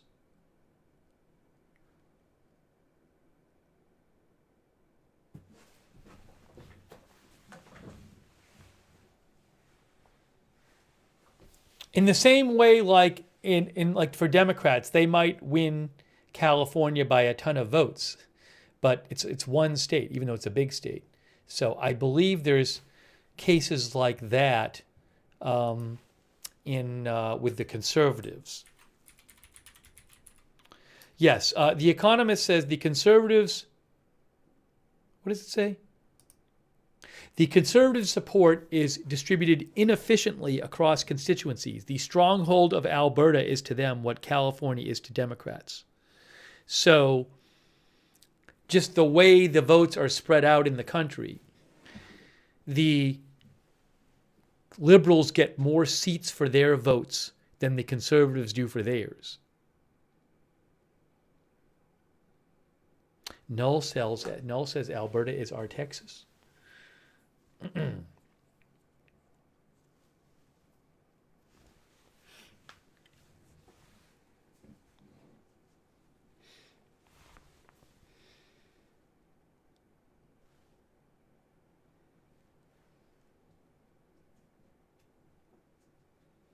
Yeah, I mean, it's interesting in terms of the leadership right now, you know, Liberal 154, Conservative 152. Now, but I'm also assuming that a number of these seats are in early stages of being counted. I haven't seen yet anyone say, oh, we regret our projection.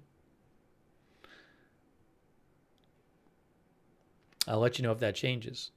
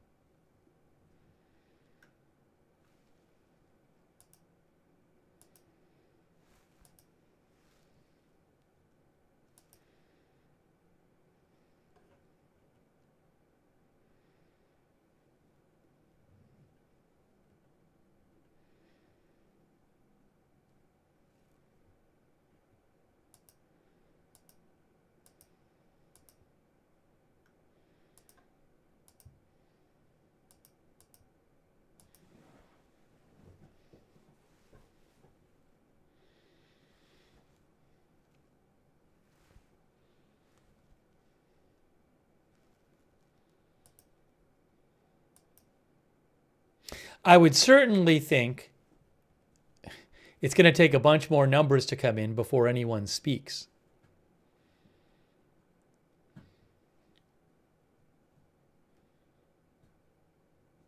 I also don't know, you know, in terms of people, a bunch of people voted early voting. Do those votes get counted later or earlier? I don't know.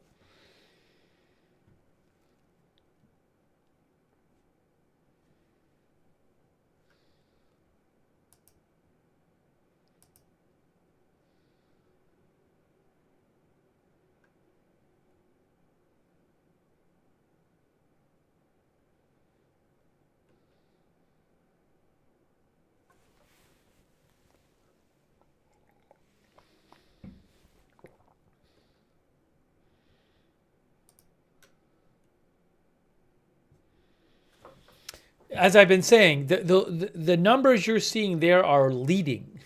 You can have somebody leading when relatively few votes are counted I mean, if some votes are counted, somebody's going to be leading, but that doesn't mean that the person leading is going to win that riding.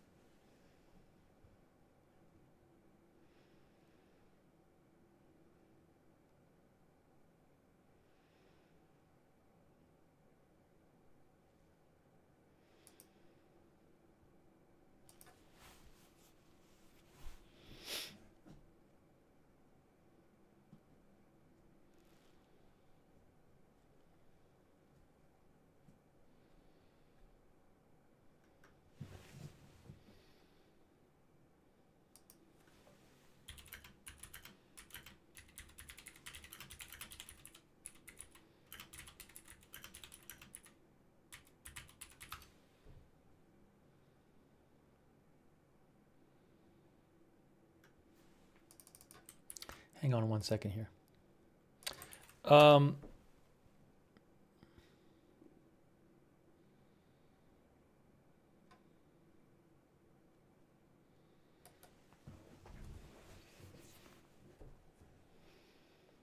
Sarah Nova says, I figured it would be close. They said it would be.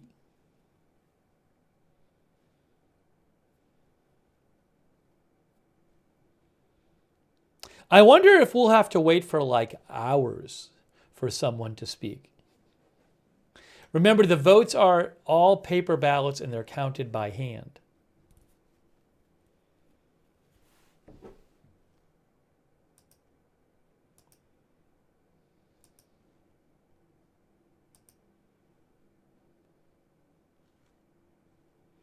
Hidden name thinks probably that we'll have to wait for hours for somebody to speak.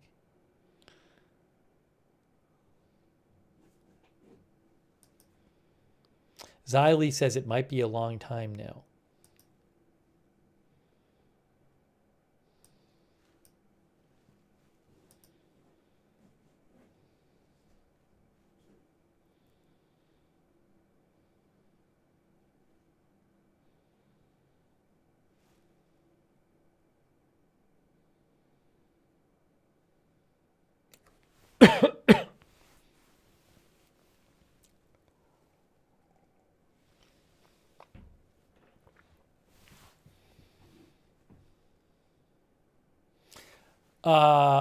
On CBC right now, a commentator is talking about being there a long time before having a final sense of what is happening.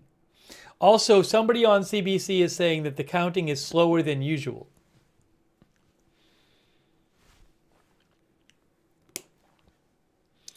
The Pirate and Patricia says, I'm here until the final results are in.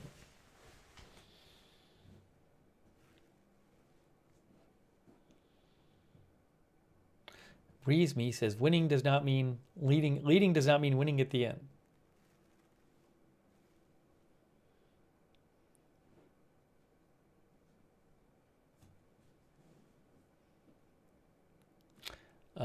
Word 'em Up says 24-hour stream.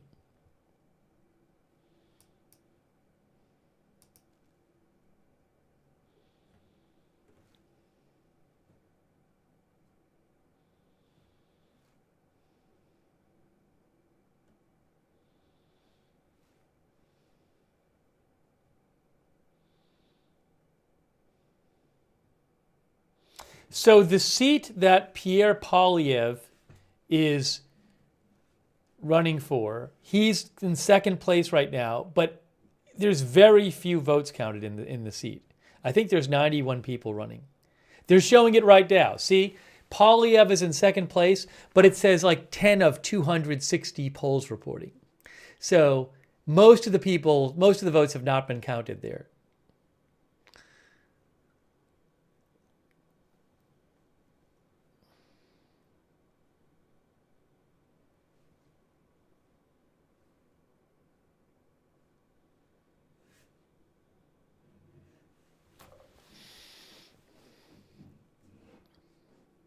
Pink thinks minority government just waiting to see who the dance partner is.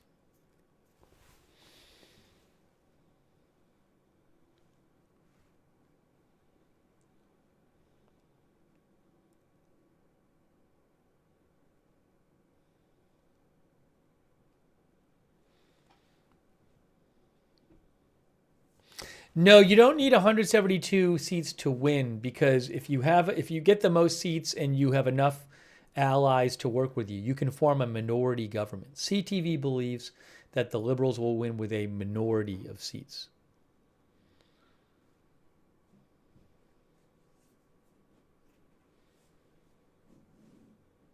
NY committee, it's not clear if the results end up being the Conservatives lose. It's not clear if Poilievre will stay as the Conservative leader. I mean, it's up to the party.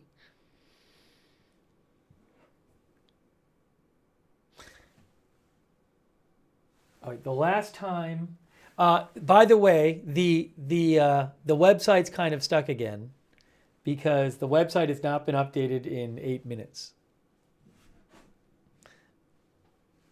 The last update was, it refreshes but doesn't update. The last update was 8 minutes ago. BQ is a Bloc Québécois separatist party. NDP is a left-wing party. New Democratic Party. Up. No, see, it updated, but it didn't update.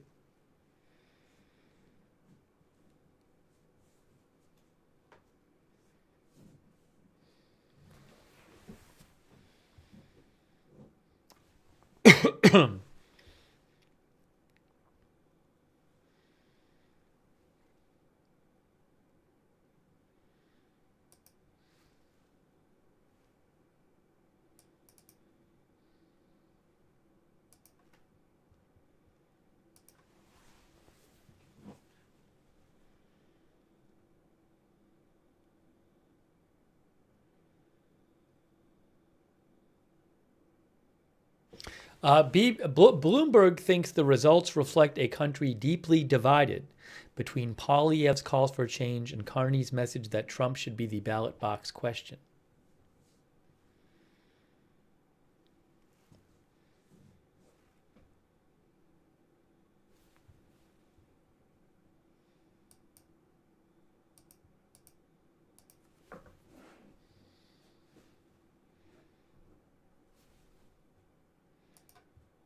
I'm trying to manually refresh. I don't think that's going to help, though. CBC has it at 156 to 150 right now.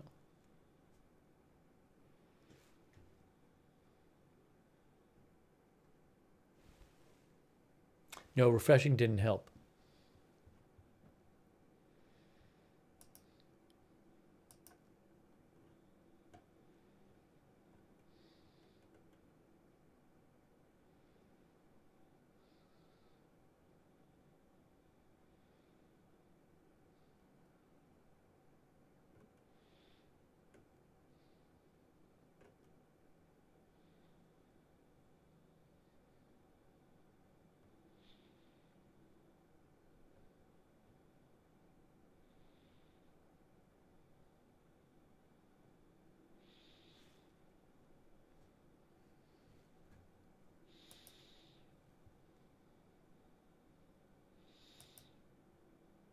Okay, according to CBC says that in terms of the seats that have been projected, I think it's projected. It's not. They have projected 97 for liberal and 90 for conservative.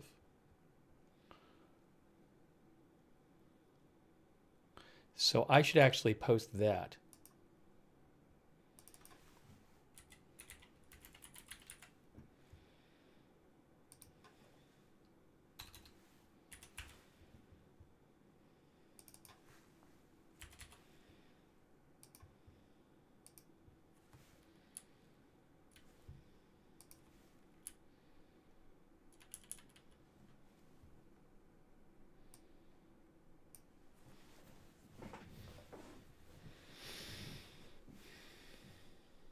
For whatever that's worth.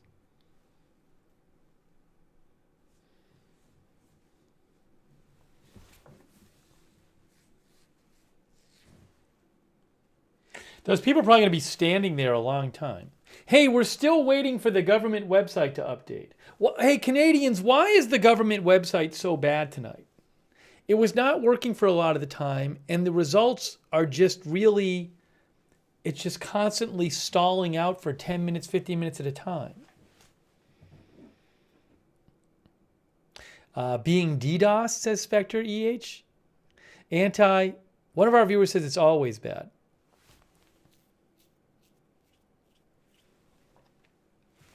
I think for the moment I'm going to take off my headphones. I don't need them right now. Well, I probably should keep them on in case I have to go. I might have to switch them at some point. Interrogation file says we use dial-up here.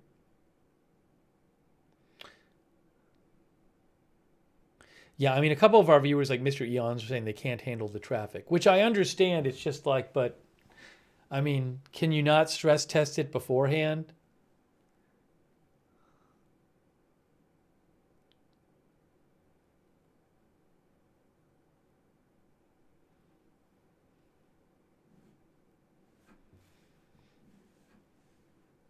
For what it's worth, CBC currently has it at 156 to 149. And hopefully this updates soon. What happened here? Why is this all messed up? Why did this get messed up? The number of polls reporting. I I have to redo this one now.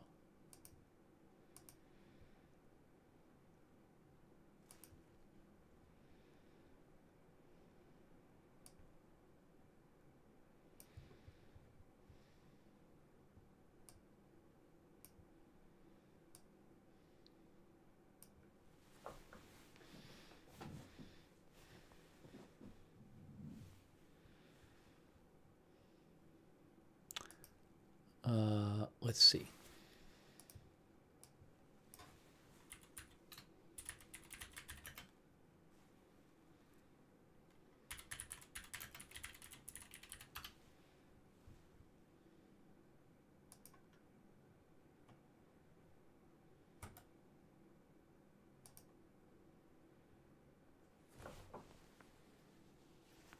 It's interesting. The Guardian, which before was ahead of the government website, now has the exact same numbers as the government website.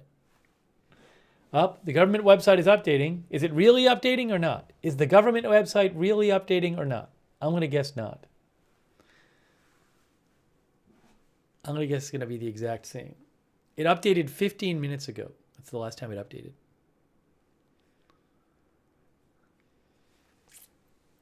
Now it's just gray. Bear Lady says they are broken. Hey, look at that big update. Major update. Breaking news. Major update. I have to do this again now. But look. Oops, what did I just do? I just did something I didn't want to do, I think.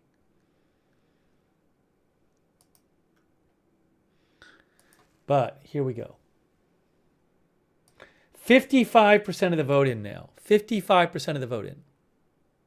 So that just went up by a lot. Major update on the government website. And it's 158 to 148 in terms of leading.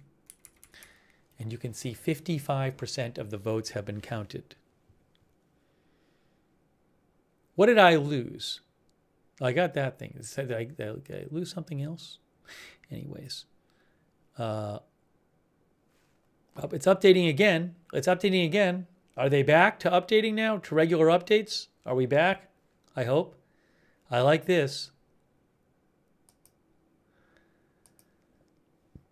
Oh, more seats have been called. 101 to 93. More seats called.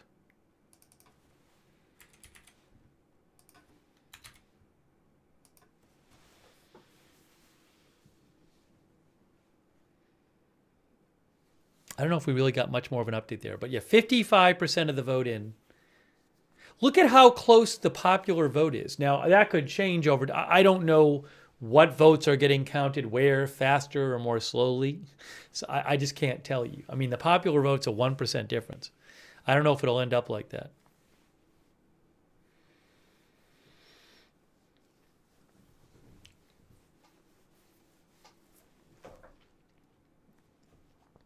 The NDP number is going up a little bit. It was 4.9% before. Now it's 5.3%. As Hot Rod says, Pierre Poilievre is losing in his own riding. Yeah, but relatively few votes counted there so far. Did we get this back? Hold on.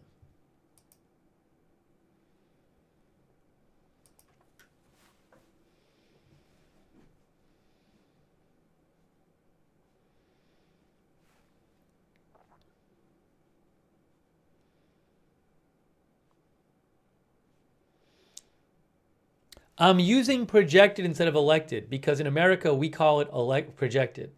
And that's what they're talking about. So it's going to be confusing to people, a lot of people watching, if we don't say projected.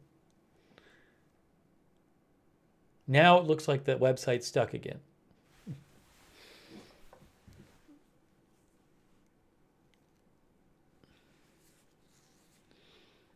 Thank you, Nathan Lucio, who thinks the true winners will be the Bloc Québécois. How did Bloc Québécois do in the last election?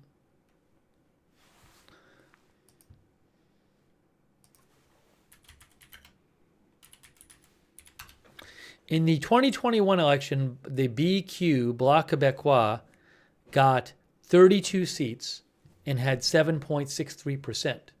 Tonight they have 8% and 24 seats so far, leading in 24.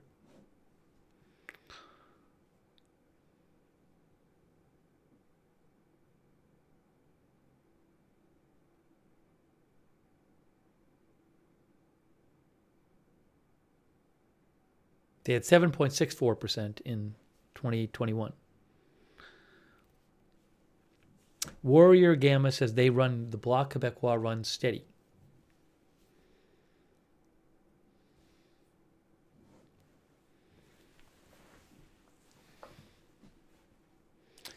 Maybe this little thing can go up here.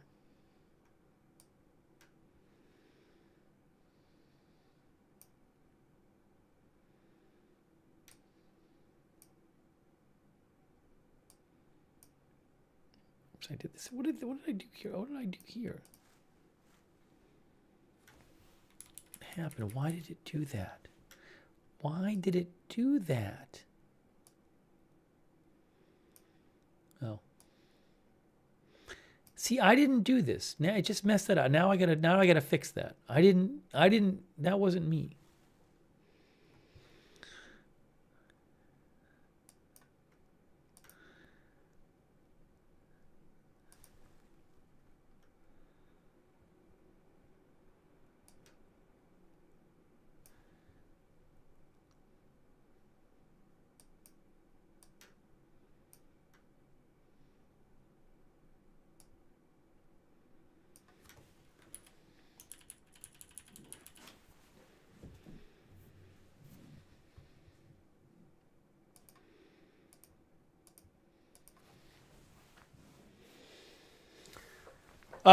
By the way, CBC is now at Liberals leading 162 and Conservatives leading 146. I assume that the government website will catch up soon. The government website has been doing this thing where it's like it updates every 10 or 15 minutes, unfortunately. But I'm looking at CBC. They have it right now at Liberal 162 leading Conservative 146. See what happened again with the website? It keeps messing up. Why does it keep doing this? Oh, hold on. Maybe I can fix it. No, it's like, what is it doing there?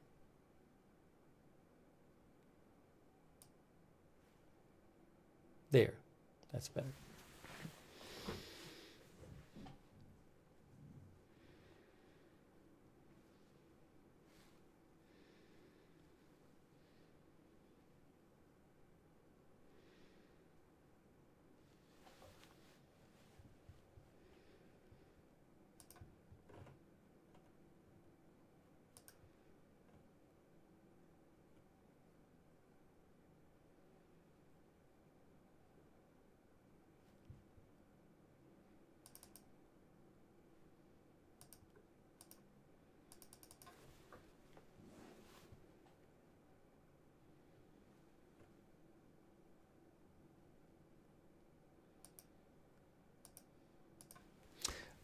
Global Military Info, which is an account, GMI, on X, which I follow, and I find trustworthy. They say that for the fifth straight day, Pakistani and Indian forces exchanged small arms fire. According to the Indian Army, engagements remain limited to light weapons, with no reported escalation to artillery or heavier systems at this time. They are at global_mil_info. Some people have asked me about the situation there. I mean, I'm keeping an eye on it. That's after a terror attack on Indian tourists in Kashmir, where India has said they believe that the Pakistani state supported that. But there's a question about whether there's going to be significant hostilities, military hostilities between the two. So keeping an eye on it. Anderson said that can escalate real quickly. I'm keeping an eye on it. At some point, we might stream on it, depending on what happens. Hey, look what happened. More votes in. More votes in. Hold on. Hold on. Guys, there are more votes in. 60% of the vote is now counted. You can see 60% counted, Liberal leading in 164, Conservative leading in 146. Now the vote, the popular vote, which doesn't really matter, but in terms of the seats, is only a 0.9% difference.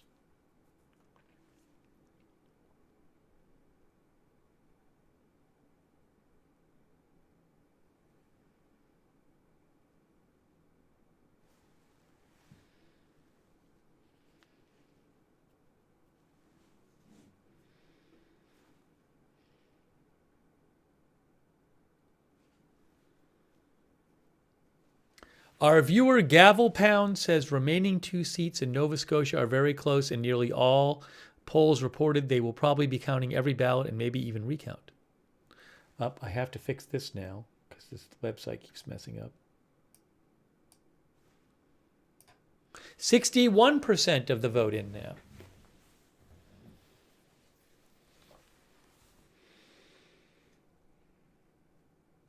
Brian Smith thinks if this stands, Liberal NDP coalition. The NDP is a liberal part, is a left-wing party. So Brian is saying that could the NDP and Liberals have enough between them for a majority?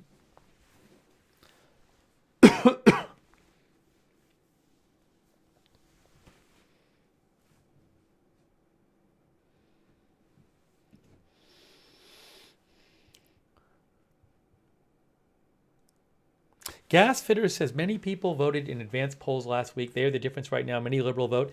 When are the are the advanced votes counted already or not? Like, do they get counted before or after at the same time as the polling day votes? I don't know.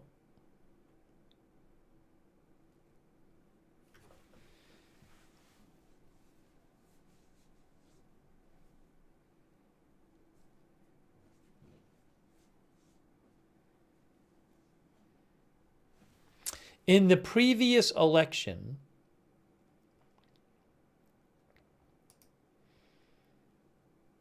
the Liberals won 155 seats. No, 160 seats in the previous election. In 2021, the Liberals won 160 seats. With 32.62% of the vote.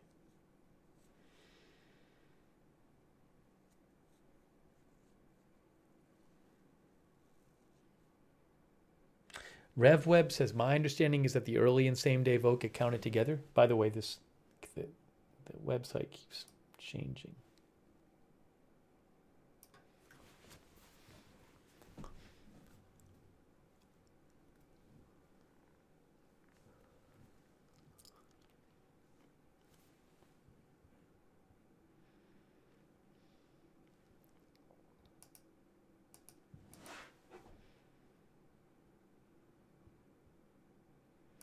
Okay, Nathaniel Rakich, who is an elections analyst I follow, he says Liberals have pulled ahead in Cumberland, Colchester, and Terra Nova, 2 ridings where Conservatives had looked strong earlier in the night, really underscores the need to wait until more votes are counted.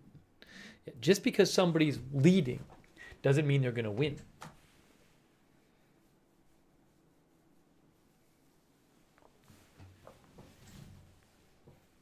Everything Chris says, majority or not, is the question.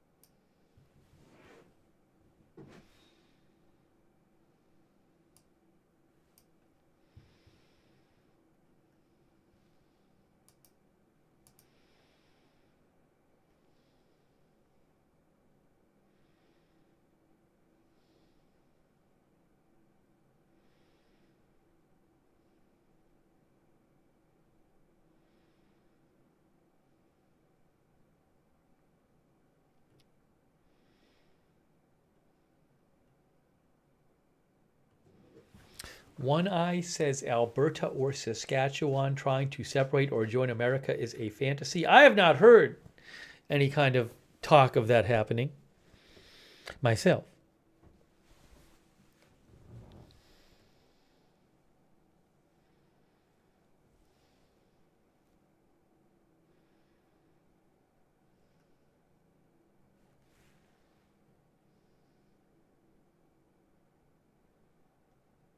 I'm going to fix this.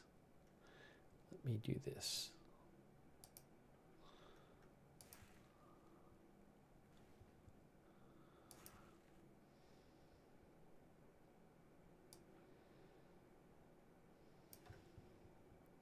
There we go. There we go. That's better.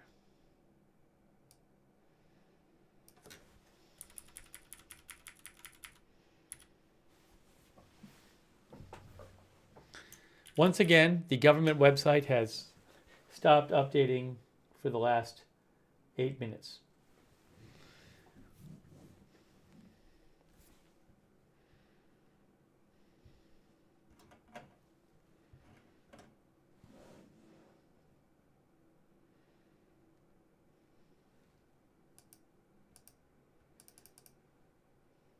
Now, all of the, I mean, there are votes being reported from all of the polls, from all of the from all of these seats. Oh, Jonathan Martin, who is with Politico, says a Canadian political vet tells me it is up to each riding to decide whether to count their advance vote, the early vote, early or later at the night. Oh, that's interesting. Hey, by the way, we just saw 5% more vote is in. So we got about 2/3 of the vote in now. Popular vote, Liberals only up by 0.7%. Remember, Liberals won the election in 2021 with 32.6% of the vote. The Conservatives got more votes than the Liberals in 2021, but way less seats. That's actually happened the last 2 elections. The Conservatives got more votes than the Liberals, but less seats. Fewer seats. Anyways, got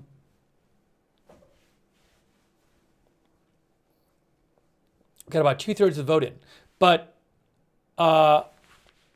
what Jonathan Martin says is he's hearing that it's up to the individual riding whether they count the early vote before or after the day of vote, which can really be confusing because I don't know if you think the early vote favors one candidate or the other, you don't know whether it's been counted or not.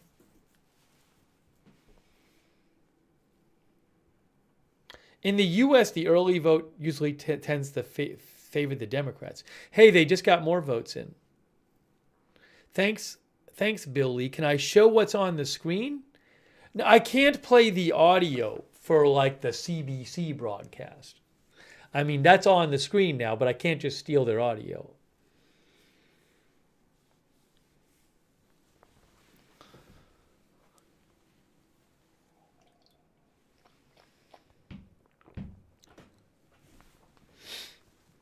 By the way, something to note now is if you combine the Liberal and NDP, that wouldn't be 172.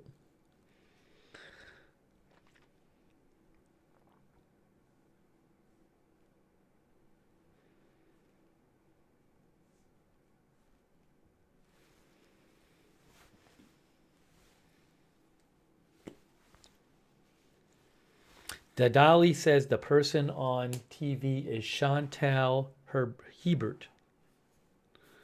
The Gali says that.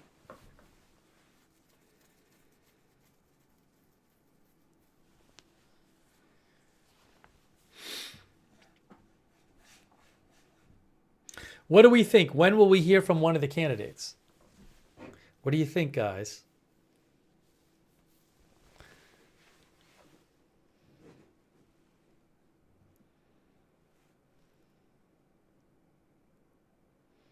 Thanks, Dean. Hey, I like the website seems to be updating now. Look at this. We're getting more votes in. We're up to 67.39% of the vote in. The last government is a good question, Cogito.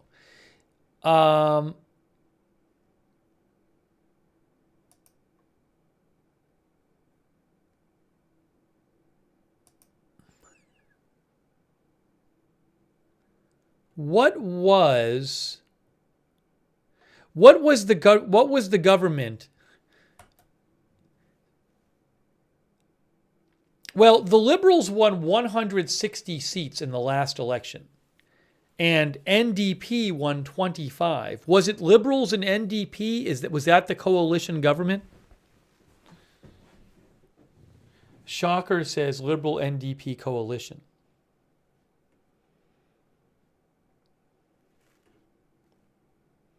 Esther says yes.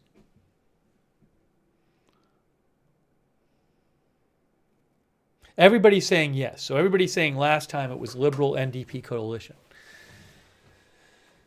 But right now there would not be enough currently Liberal and NDP seats to add up to a coalition. So they would need some other seats. Not many.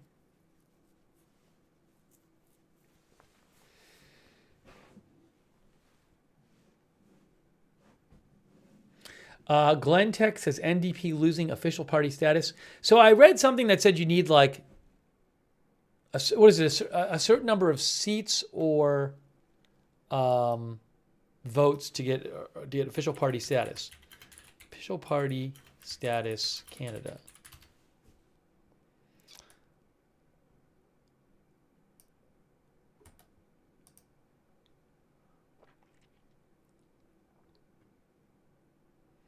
Canada, you need 12 seats in the House to be an official party. Now, I don't know exactly what that means.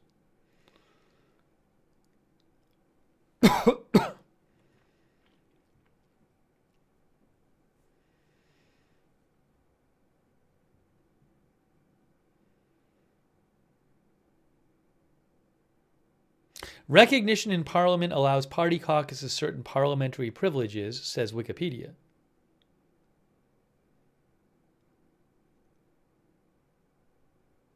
The most coveted privileges are funding for party research offices and the right to ask questions during question period. Interesting. That's according to Wikipedia.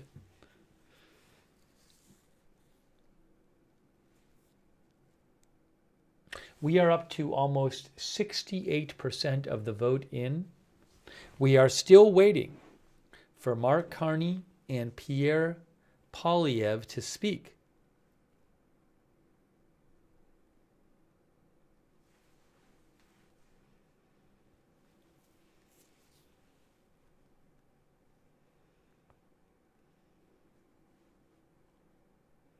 You know, one of our viewers, I think, said that the Conservatives were doing better than last time in terms of seats.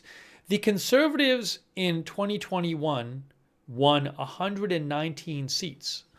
Right now, they're winning 149 seats. So you might say, good for them. Big improvement. But they were up by 20 points in the polls in January.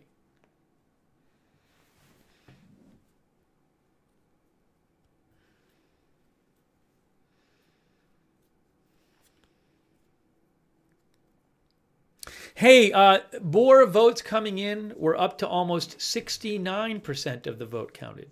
That number steadily going up.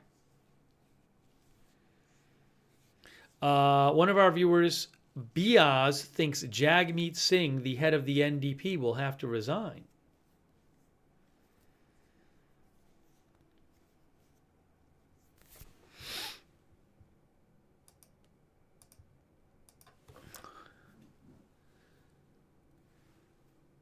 Thanks so much to all of our moderators who have been here. I really appreciate it. Let me shout out some of our moderators. LB Prairie Dawn, Matthew Kohai 3, Sarah, Papa Bear, Paul Anderson, Kay Lowry, Body, Margaret Riley, Linda Belk, Larry, Misha. Thank you.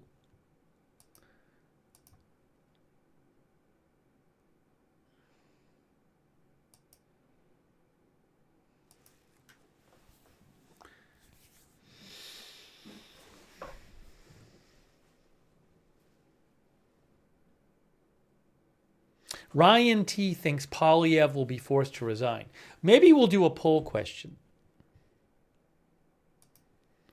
So my poll question is going to... Oh, you know what I didn't do? I didn't update the number of projected seats. I got to do that. It's 118 to 109 right here. Sorry, I'm behind on that.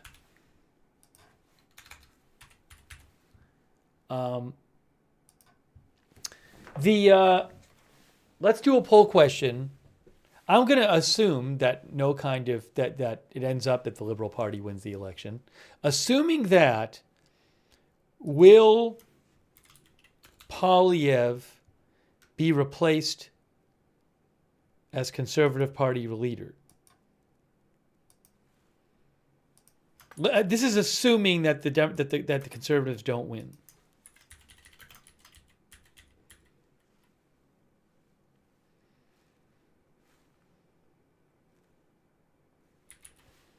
Hang on a moment here. I'm going to post this and you can vote on it.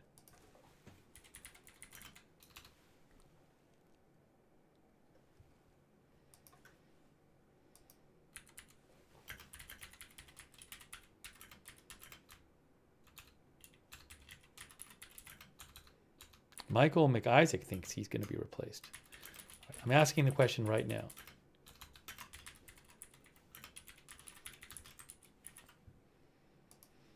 All right, I just posted it in the YouTube chat. Now I'm going to post it in the Twitch chat. See what you guys think about this. Again, this is assuming that the Liberals win the election as projected.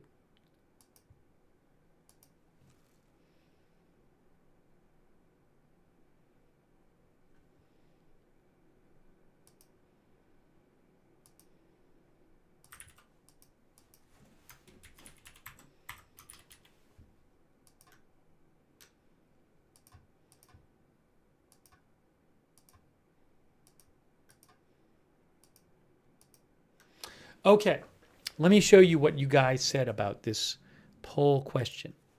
I said assuming that the projection holds and that the Liberals win the election, the Conservatives don't win. I said, will Pierre Poilievre be replaced as the Conservative Party leader? Over there on YouTube, we have 54% of you say yes, 46% say no. On Twitch, we have one vote. We have one vote in so far on Facebook who voted yes, and on Twitch, very similar on Twitch.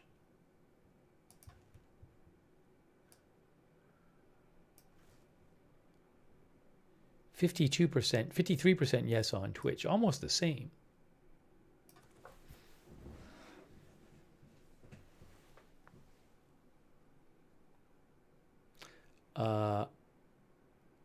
Al says he almost got elected. That's pretty good.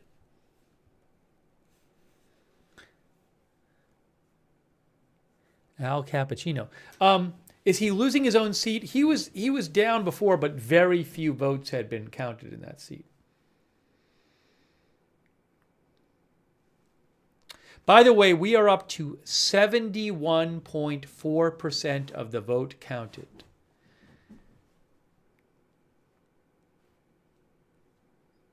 (71.4%).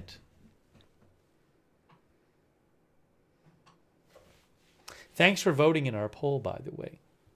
So a slight majority of you think that Poilievre will be replaced.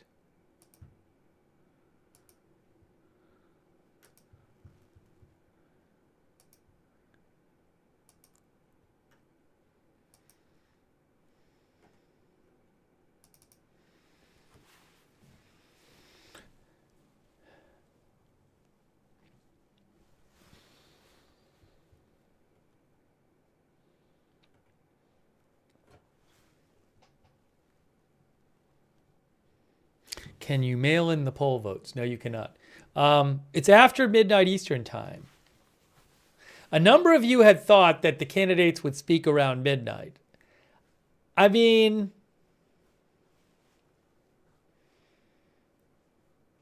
I don't think they're going to wait until, I mean, if it's like, now we're up to 72% of the vote. Those vote percentages keep going up. And I know the last few updates of the vote percentages, the percentage of vote, overall percentage of that each party is getting hasn't really changed much. And the seats are not changing much. So, I mean, I don't know, but will we just get to a point where one of them is just like, I mean, it's just like I'm speaking.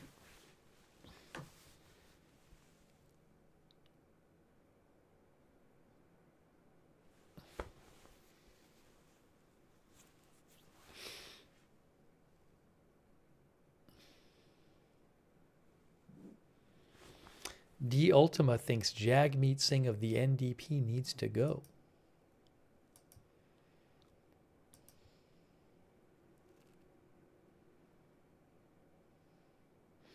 GGLI says Liberal is ahead by 1345 votes in PP riding. Which riding is that? Carlton? I can pull that up for you. I can pull it up.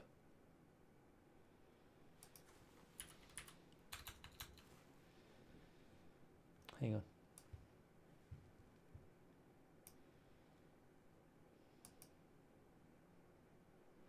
I have to look it up on the government site.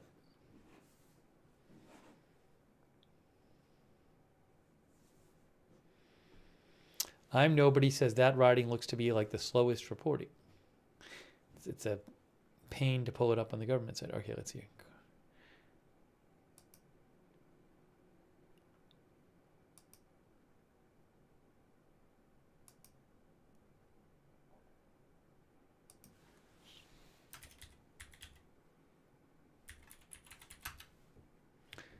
Okay, so yes. So here is, I'll show you what it looks like in the Poilievre riding. How can I do this? Oh, hold on. There's a better way for me to do this. Let's do it this way. There. So this is Carlton riding, and you see Poilievre is down by about 8 points in his own riding, But what percentage of vote is counted? Only 20% of the vote has been counted. That's not a lot. Only 20% of the vote has been counted there. So we'll keep an eye on that one.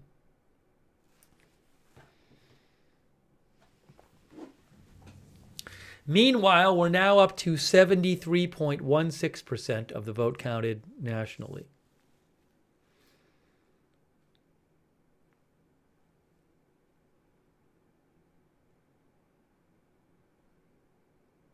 The votes keep going up, 73.64%. Somebody's going to speak soon, right?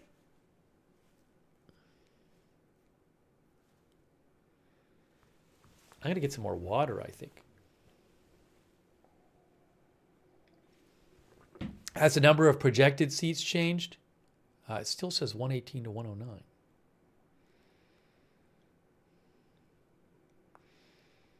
All right, give me, I'm coming back in like a minute. Give me a minute.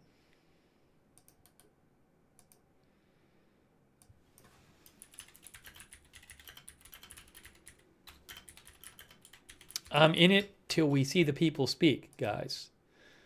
I'm committed. Steve will be back in a minute. I'm coming right back. Thanks for watching tonight. Appreciate you guys tuning into the stream. Special shout out to everybody in Canada.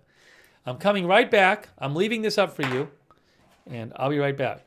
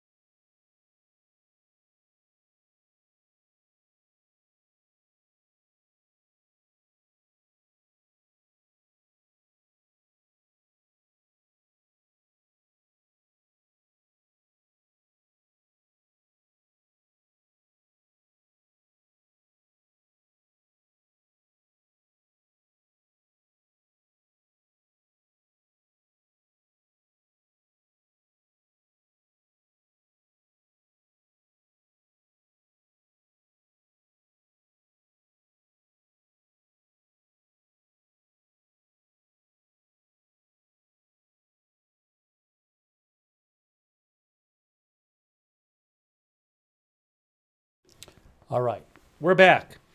Well, I'm back. Let's see.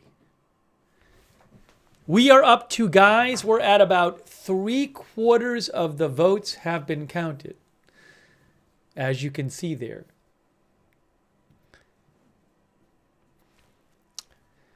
Oh, thanks so much to Rick Turpin. Thank you, Rick.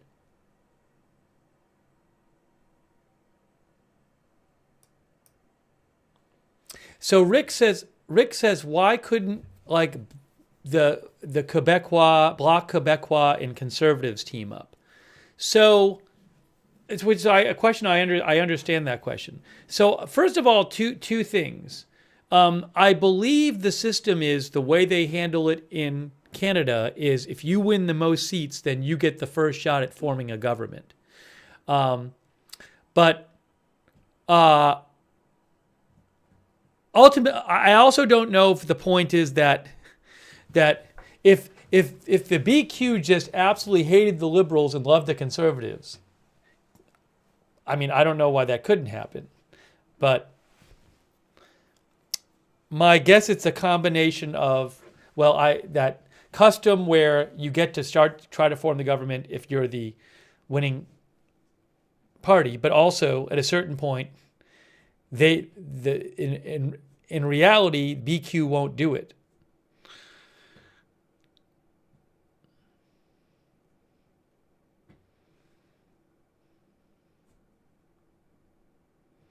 Now, I'm not familiar with all the views. LJ says Bloc is ideologically opposed to Conservatives.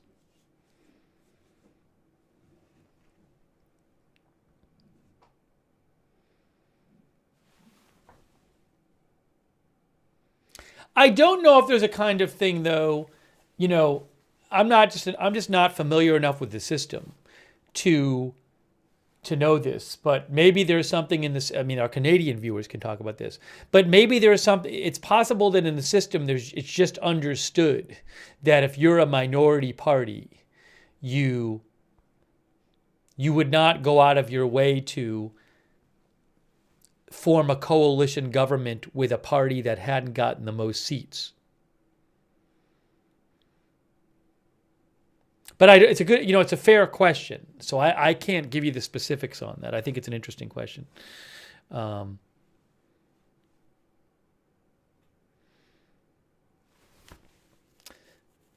a number of our viewers are saying that there's differences in positions between the Conservatives and the BQ, which would prevent that from happening.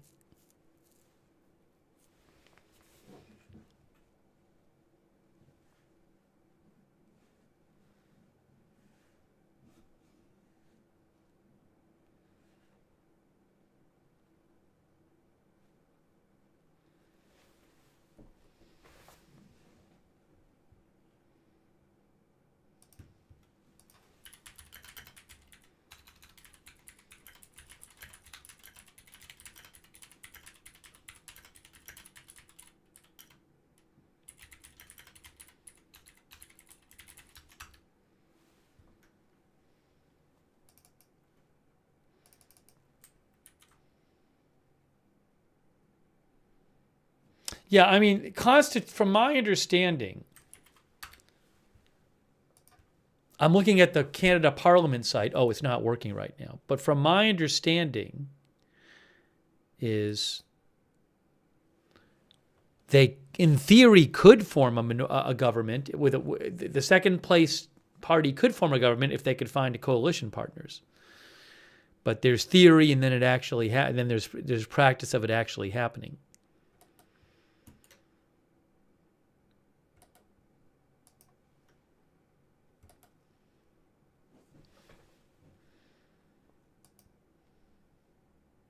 Anyways, it'd be an interesting question to research more.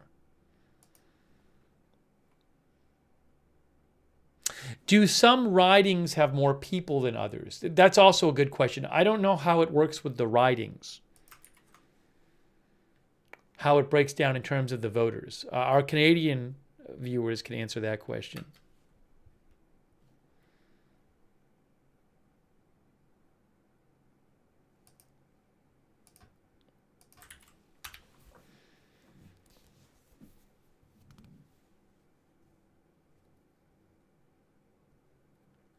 LJTV says, usually it's Liberals, NDP, BQ working together against the Conservatives.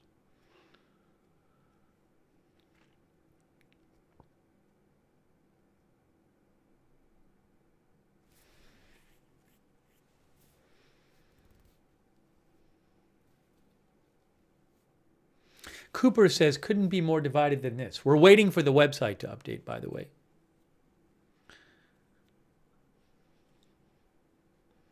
"77% of the vote counted."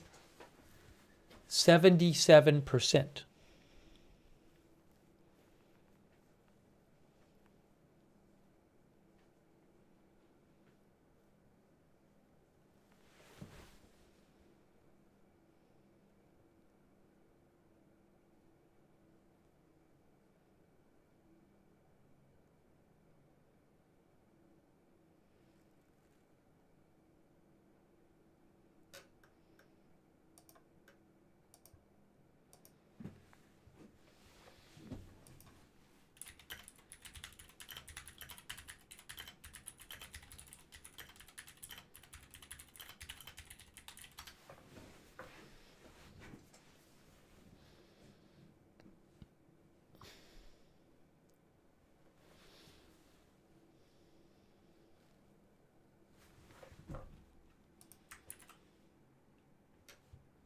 Hang on.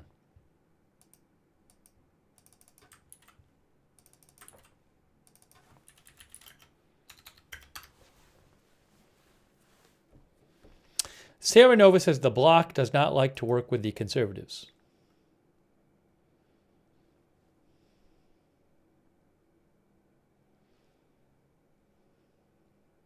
Sarah says, waiting.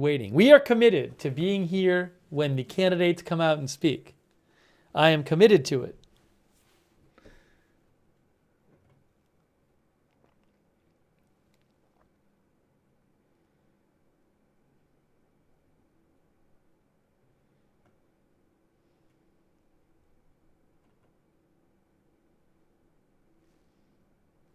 Why is the camera zooming in now? Hold on a moment. We got that one up there. Oopsie. Hold on a moment. Hold on. I want to get this one off. Hang on. There.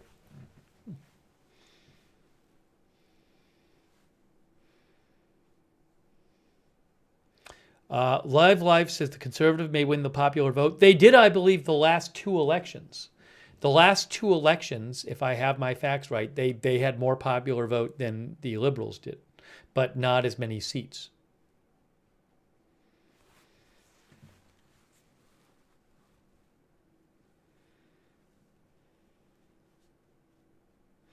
GS says, as a Canadian, I can tell you it's a divided Canada. It's shown a divided Canada, no doubt, but it's not as desolate as it seems. GGLI thinks Conservatives want a smaller government and BQ are big socialists. They will never work together. Yes, BQ, as Gimmerstrike says, it's a Quebec separatist party. We're up to over 78% of the vote counted.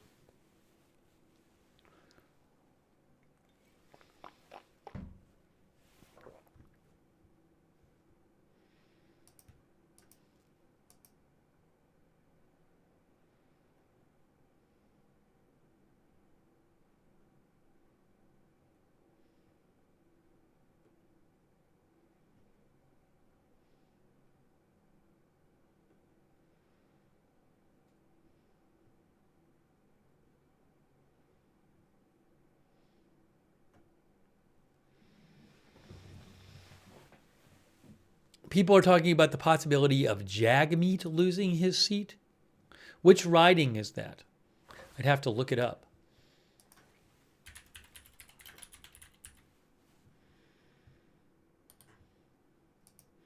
He's the NDP head. Burnaby South riding. Oh, was that district abolished? Oh, it was replaced by Vancouver Fraserview. South Burnaby, I guess. Which one is he running in? Can someone confirm which he's running in Burnaby South? I'll have to look it up.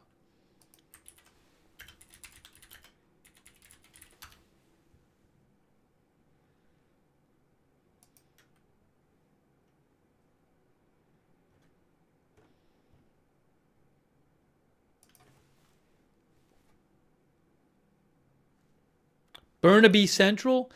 Burnaby Central.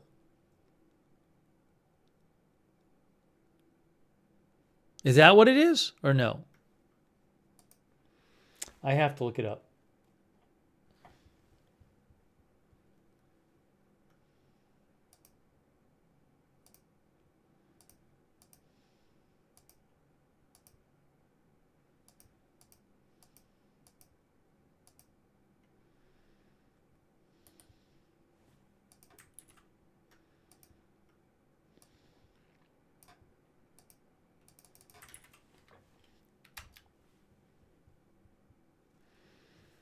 Meanwhile, we're up to about 79% of the vote in.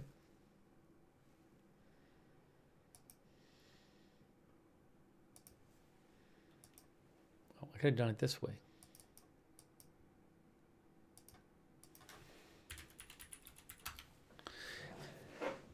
Jagmeet Singh,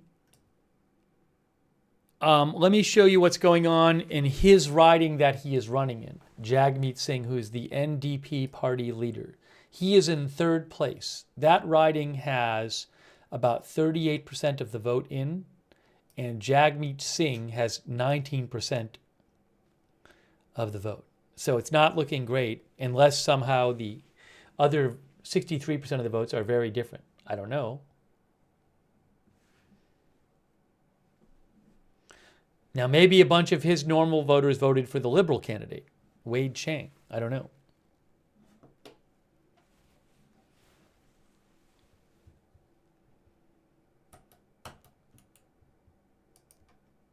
The Poilievre seat is, in terms of, is only 26% counted right now. Has more votes come in? Brienne says a few of us Burnaby peeps in here. I'm refreshing the Poilievre seat. 28% reporting in the Poilievre seat, and he is losing by 8%, but only 28% reporting in that seat.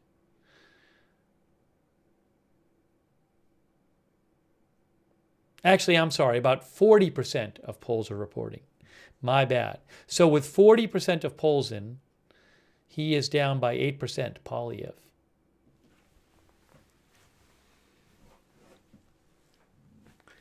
Guys, 80% of the vote reported now. We're seeing the Liberals with about a 1% popular vote lead, about a 9-seat lead. I don't know if any of those seats are going to change. Are we going to soon see Mark Carney speak? Or Poilievre?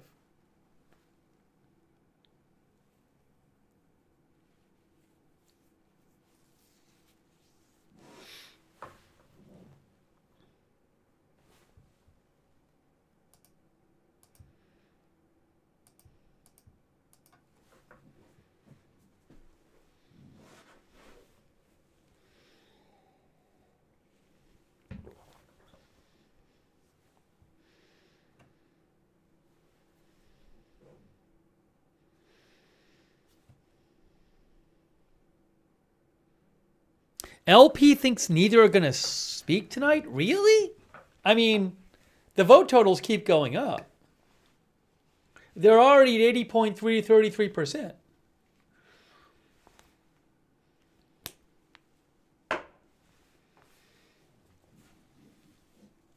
The vote totals steadily keep going up.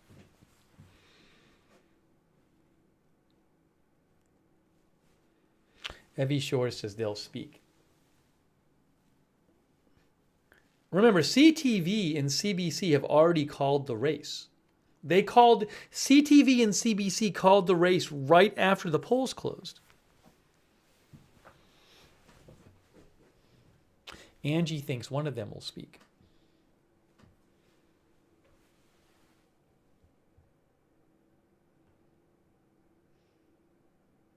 Shocker says, if the seats stay the same as this, it all depends on what the block does.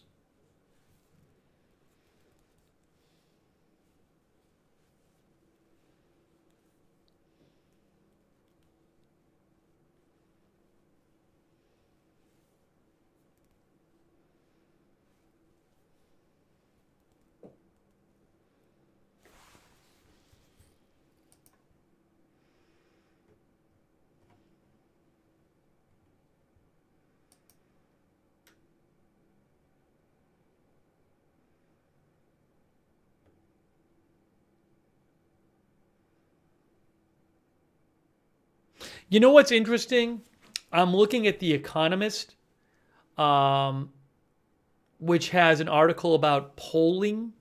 And according to The Economist, they said there was they gave it, before the election, they gave it a 70% chance that the Liberals would win a majority of seats.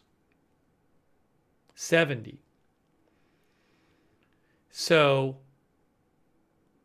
in their seats forecast, the median seats forecast they had at The Economist was 184. So this doesn't seem to be a case where the Liberals outperformed the polling expectations. If anything, it seems like maybe they underperformed the polling expectations, even though, I mean, remember, they were losing by 20 points in January. So it's an incredible, some calling it unprecedented turnaround. But compared with the projections right before the election, seems like maybe they're underperforming a bit.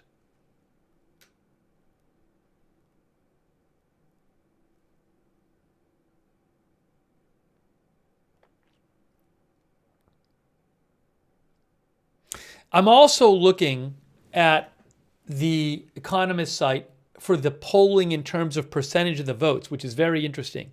The final polling they have posted was Liberal 43%, which is kind of what they're getting. Conservative 39%. Now they're getting about 3% more than that. NDP 8%. Whereas NDP's only getting 5.8%. So did maybe some NDP voters actually go to the Conservatives? BQ 6%, but they're doing a little better than that. And then Green 2%, PPC 1%.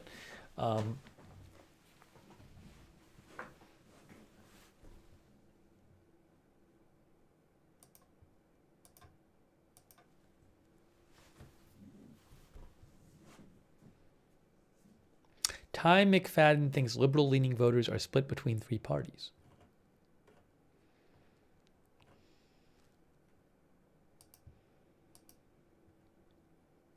But they've united behind the Liberals more than they have in recent elections. The Liberals in the last two elections got 32.6% and 33.1%.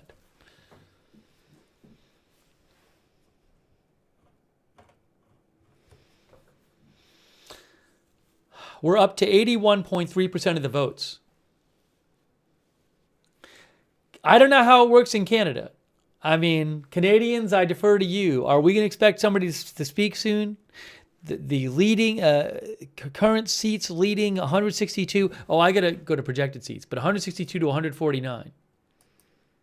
Projected seats, 130 to 116. I did not update this for a while. 130 to 116.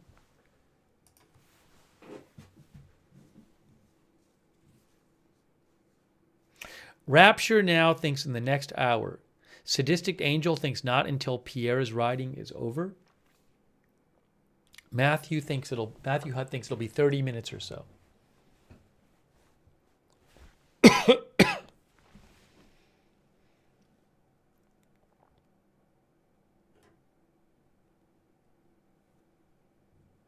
Marl says Trump will speak soon.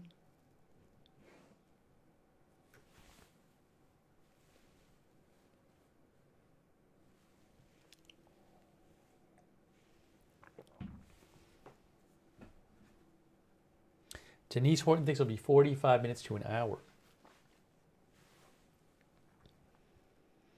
Brienne thinks Jagmeet Singh is going to speak soon. I don't even know if I have his speaking. I don't think I have a feed of him.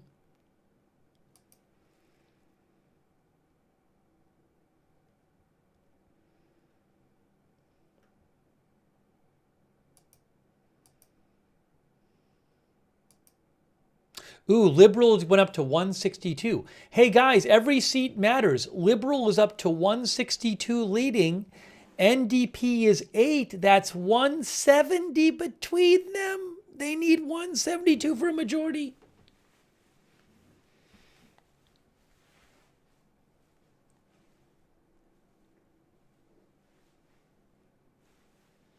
Sarah Nova says, I'm kind of scared of what Jagmeet is going to say.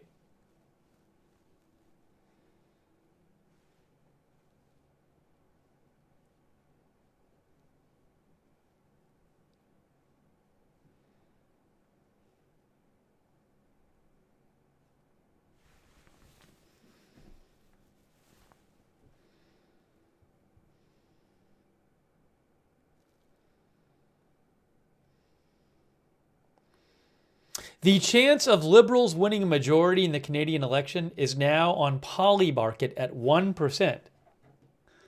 That's a betting site. As you can see. Look at all that. It was at 60% for a long time. So a lot of people were betting money on the Liberals winning a majority, which they're not going to do now. Now, I was talking about them doing a coalition with the NDP, which is still a possibility, I guess. But yeah, it doesn't look like they're going to win a majority on their own. But you can see from Polymarket, going in, it was a 60% chance. Raymond Cheek says, yup, no Liberal majority. Up now it's 161. We're up to almost 83% of the vote, guys.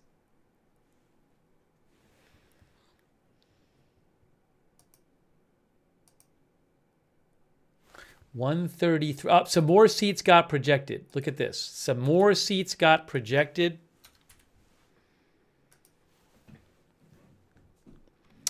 Thank you, Bill Lee. Do recounts happen in Canada? I don't know. Maybe if it's a close enough race in individual seats. I haven't heard any kind of reporting that that is expected to affect things, but I would have to look up the recount rules.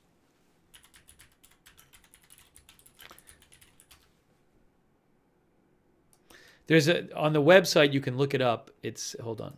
Can I find this here?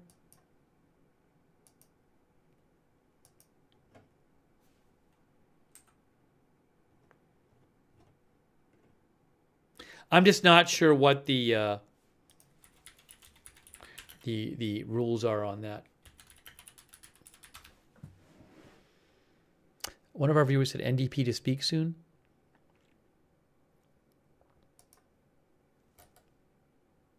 Thank you, Brienne. I'm sorry, Bill, I don't have an answer for you, but there's a section on the web about it, but I can't access it right now.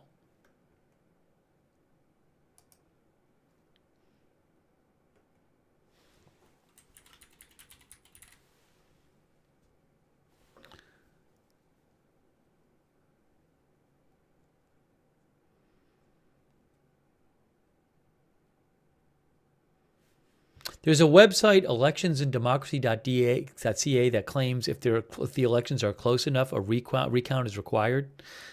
Anyways.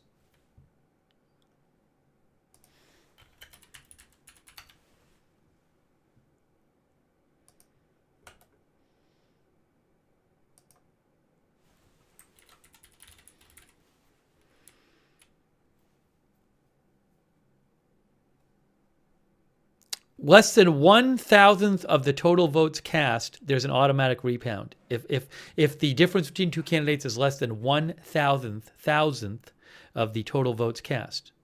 But candidates can also request a judicial recount if they think something improper happened. That's from the Vancouver Sun.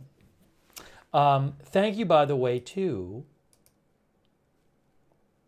Brienne for your support, and Bill Lee and Rick Turpin. hold on a moment here. Some people said they were hearing that Jagmeet Singh was going to speak. Now, I think Jagmeet Singh is speaking. I don't know that I have footage of this, though. I don't have from Reuters or AFP footage of Jagmeet Singh, but hold on a second here. Maybe he's putting it on his social media. I don't see it there.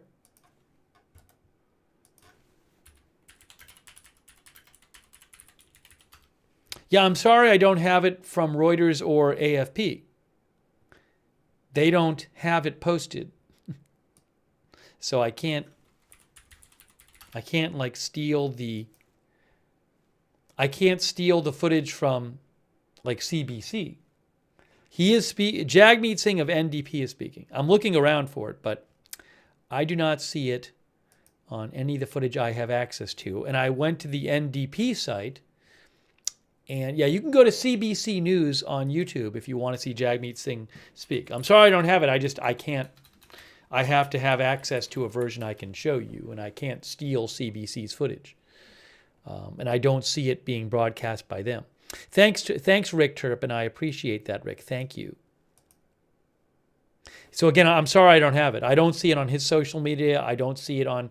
Now, even if somebody's a public broadcaster, that doesn't mean it. They all have different rules. There's different rules for different channels. So I can't just steal their feed.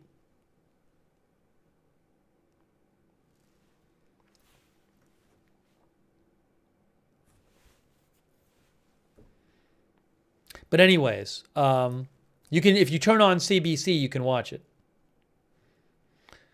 I definitely have the other two because you can see we have the footage right there. So I'm sorry they don't have that. But I can only use what I have access to.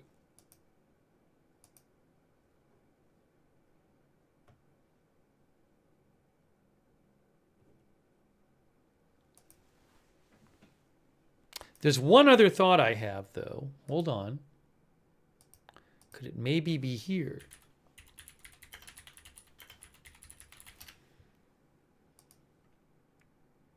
Nope.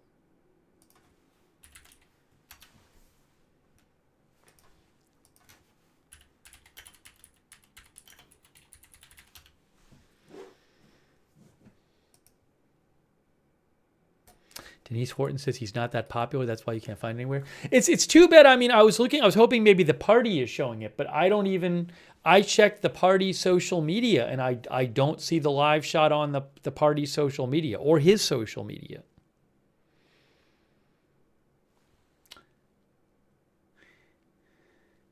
Now, he said it's been the honor of his life to represent the people of Burnaby Central. So he said they chose a new member of parliament, and he wishes them well. So he's conceding his seat. He said he's saying he knows it was a disappointing night for NDP.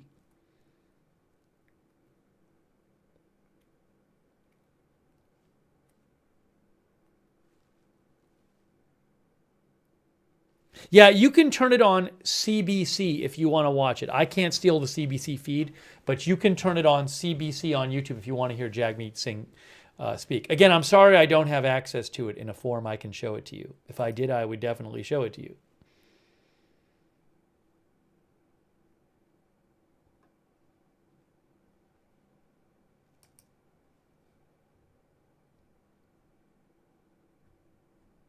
JC says he's on Global News as well.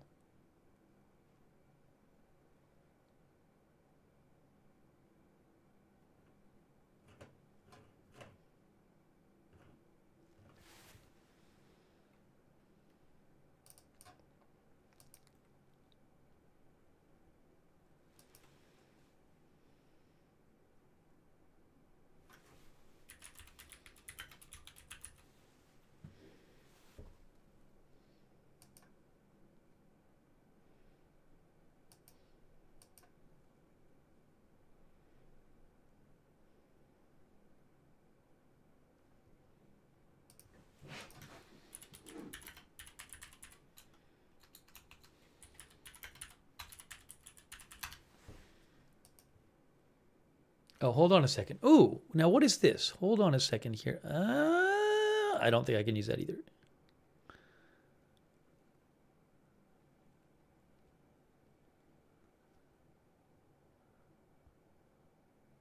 Yes. He's on the site. CPAC has it too, by the way. You can see it there.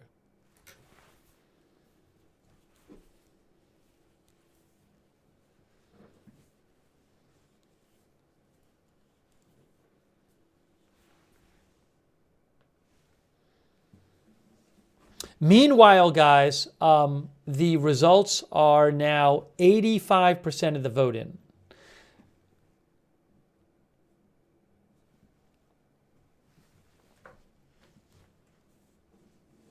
Over 85% of the vote in. I'm guessing that now that Jagmeet Singh is speaking, we will be hearing from Pierre Poilievre and Mark Carney soon after. That's what I'm guessing. But as I said, we are committed to showing it. I wish I could show you Jagmeet's speech.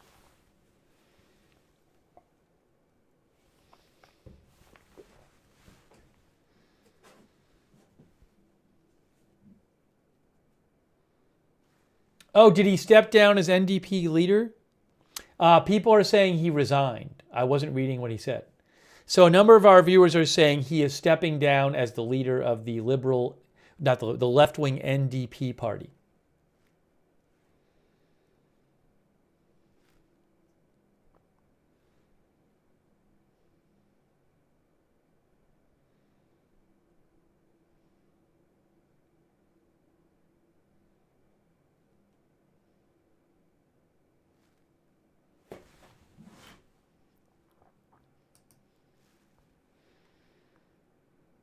Brienne says, I am stunned. Didn't expect that.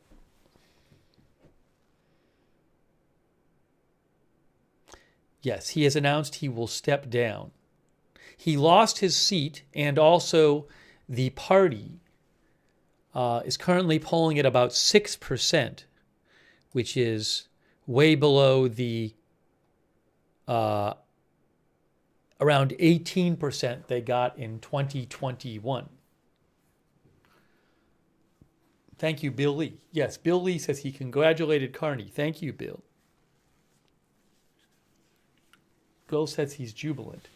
I'm watching. I'm not listening to him. I'm reading the captions, but he seems like he's in positive spirits. Jay Liebgott says he lost his seat. He can't be a leader. Is that true, that you have to have a seat to be a leader? I don't know if that's the case. Or maybe it's just a convention. One of our viewers said he's crying now.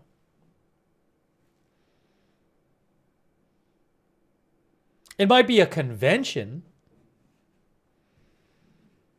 Gemini Rose says it's not true.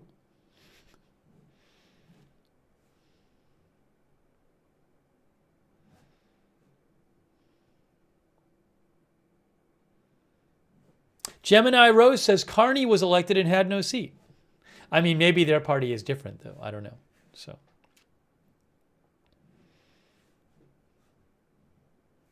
but yes, Jagmeet Singh. Now, how long has he been the party leader for? Of New Democratic Party. He has been the leader of the New Democratic Party for about 8 years, guys. About 7.5 years.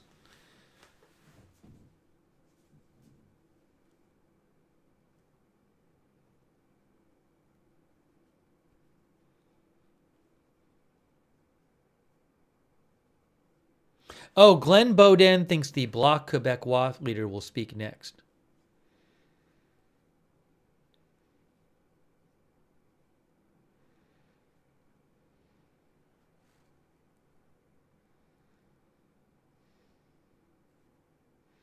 Well, we're up to almost 86% of the votes counted. Do we have more projections? 136 to 119.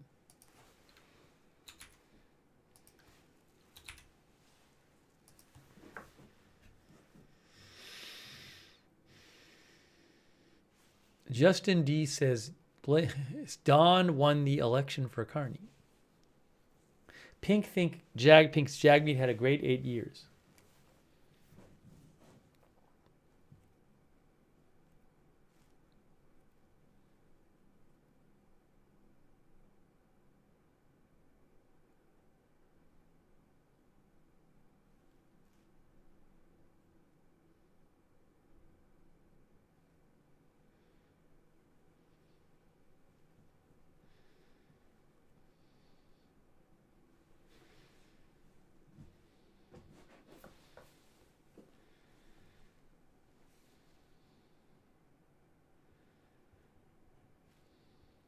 We are staying here until we hear from Pierre Poilievre and Mark Carney. That's what we are doing.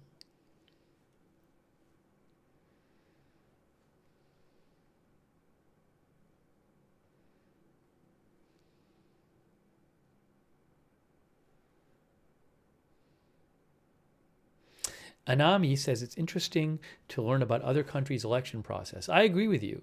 Interesting to see how it's different.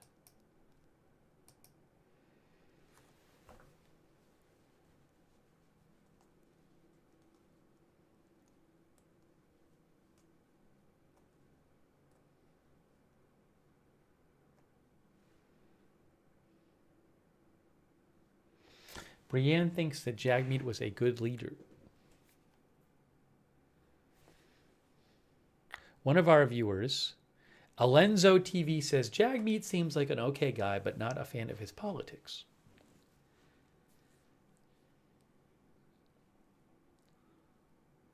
Thanks, GM, for your note. We're up to 86.32% of the votes counted.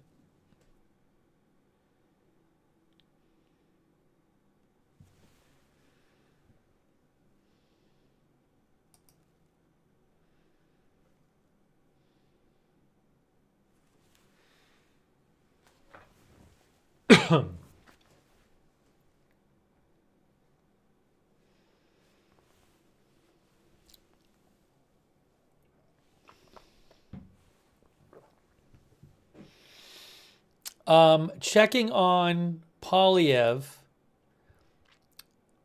he is in his riding.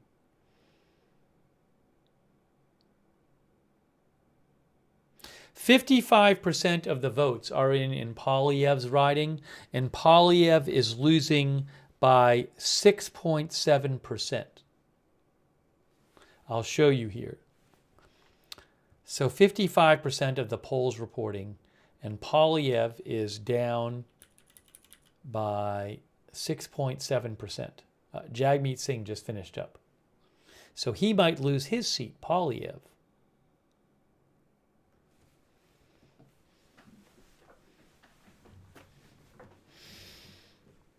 Jagmeet Singh just finished. Again, I'm really sorry I couldn't bring that to you. I would have loved to have shown it, but I can only show you what I have the rights to, and there was no version of that I had the rights to.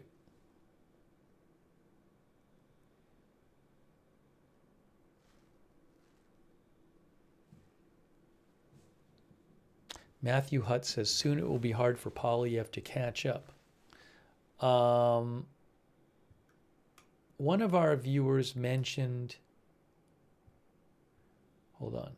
Oh, the leader of the People's Party, Maxime Bernier.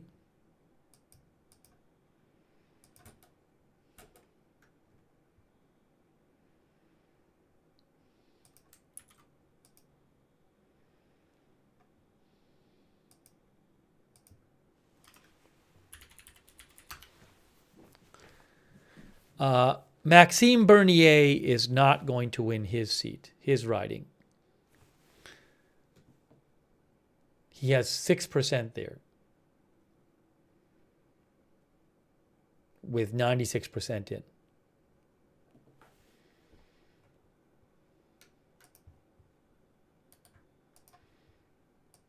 I'm probably saying his name wrong, but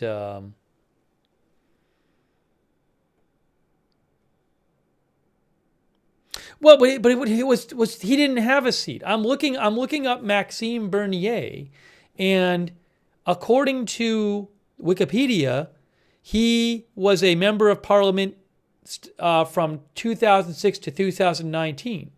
So wasn't he not even a parliament member?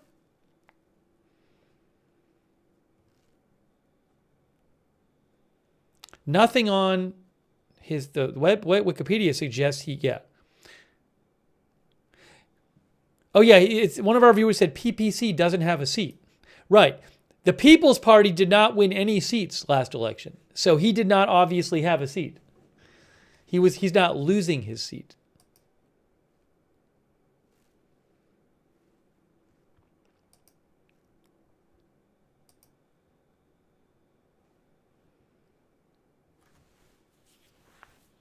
Yes, Bernie says he was the leader of the PPC.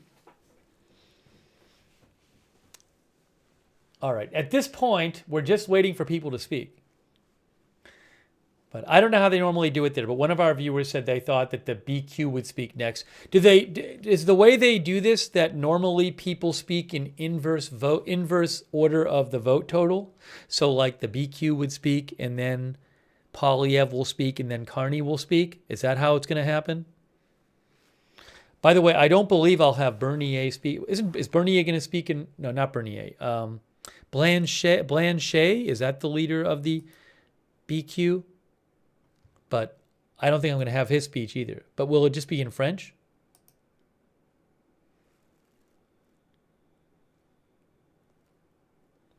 Some of our viewers are saying typically that's how it works. Gemini Rose says if the BQ speaks, it will be in French anyway.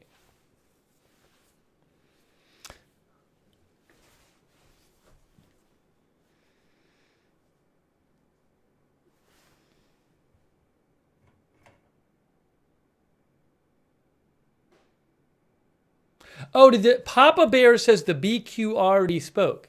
Hey guys, Papa Bear over there on Twitch, one of our moderators, said the BQ already spoke. Is that true? Is that true? Papa Bear is claiming that. No one else has said that.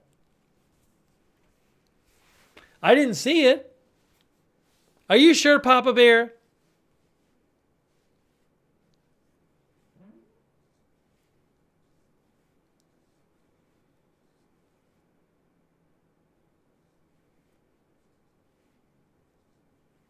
No, I'm going to wait until I'm waiting until the Carney and Poilievre speak.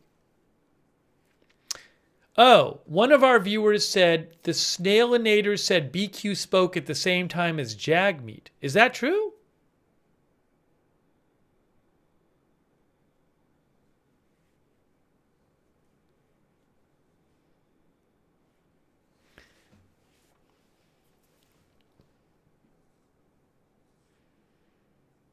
One of our viewers said they're waiting for the hockey game to finish. I'm not aware. I don't know.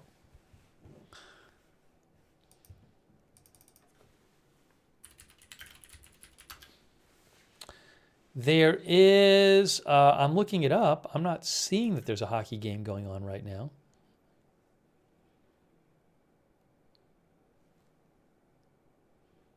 Nope.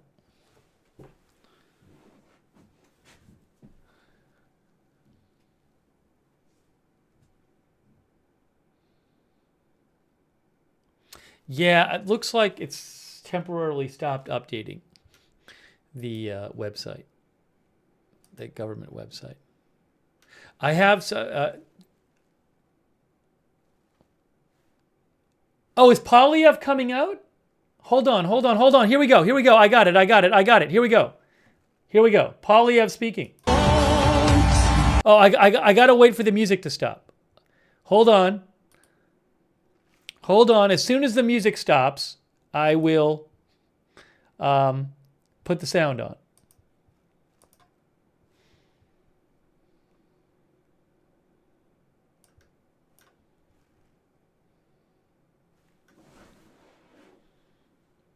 Hold on.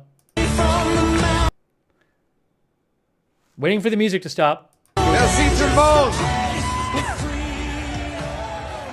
Chers Canadiens. Merci. Merci, chers Canadiens. Je vous aime aussi. I love you too. Thank you, thank you, thank you. It's with profound gratitude that I stand before you today at the moment of this historic election. Because only in Canada could the story that Anna and I bring to the stage be possible. Adopted son of school teachers and a Venezuelan refugee, stand on this stage in front of our proud country, offering ourselves up to serve for the future, after millions of people have shown up and marked their X, spoken their voice, and exercised their democratic rights. We could not be more proud, we could not be more grateful for the opportunity the Canadians have given us.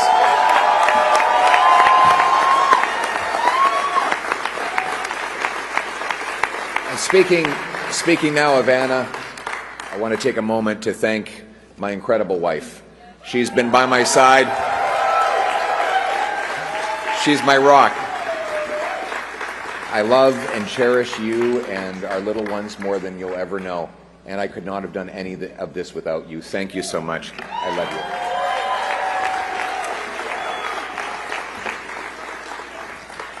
you. Now, my message to Canadians. The promise that was made to me and to all of you is that anybody from anywhere could achieve anything, that through hard work you could get a great life, you could have a nice, affordable home on a safe street. My purpose in politics is and will continue to be to restore that promise.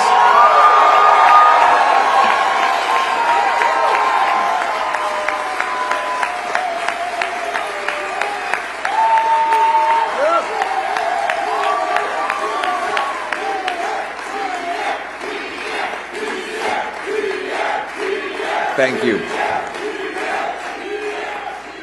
To the candidates who ran under our banner as Conservatives, to the volunteers who knocked on the doors, made phone calls, put up lawn signs, rallied at our events, donated their hard-earned money to our cause, I thank you from the bottom of my heart. To the millions of people who voted for the Conservative Party and put their hopes and dreams in our vision, thank you. It will be an honor to continue to fight for you and to be a champion of your cause as we go forward.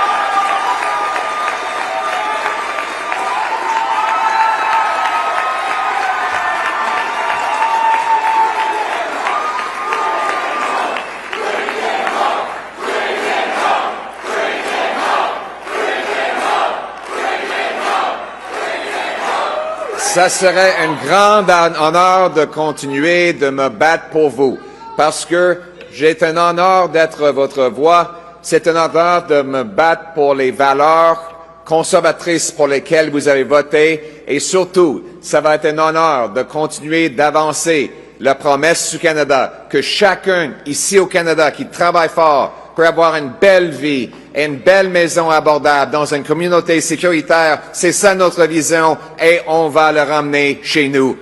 Merci beaucoup.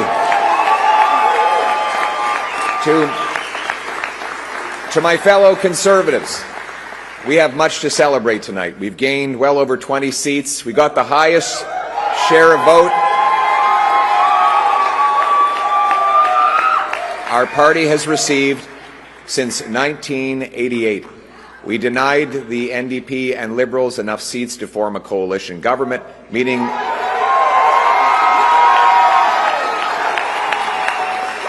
and we did all of this in a very difficult environment. That said, we are cognizant of the fact that we didn't quite get over the finish line yet. We know that change is needed, but change is hard to come by. It takes time. It takes work. And that's why we have to learn the lessons of tonight so that we can have an even better result the next time the Canadians decide the future for the country.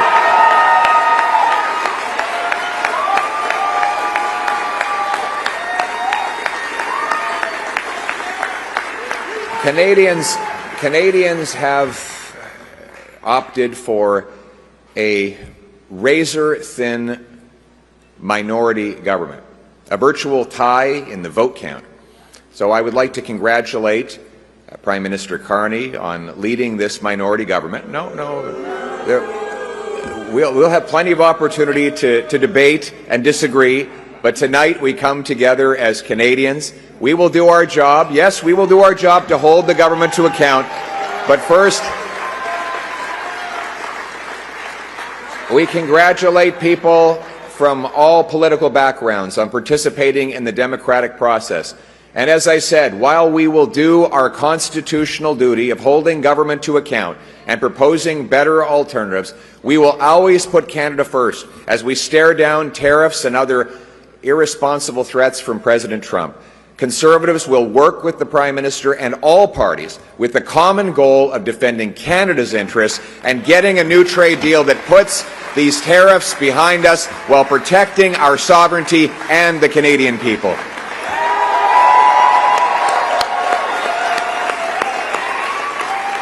I want to thank my Conservative team, my caucus, my members of the Conservative staff and others who've helped reshape the entire political landscape in this country. Conservatives have achieved major breakthroughs tonight. We brought in record support from blue-collar and unionized workers, youth, new Canadians. We gave voices to countless people across this country who've been left out and left behind for far too long. We won the big debates of our time on the carbon tax, on inflation, on housing, on the drug crisis, on crime. Conservatives have been leading the debate, and we will continue to put forward the best arguments to improve the lives of our people right across this country. But we will not stop there. Every single day, our Conservative caucus and I will be holding the government to account on behalf of the millions of Canadians who believed in the message of change. En tant que parti, on a grandement élargi notre soutien et chaque jour, le caucus conservateur et moi allons travailler à Ottawa pour rendre des comptes du gouvernement au nom des millions de Canadiens qui ont décidé de voter pour un vrai changement. J'ai eu l'honneur de parcourir le pays et parler aux milliers de personnes qui ont partagé leurs préoccupations, leurs peines, leurs espoirs. Everywhere I went, hard-working people took precious time out of their day to tell me about their struggles, their pain, their fears, but also their hopes and dreams.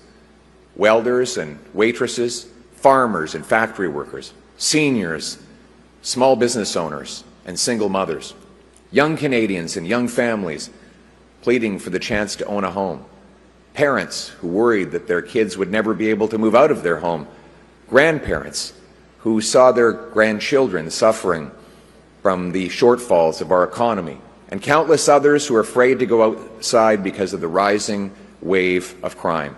All of these stories touched my heart and gave me inspiration to work towards something better.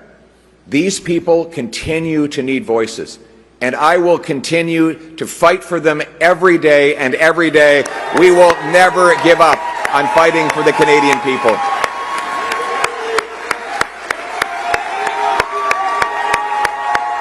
Thank you.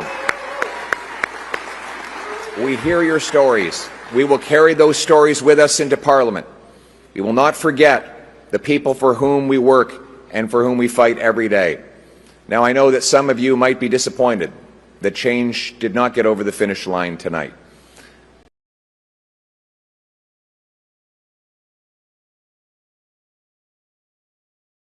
And our country are worth fighting for.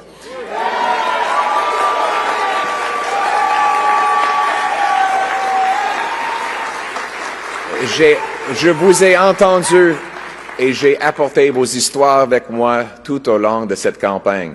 Et vos histoires vont rester avec moi lorsque je me bats avec mon équipe conservatrice pour vous défendre et pour avancer vos intérêts. À ceux qui ont désespéré besoin de changement, je sais que vous êtes déçus. Le changement est difficile et ça prend du temps. Surtout, ça veut dire qu'on peut jamais lâcher. Parce que notre pays et son peuple méritent qu'on se batte pour eux. I will never give up on fighting for everyone who stood with us today and the millions of people who voted for other parties. And so, my message tonight For the single mother working 2 jobs but still has an empty fridge and an empty bank account. For the young people who despair at never being able to afford a home. For the seniors on fixed incomes whose savings are eroded by inflation and no longer feel safe in their local neighborhood parks. For those who are now living in fear and terror because of crime. For those worried about losing their jobs because of unacceptable tariffs from the United States of America. For all of those who feel left behind and forgotten, my message is one of hope. Change will take time, but we will fight for that change, and we will deliver that change, and we will never give up on fighting for the great Canadian promise that anyone from anywhere can achieve anything, that hard work gets you a great life in a beautiful house on a safe street protected by our brave troops under our proud flag. Canada first, Canada always. Let's bring it home. Thank you very much, Canada. Merci beaucoup, Canada. Yeah, we fight for... Okay, that was Pierre Poilievre speaking after, you know, the Conservatives they did well on one hand, they did well in the sense of they improved a lot since the last election. But also they were up by about 20 points in January in the polling, and they could not win. In 2021, the Conservatives got 119 seats. They're certainly going to improve on that. And they got 34.34. No, they got about 33%, 34% roughly. So, in a significant improvement, but they were up by about 20 points in January. Then Justin Trudeau resigned.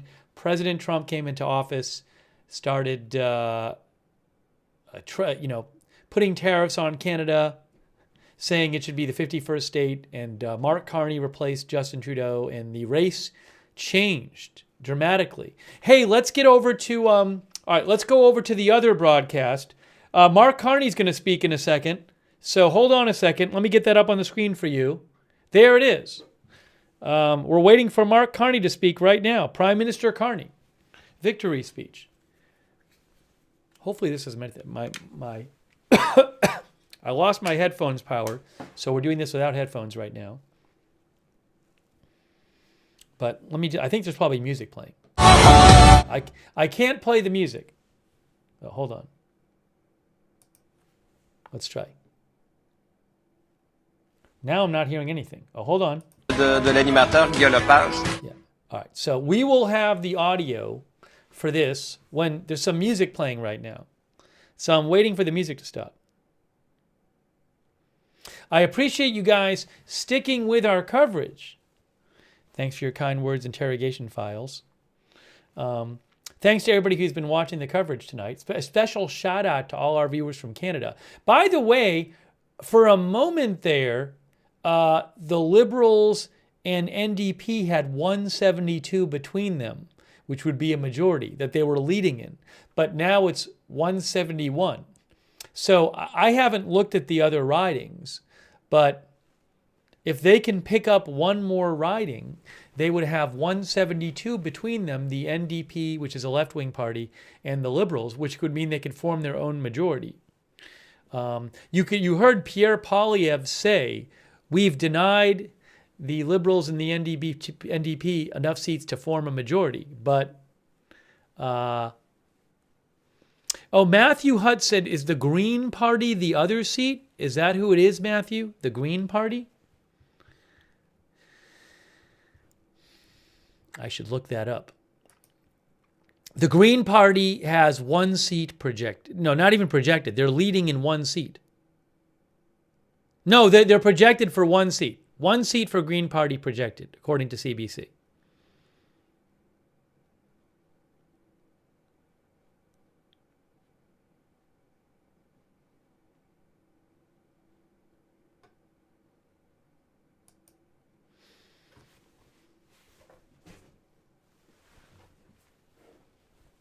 Bracey says Green Party would side with Liberal. Yeah, so I don't think the concern is that they'll form a government, but it's interesting to see if they can form a government, just them and the NDP. Let me see, are we still getting music here? Hold on a second here. Yeah, I can't, there's music playing right now. I can't play the music, but as soon as Prime Minister Carney starts speaking, I will have that for you. He's going to come out any time now, I believe.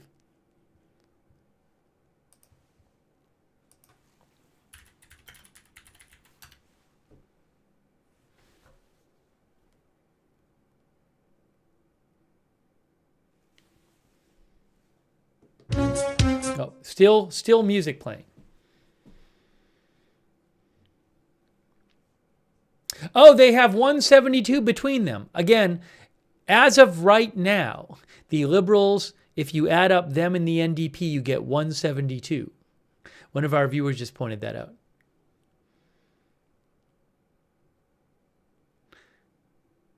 Canada strong.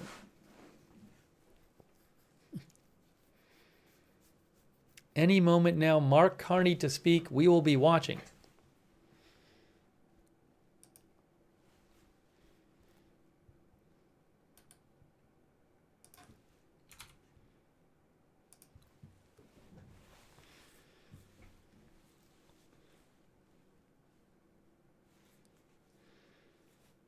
I'd like to play the song, but I can't.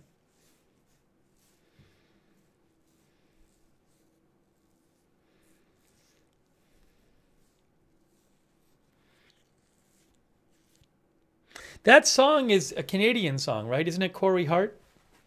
Is he from Canada? I'm thinking. The Canadians will know.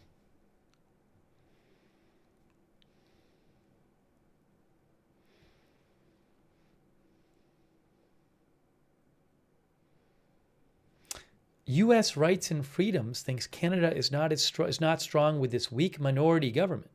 People are saying he was Canadian, Corey Hart, or is, when he made the song. So song is probably, what, 40 years old or something? Breezy says, cool tune. Paul says, Corey Hart from Montreal.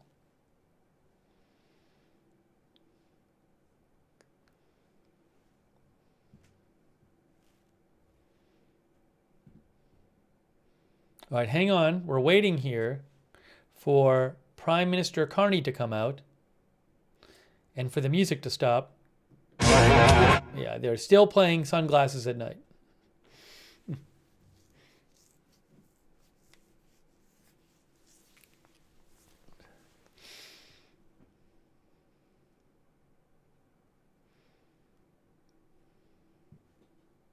Thanks again to all of our moderators, too. Really appreciate you being here. All right, here we go. Getting ready for the victory speech. A stunning turnaround. The Liberals were down by about 20 points in January, and now they have won this election.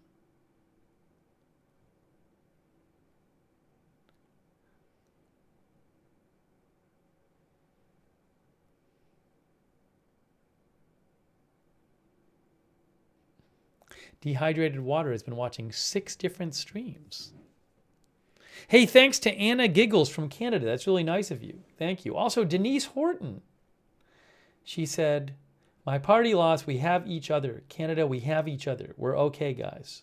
Hey, thanks, Denise. That's really kind of you. Thanks so much, Denise, for your support. And for watching from Canada, Denise and Anna. I appreciate everybody from Canada watching. That means a lot.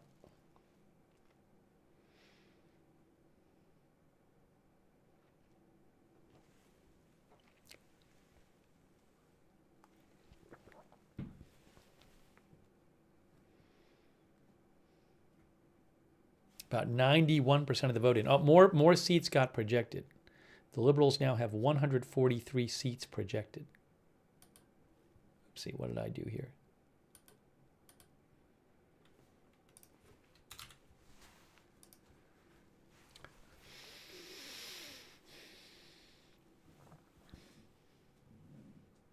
Denise said, Breeze Me said, we are okay. Our MP secured his spot and he will speak for us.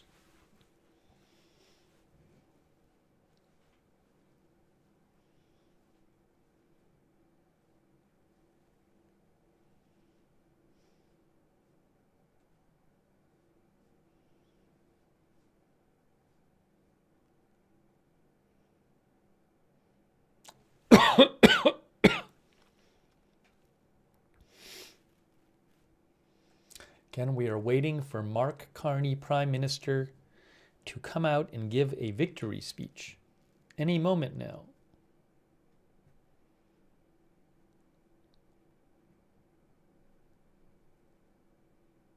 Up, another seat just got projected. Liberal up to 144 projected seats.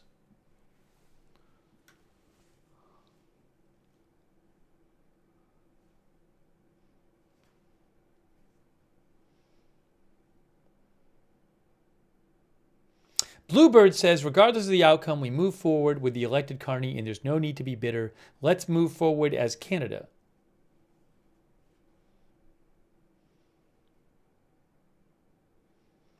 Sarah Nova says, I want us to try to stop being like the States. We are a separate country with a separate government.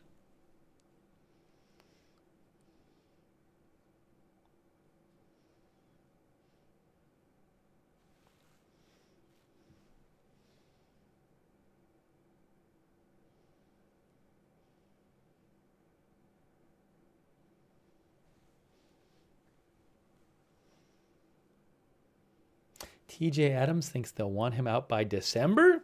That would be fast.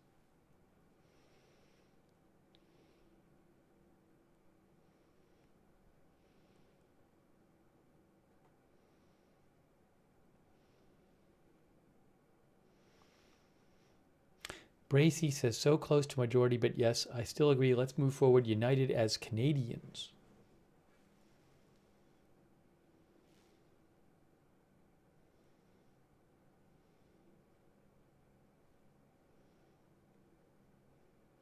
Brian Henry says this was a terrible night for NDP. Their party lost most of their seats to Liberals and Conservatives. Yeah, the NDP in the last election had 25 seats and about 18% of the vote.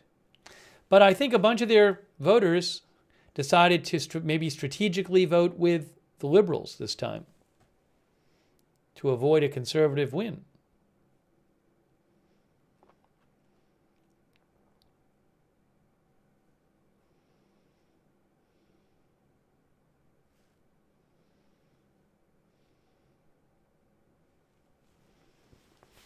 Up north says NDP loses official party status. Yes, without 12 seats.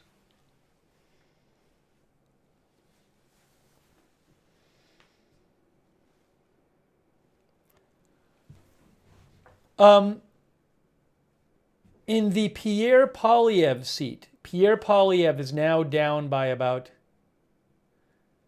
2,300 votes with, looks like about maybe 80% of the vote in his riding. I got to look up his riding again.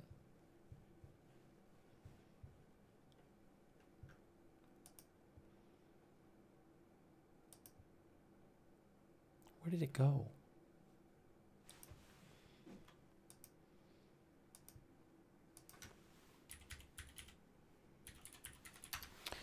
Yes, he is down by, he's closed the gap a bit. He's down by 4.4%, Poilievre, in his riding. And there's 77% of the votes in.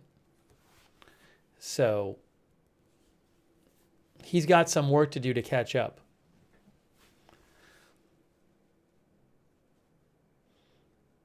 He's losing by 4.4%.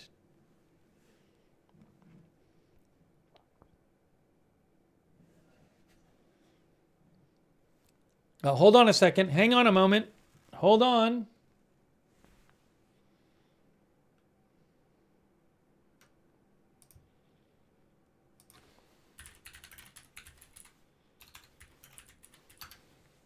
Let me get the volume on. Hold on.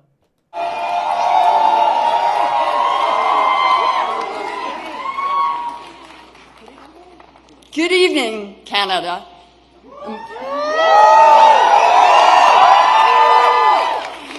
Bonsoir, Canada, et merci pour votre vote.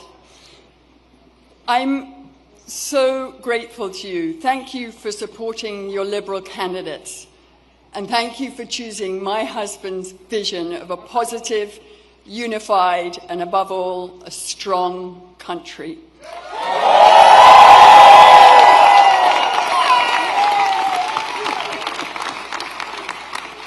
Over the past few weeks, Mark and I have had the enormous privilege of meeting so many people across this great country.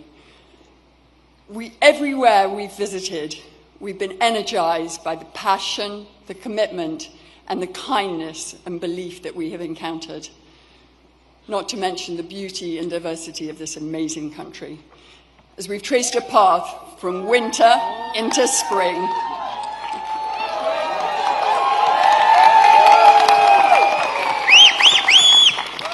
through all this, I've watched my husband listen and learn.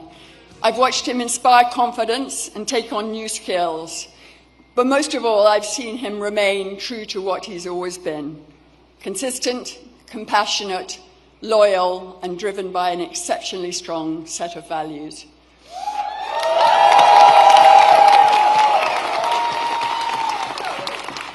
He's thoughtful, respectful, and honest.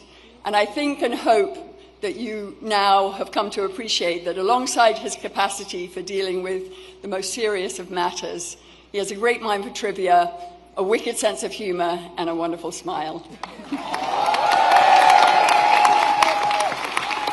He's been that way since our very first date, back when we were young grad students, when we went to that dinner, and he said to me, he stopped the conversation, and he said to me, "I want you to know I'm committed to move back to Canada and to work in the public service." So here we are.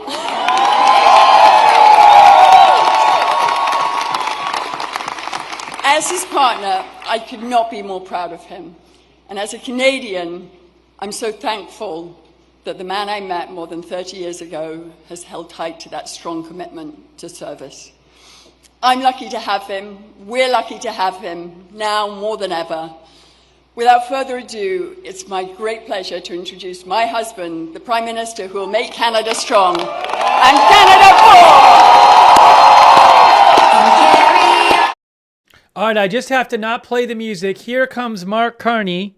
That was his wife, Diana Fox Carney, the First Lady of Canada. So here we go. Mark Carney's about to speak. Prime Minister Carney, as soon as they stop playing the music, I will put on his voice and we will hear him speak. But they're playing music right now. So, hold on. One moment. One moment. One moment.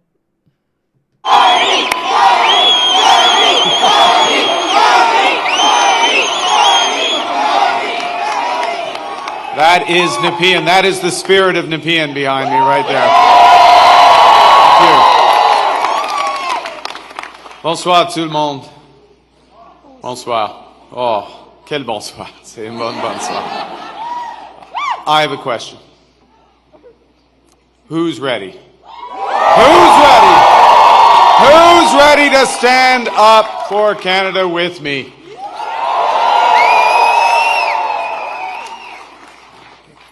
And who's ready? Who's ready to build Canada strong? Okay. Avant de commencer, je voudrais féliciter les autres chefs de parti, de leur campagne et de tout le travail qu'ils ont fait. Je les remercie pour leur service envers le Canada, maintenant et dans le futur. I want to thank the leaders of the other parties. I want to salute the contribution of Jagmeet Singh. I noticed his remarks. Leading on progressive values. Elizabeth May, who will be returning to Parliament. Yves-François Blanchet. And I want to congratulate Pierre Poilievre on a hard-fought, fair, good campaign, his commitment to the country that we both love.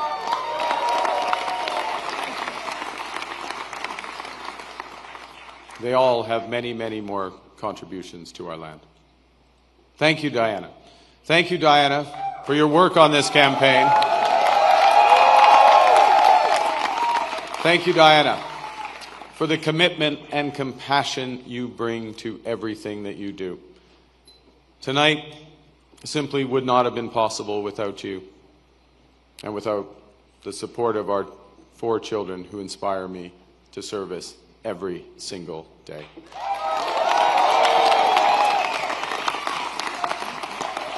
I also want to salute the women and men who put their name on the ballot from all parties.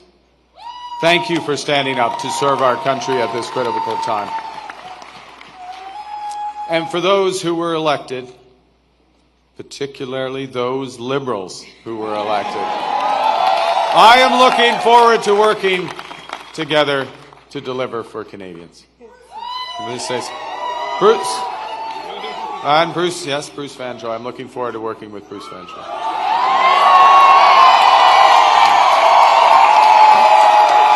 Fantastic. He will be a great MP. We're going to have fun tonight. Yes, we're going to have fun. Bien sûr, je tiens à remercier les milliers de bénévoles ici ce soir et à travers le pays qui ont donné de leur temps pour cogner aux portes, pour faire des appels, pour échanger avec leurs voisins et les membres de leur communauté, pour nous donner un gouvernement fort. Ouais, c'est ça. You know, I chose to enter politics because I felt we needed big changes in this country. But big changes guided by strong Canadian values. Values that I learned at the dinner table from my parents, Bob and Verley, and from my siblings. I appreciate this more in retrospect from my siblings. My siblings, Brenda, Sean, and Brian. Values that I learned on the ice from my coaches. Values that have been reinforced as I've met with Canadians across this great country. And those include 3 values that I want to highlight this evening. Humility. It's Canada after all. Ambition. It's Canada after all. And unity. It's Canada.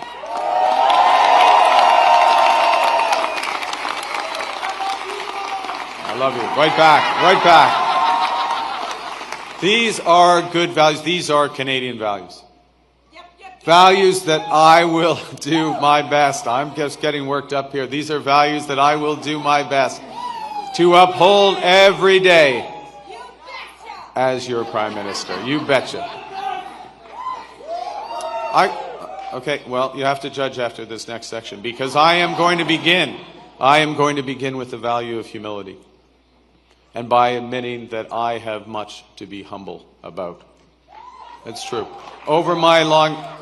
that's not an applause line, it's just a statement of fact. Over my long career, I have made many mistakes. And I will make more. But I commit to admitting them openly, to correcting them quickly, and always learning from them. You know, humility underscores the importance of governing as a team in cabinet and in caucus, and working constructively with all parties across Parliament, of working in partnership with the provinces and the territories, and with Indigenous peoples. And at this time, it underscores the value of bringing together labor, business, civil society, to advance the nation-building investments we need to transform our economy. Humility is also about recognizing that one of the responsibilities of government is to prepare for the worst, not hope for the best. As I've been warning for months, America wants our land, our resources, our water, our country. Never. But these are not idle threats. President Trump is trying to break us so that America can own us. That will never That will never, ever happen.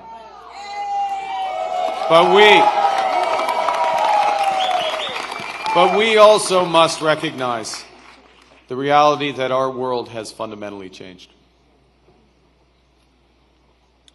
There is also, for me, as I stand before you this evening, humility in recognizing that, well, many have chosen to place your trust in me, trust in the Liberal Party. Millions of our fellow citizens preferred a different outcome.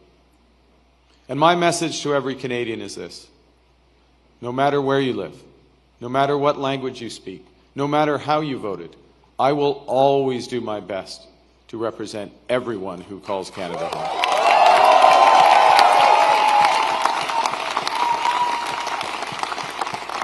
You know, during this short campaign, I went to Saskatchewan and Alberta a couple of times, even though, you know, we're Liberals. It's tough. It's tough out there. I grew up there. But I went because I intend to govern for all Canadians. And au cours de cette campagne, plusieurs Québécois et Québécoises m'ont ouvert leurs portes, m'ont accordé leur confiance. J'en suis profondément touché et je vous en remercie. La langue française, la culture québécoise, elles sont au cœur de l'identité canadienne. Elles définissent le pays que j'aime tant. Et je vais les défendre sans relâche. Avec la forte équipe de députés québécois que vous venez d'envoyer à Ottawa, nous allons faire en sorte que le Québec continue de prospérer au sein de Canada fort.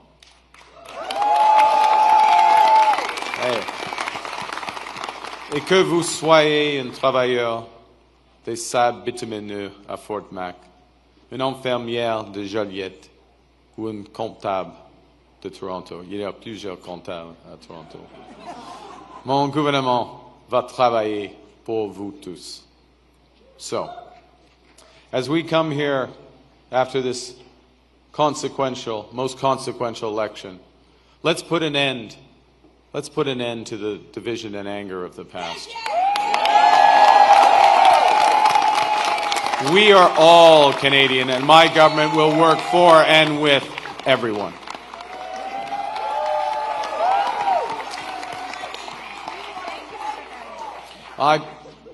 I began with humility, but Canadians are ambitious. And now, more than ever, it is a time for ambition. It is a time to be bold, to meet this crisis with overwhelming positive force of a united Canada. Because we are going to build, baby, build.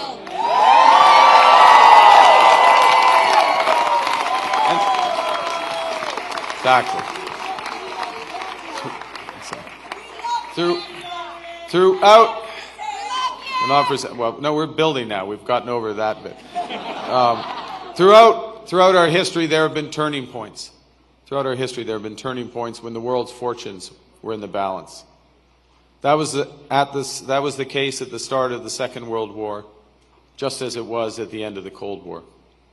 And each time, Canada chose to step up, to assert ourselves as a free, sovereign, and ambitious nation, to lead the path of democracy and freedom, and, because we are Canadian, to do so with compassion and generosity.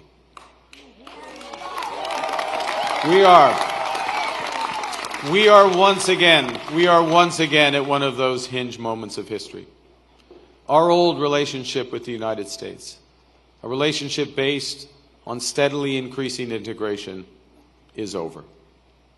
The system of open global trade, anchored by the United States, a system that Canada has relied on since the Second World War, a system that, while not perfect, has helped deliver prosperity for a country for decades, is over. These are tragedies. but it's also our new reality. We are over the shock of the American betrayal, but we should never forget the lessons. But you're going to take us forward. We have to look out for ourselves. And above all, we have to take care of each other.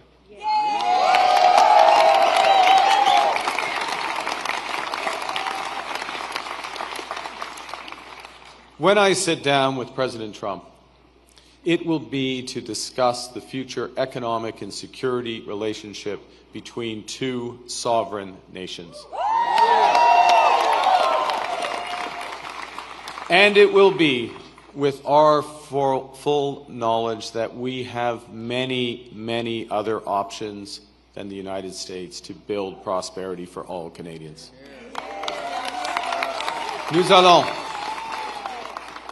Nous allons renforcer nos relations avec des partenaires fiables en Europe, en Asie et ailleurs. Et si les États-Unis ne veulent plus jouer un rôle de premier plan dans l'économie mondiale, le Canada le fera. We will lead, not the Americans. Nous sommes maîtres chez nous. Nous allons bâtir des millions de logements, une superpuissance énergétique, de bonnes carrières dans les emplois spécialisés et une seule économie canadienne, pas 13. We will chart a new path forward because this is Canada and we decide what happens here.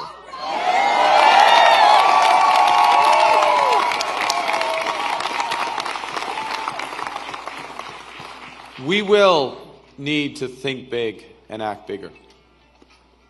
Your phone's ringing. Sorry, just okay. All right. Just hang on. It's okay? Yeah. It might be important. I don't know. We will need to do things previously thought impossible at speeds we haven't seen in generations. It's time to build twice as many homes every year with an entirely new housing industry using Canadian technology, Canadian skilled workers, Canadian lumber.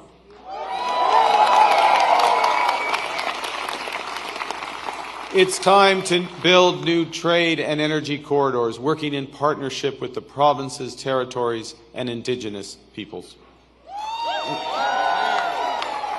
It's time to build hundreds of thousands of not just good jobs, but good careers in the skilled trades. It's time to build Canada into an energy superpower in both clean and conventional energy. And it's time to build an industrial strategy that makes Canada more competitive while fighting climate change.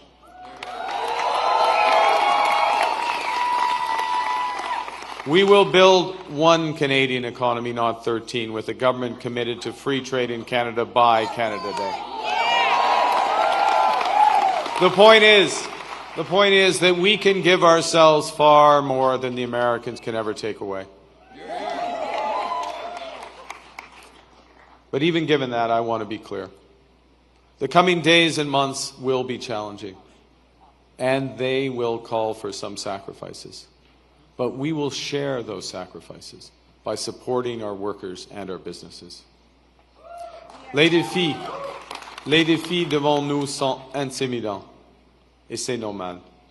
Les grands changements, comme ceux que nous vivons, sont toujours inquiétants. Nous avons beaucoup de chemin à faire, mais j'ai confiance. J'ai confiance en vous. J'ai confiance au Canada.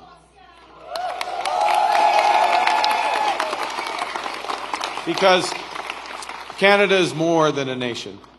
We are and we always will be a confederation, a sacred set of ideas and ideals built on practical foundations. That we know we're not always perfect, but we always strive to be good. We do things because they're right, not because they're easy. That we see kindness as a virtue, not as a weakness. Most importantly, we know that our strength lies in our resolve to work together as a country. It relies on our unity. You know, on the second day of this campaign, I went to Gander, where on 9/11, they welcomed thousands of passengers into their homes without question or hesitation. I sat down with two of the many heroes of the time, Diane Davis and Beulah Cooper.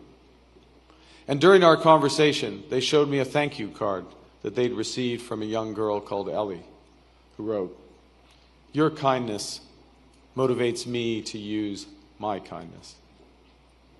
That touching phrase captures what Canadians instinctively know, that virtue is like a muscle that grows with its exercise.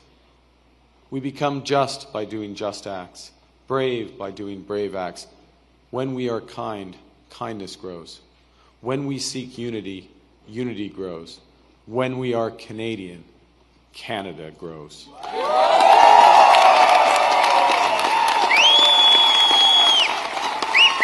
And united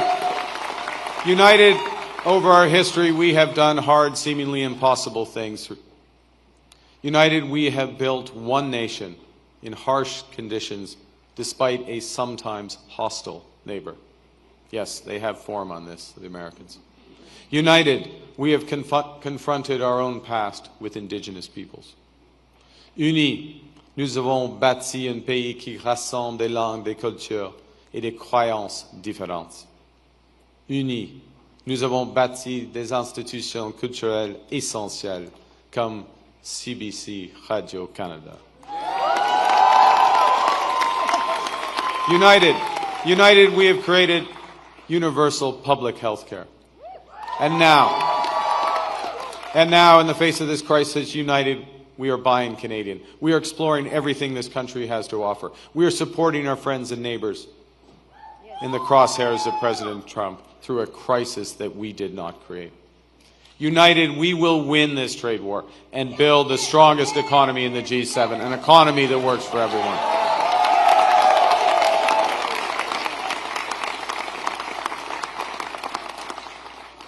Au cours des derniers mois, les Canadiens et Canadiennes ont fait leur part, se sont rassemblés pour défendre notre pays et notre façon d'être.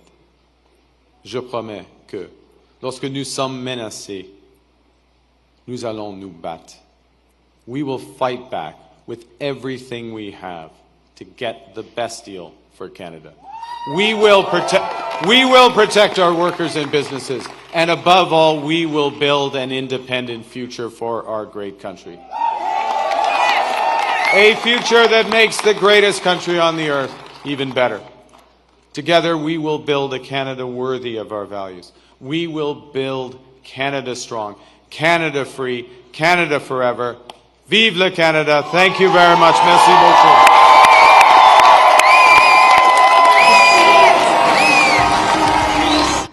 Prime Minister Mark Carney giving his victory speech. And am I right in that I'm remembering, was this the first time he'd won a political office? Well, he won the election he won the party election for party leaders, so he did win that. But I think this is the first national election he's won. Am I right about that? A national non-party election. Am I correct about this? Someone can correct me. But he's not a politician.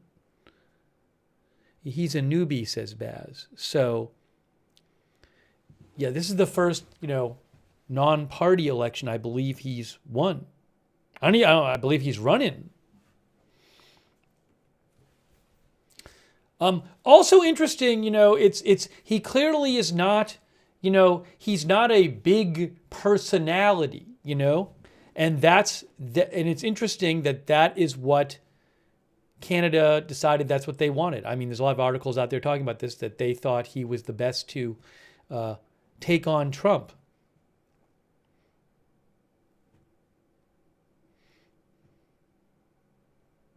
One of our viewers mentioned, hold on, I want to get you this as well.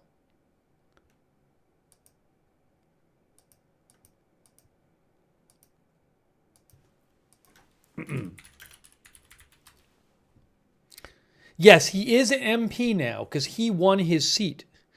His seat is what riding is this? He ran in I'm looking it up. Okay, I'll show you here. Hold on. I'll put it up on the screen. There you can see here Mark Carney. Where does it say the riding? Nepean. Yeah, NG said it. So he's going to win there in Nepean. Oops, you can't see.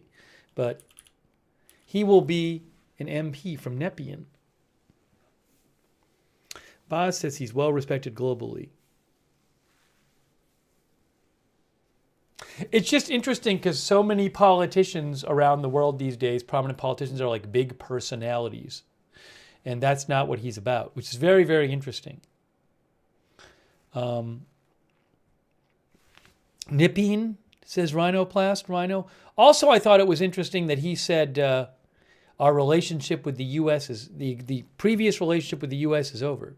He also said we have many other options than the U.S. with whom to build prosperity. If you're wondering about Pierre Poilievre's seat, this is the current vote total there. Uh-oh.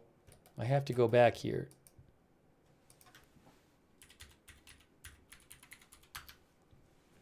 Here. Well, why didn't that work? Why didn't that work? Name.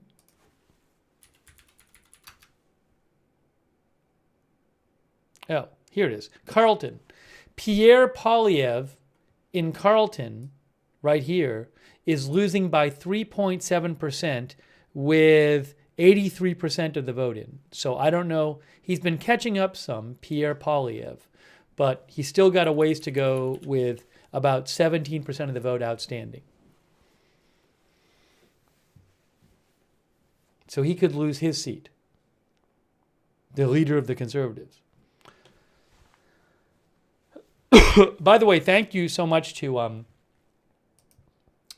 Rick D for the gift memberships. Also, Southpod. Southpod says Carney's cabinet has the exact same people as Trudeau's. Canadians deserve everything they get for this. I don't know that it has the exact same people. I haven't looked, though. I'm not sure. I'm just saying I don't know. Thank you, Southpod, though. I really appreciate your support. Thank you from Canada, Southpod. Thank you also, Bebop and Rocksteady. Much appreciated.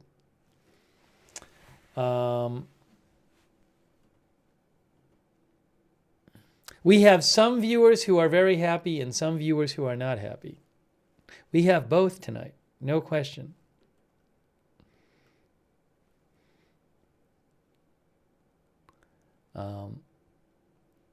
Sinan says he doesn't have a cabinet yet, he just got elected. Anna thinks he will shuffle cabinet when they return. This I do not know about. That guy from that thing said I'm on the fence about tonight. Oh, hey, I just noticed something. I want to show you. Check this out. Check this out.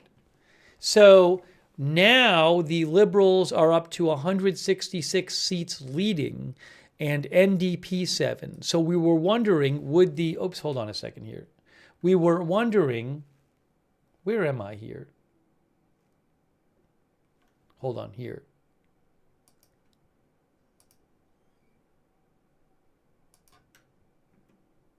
Here, hold on a second here. Let me get this off the screen.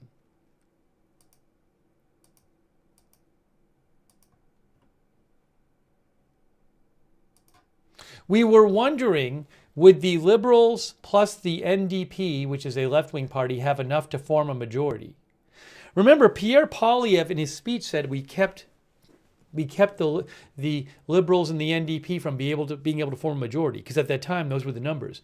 But now if you combine the two, they're up to 173. They actually have more than one more than they need. It's just, I mean, it's not a question whether they'll be able to form a majority with somebody, but there was this question of will they be able to form a majority with just the NDP. So that's something we were looking at. But now between the NDP and Liberals are at 173. Now that could change, but that's interesting.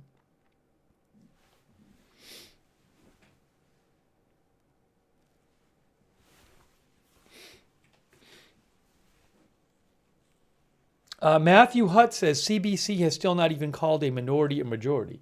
CTV projected that they would have a minority government. They would need to win 172 to get a majority on their own.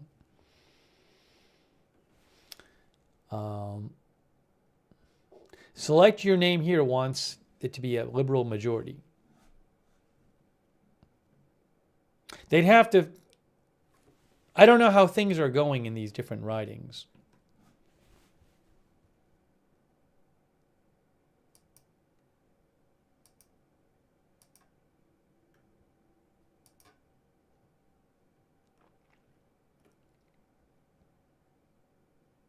I would have to look them all up. I haven't been looking at the individual ridings, so I'm not sure. I don't know if you guys have an idea. I don't know what the chances are of 6 seats flipping from the lead right now, and the votes they have to count and all that stuff. But right now, the Liberals are leading in 166, and they would need to be winning. They would need to win 172. And we have about how many percent? What percent of the vote is in right now? The percent of the vote in right now is nationally 95%.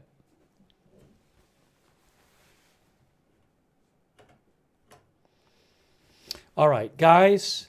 Poilievre, we don't know if he lost a seat. We just talked about it. He's losing by about 3.3% in his... Poilievre is losing by 3.3% in his riding with 86.5% of the votes counted. So he's been catching up, but he's still down by 3.3%, and there's still about 13% of the vote left. So we don't know yet.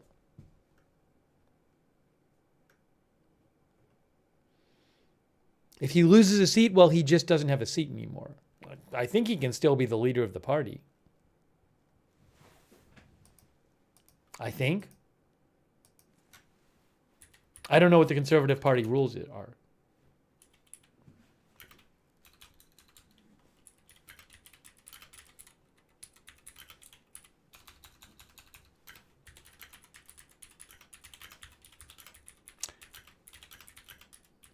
Matthew Hutt and Gemini Rose said he can. I mean, we know that the People's Party leader did not have a seat.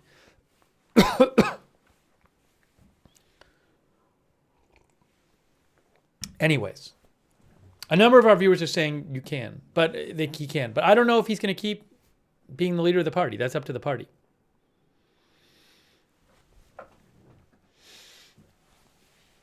Yeah, Carney didn't have a seat for the Liberal Party when he was Prime Minister originally. Okay, so I think we're getting to that time. I really appreciate you guys joining me for the Canada election results coverage. Congrats to the Liberal Party on winning. But, you know, the Conservatives had made a big improvement. Big improvement since last election for the Conservatives. Up North thinks Poilievre will face a leadership review. All right. So I really appreciate you guys being here. It was fun watching this with you and talking about it with you. By the way, thanks to Roaches in the Cabinet over there on Twitch for your support, and Zenki75 for subscribing. But we're going to start wrapping this up now. So, but thank you so much for watching, and a special shout out to our viewers from Canada. Thank you. Thanks to everybody who's been sending me updates. Thanks to everybody from Canada and people who know about Canadian politics for helping me out and sharing some of your knowledge. Justin D said losing a 20-point lead is bad. Yeah, I mean, they did lose a 20-point lead. That's true.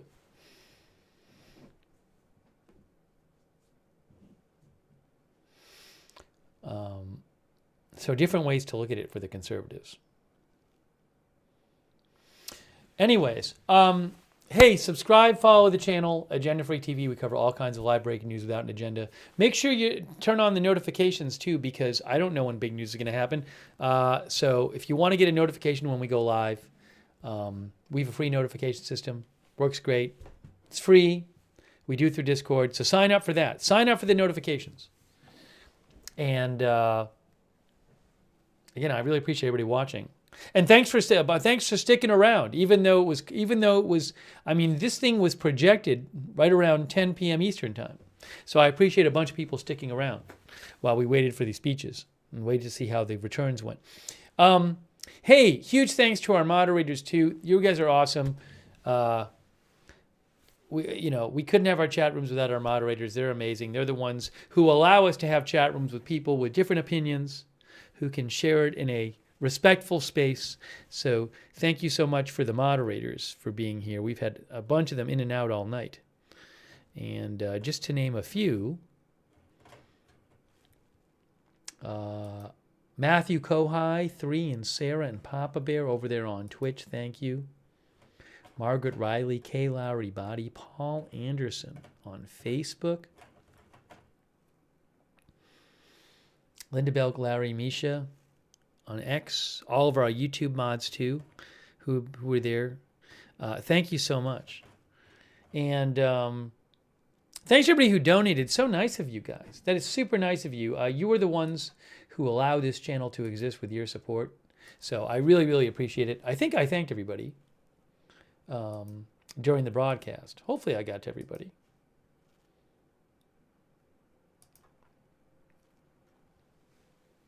I'm checking here. I think I did. But thank you so much. If you ever want to donate, you go to agendafree.tv, agendafree.tv. But thank you for supporting the channel and allowing this channel to exist. Hey,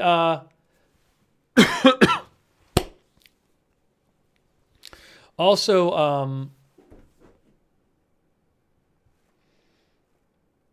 sorry, I'm just showing one of the ridings on CBC right now that has like a 40 vote difference or something, 46 vote difference in one of the ridings. We'll have to see how things shake out.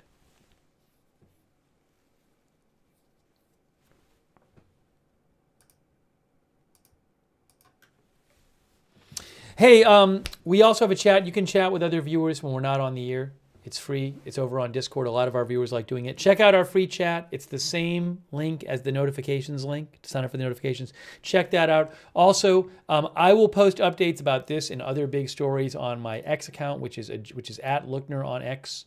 If you're on X, follow me over there for breaking news coverage on X. There it is, X at Lookner. And also on X, if you want to know another good way from another good. I should check if Trump posted. I don't know that Trump. Nobody said he did, but I'll check and see if he posted. Another good way to find out when we're going live. Follow us on X, Agenda Free TV. I always post there when we're going live. Post updates about the channel there. At Agenda Free TV and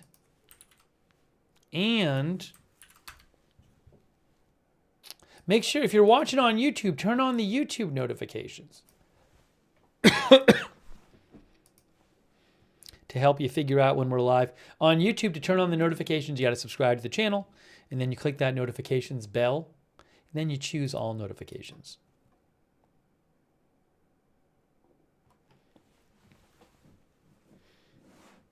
And shout out to a bunch of our viewers, like Amanda Mosher and Rhinoplast Rhino.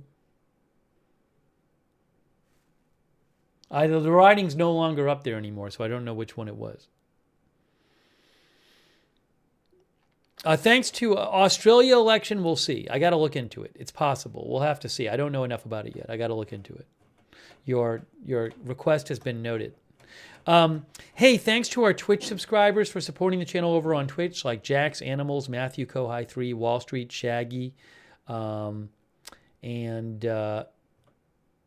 Douthis. Really appreciate our Twitch subscribers. Also, Barnes Lemay.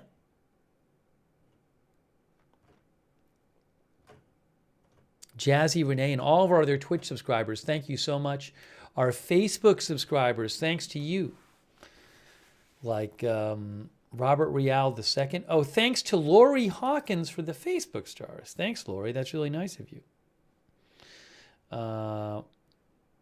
Hopefully I didn't miss any other stars.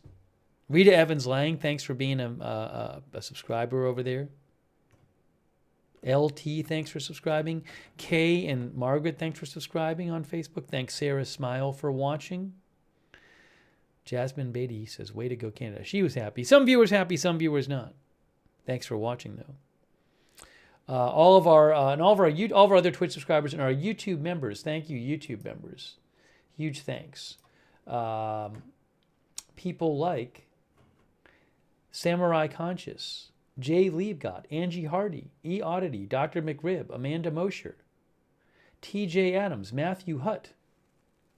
Oh, hold on. Matthew said, hey, a little update for you guys. Look at this. Look at this. Guys, as Matthew mentioned, the Liberals are now leading in 167 ridings.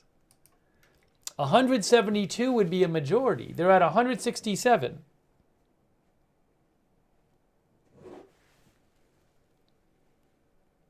With 95.5% of the vote in.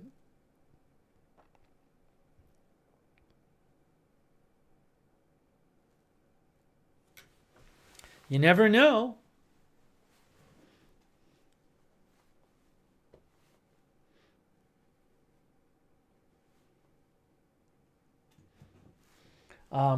Thanks for mentioning that. Anna Giggles, thanks for being a member.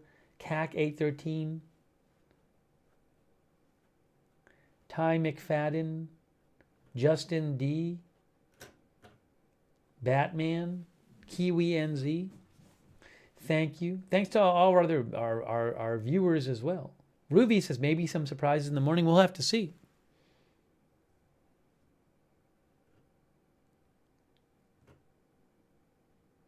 GGNYC, thanks for watching. Thank you, Atlantic Ghost Hunters, for watching.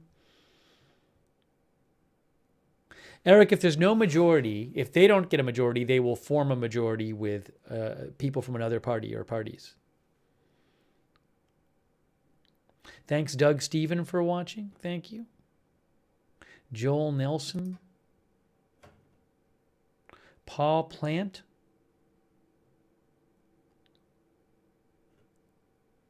Loopy750, thank you. Alenzo TV. All right, guys, that is it. We are wrapping it up. We are wrapping it up. Again, thank you so much for coming to the stream. Shout out to everybody in Canada. Thanks, Jewish Pickle, for watching.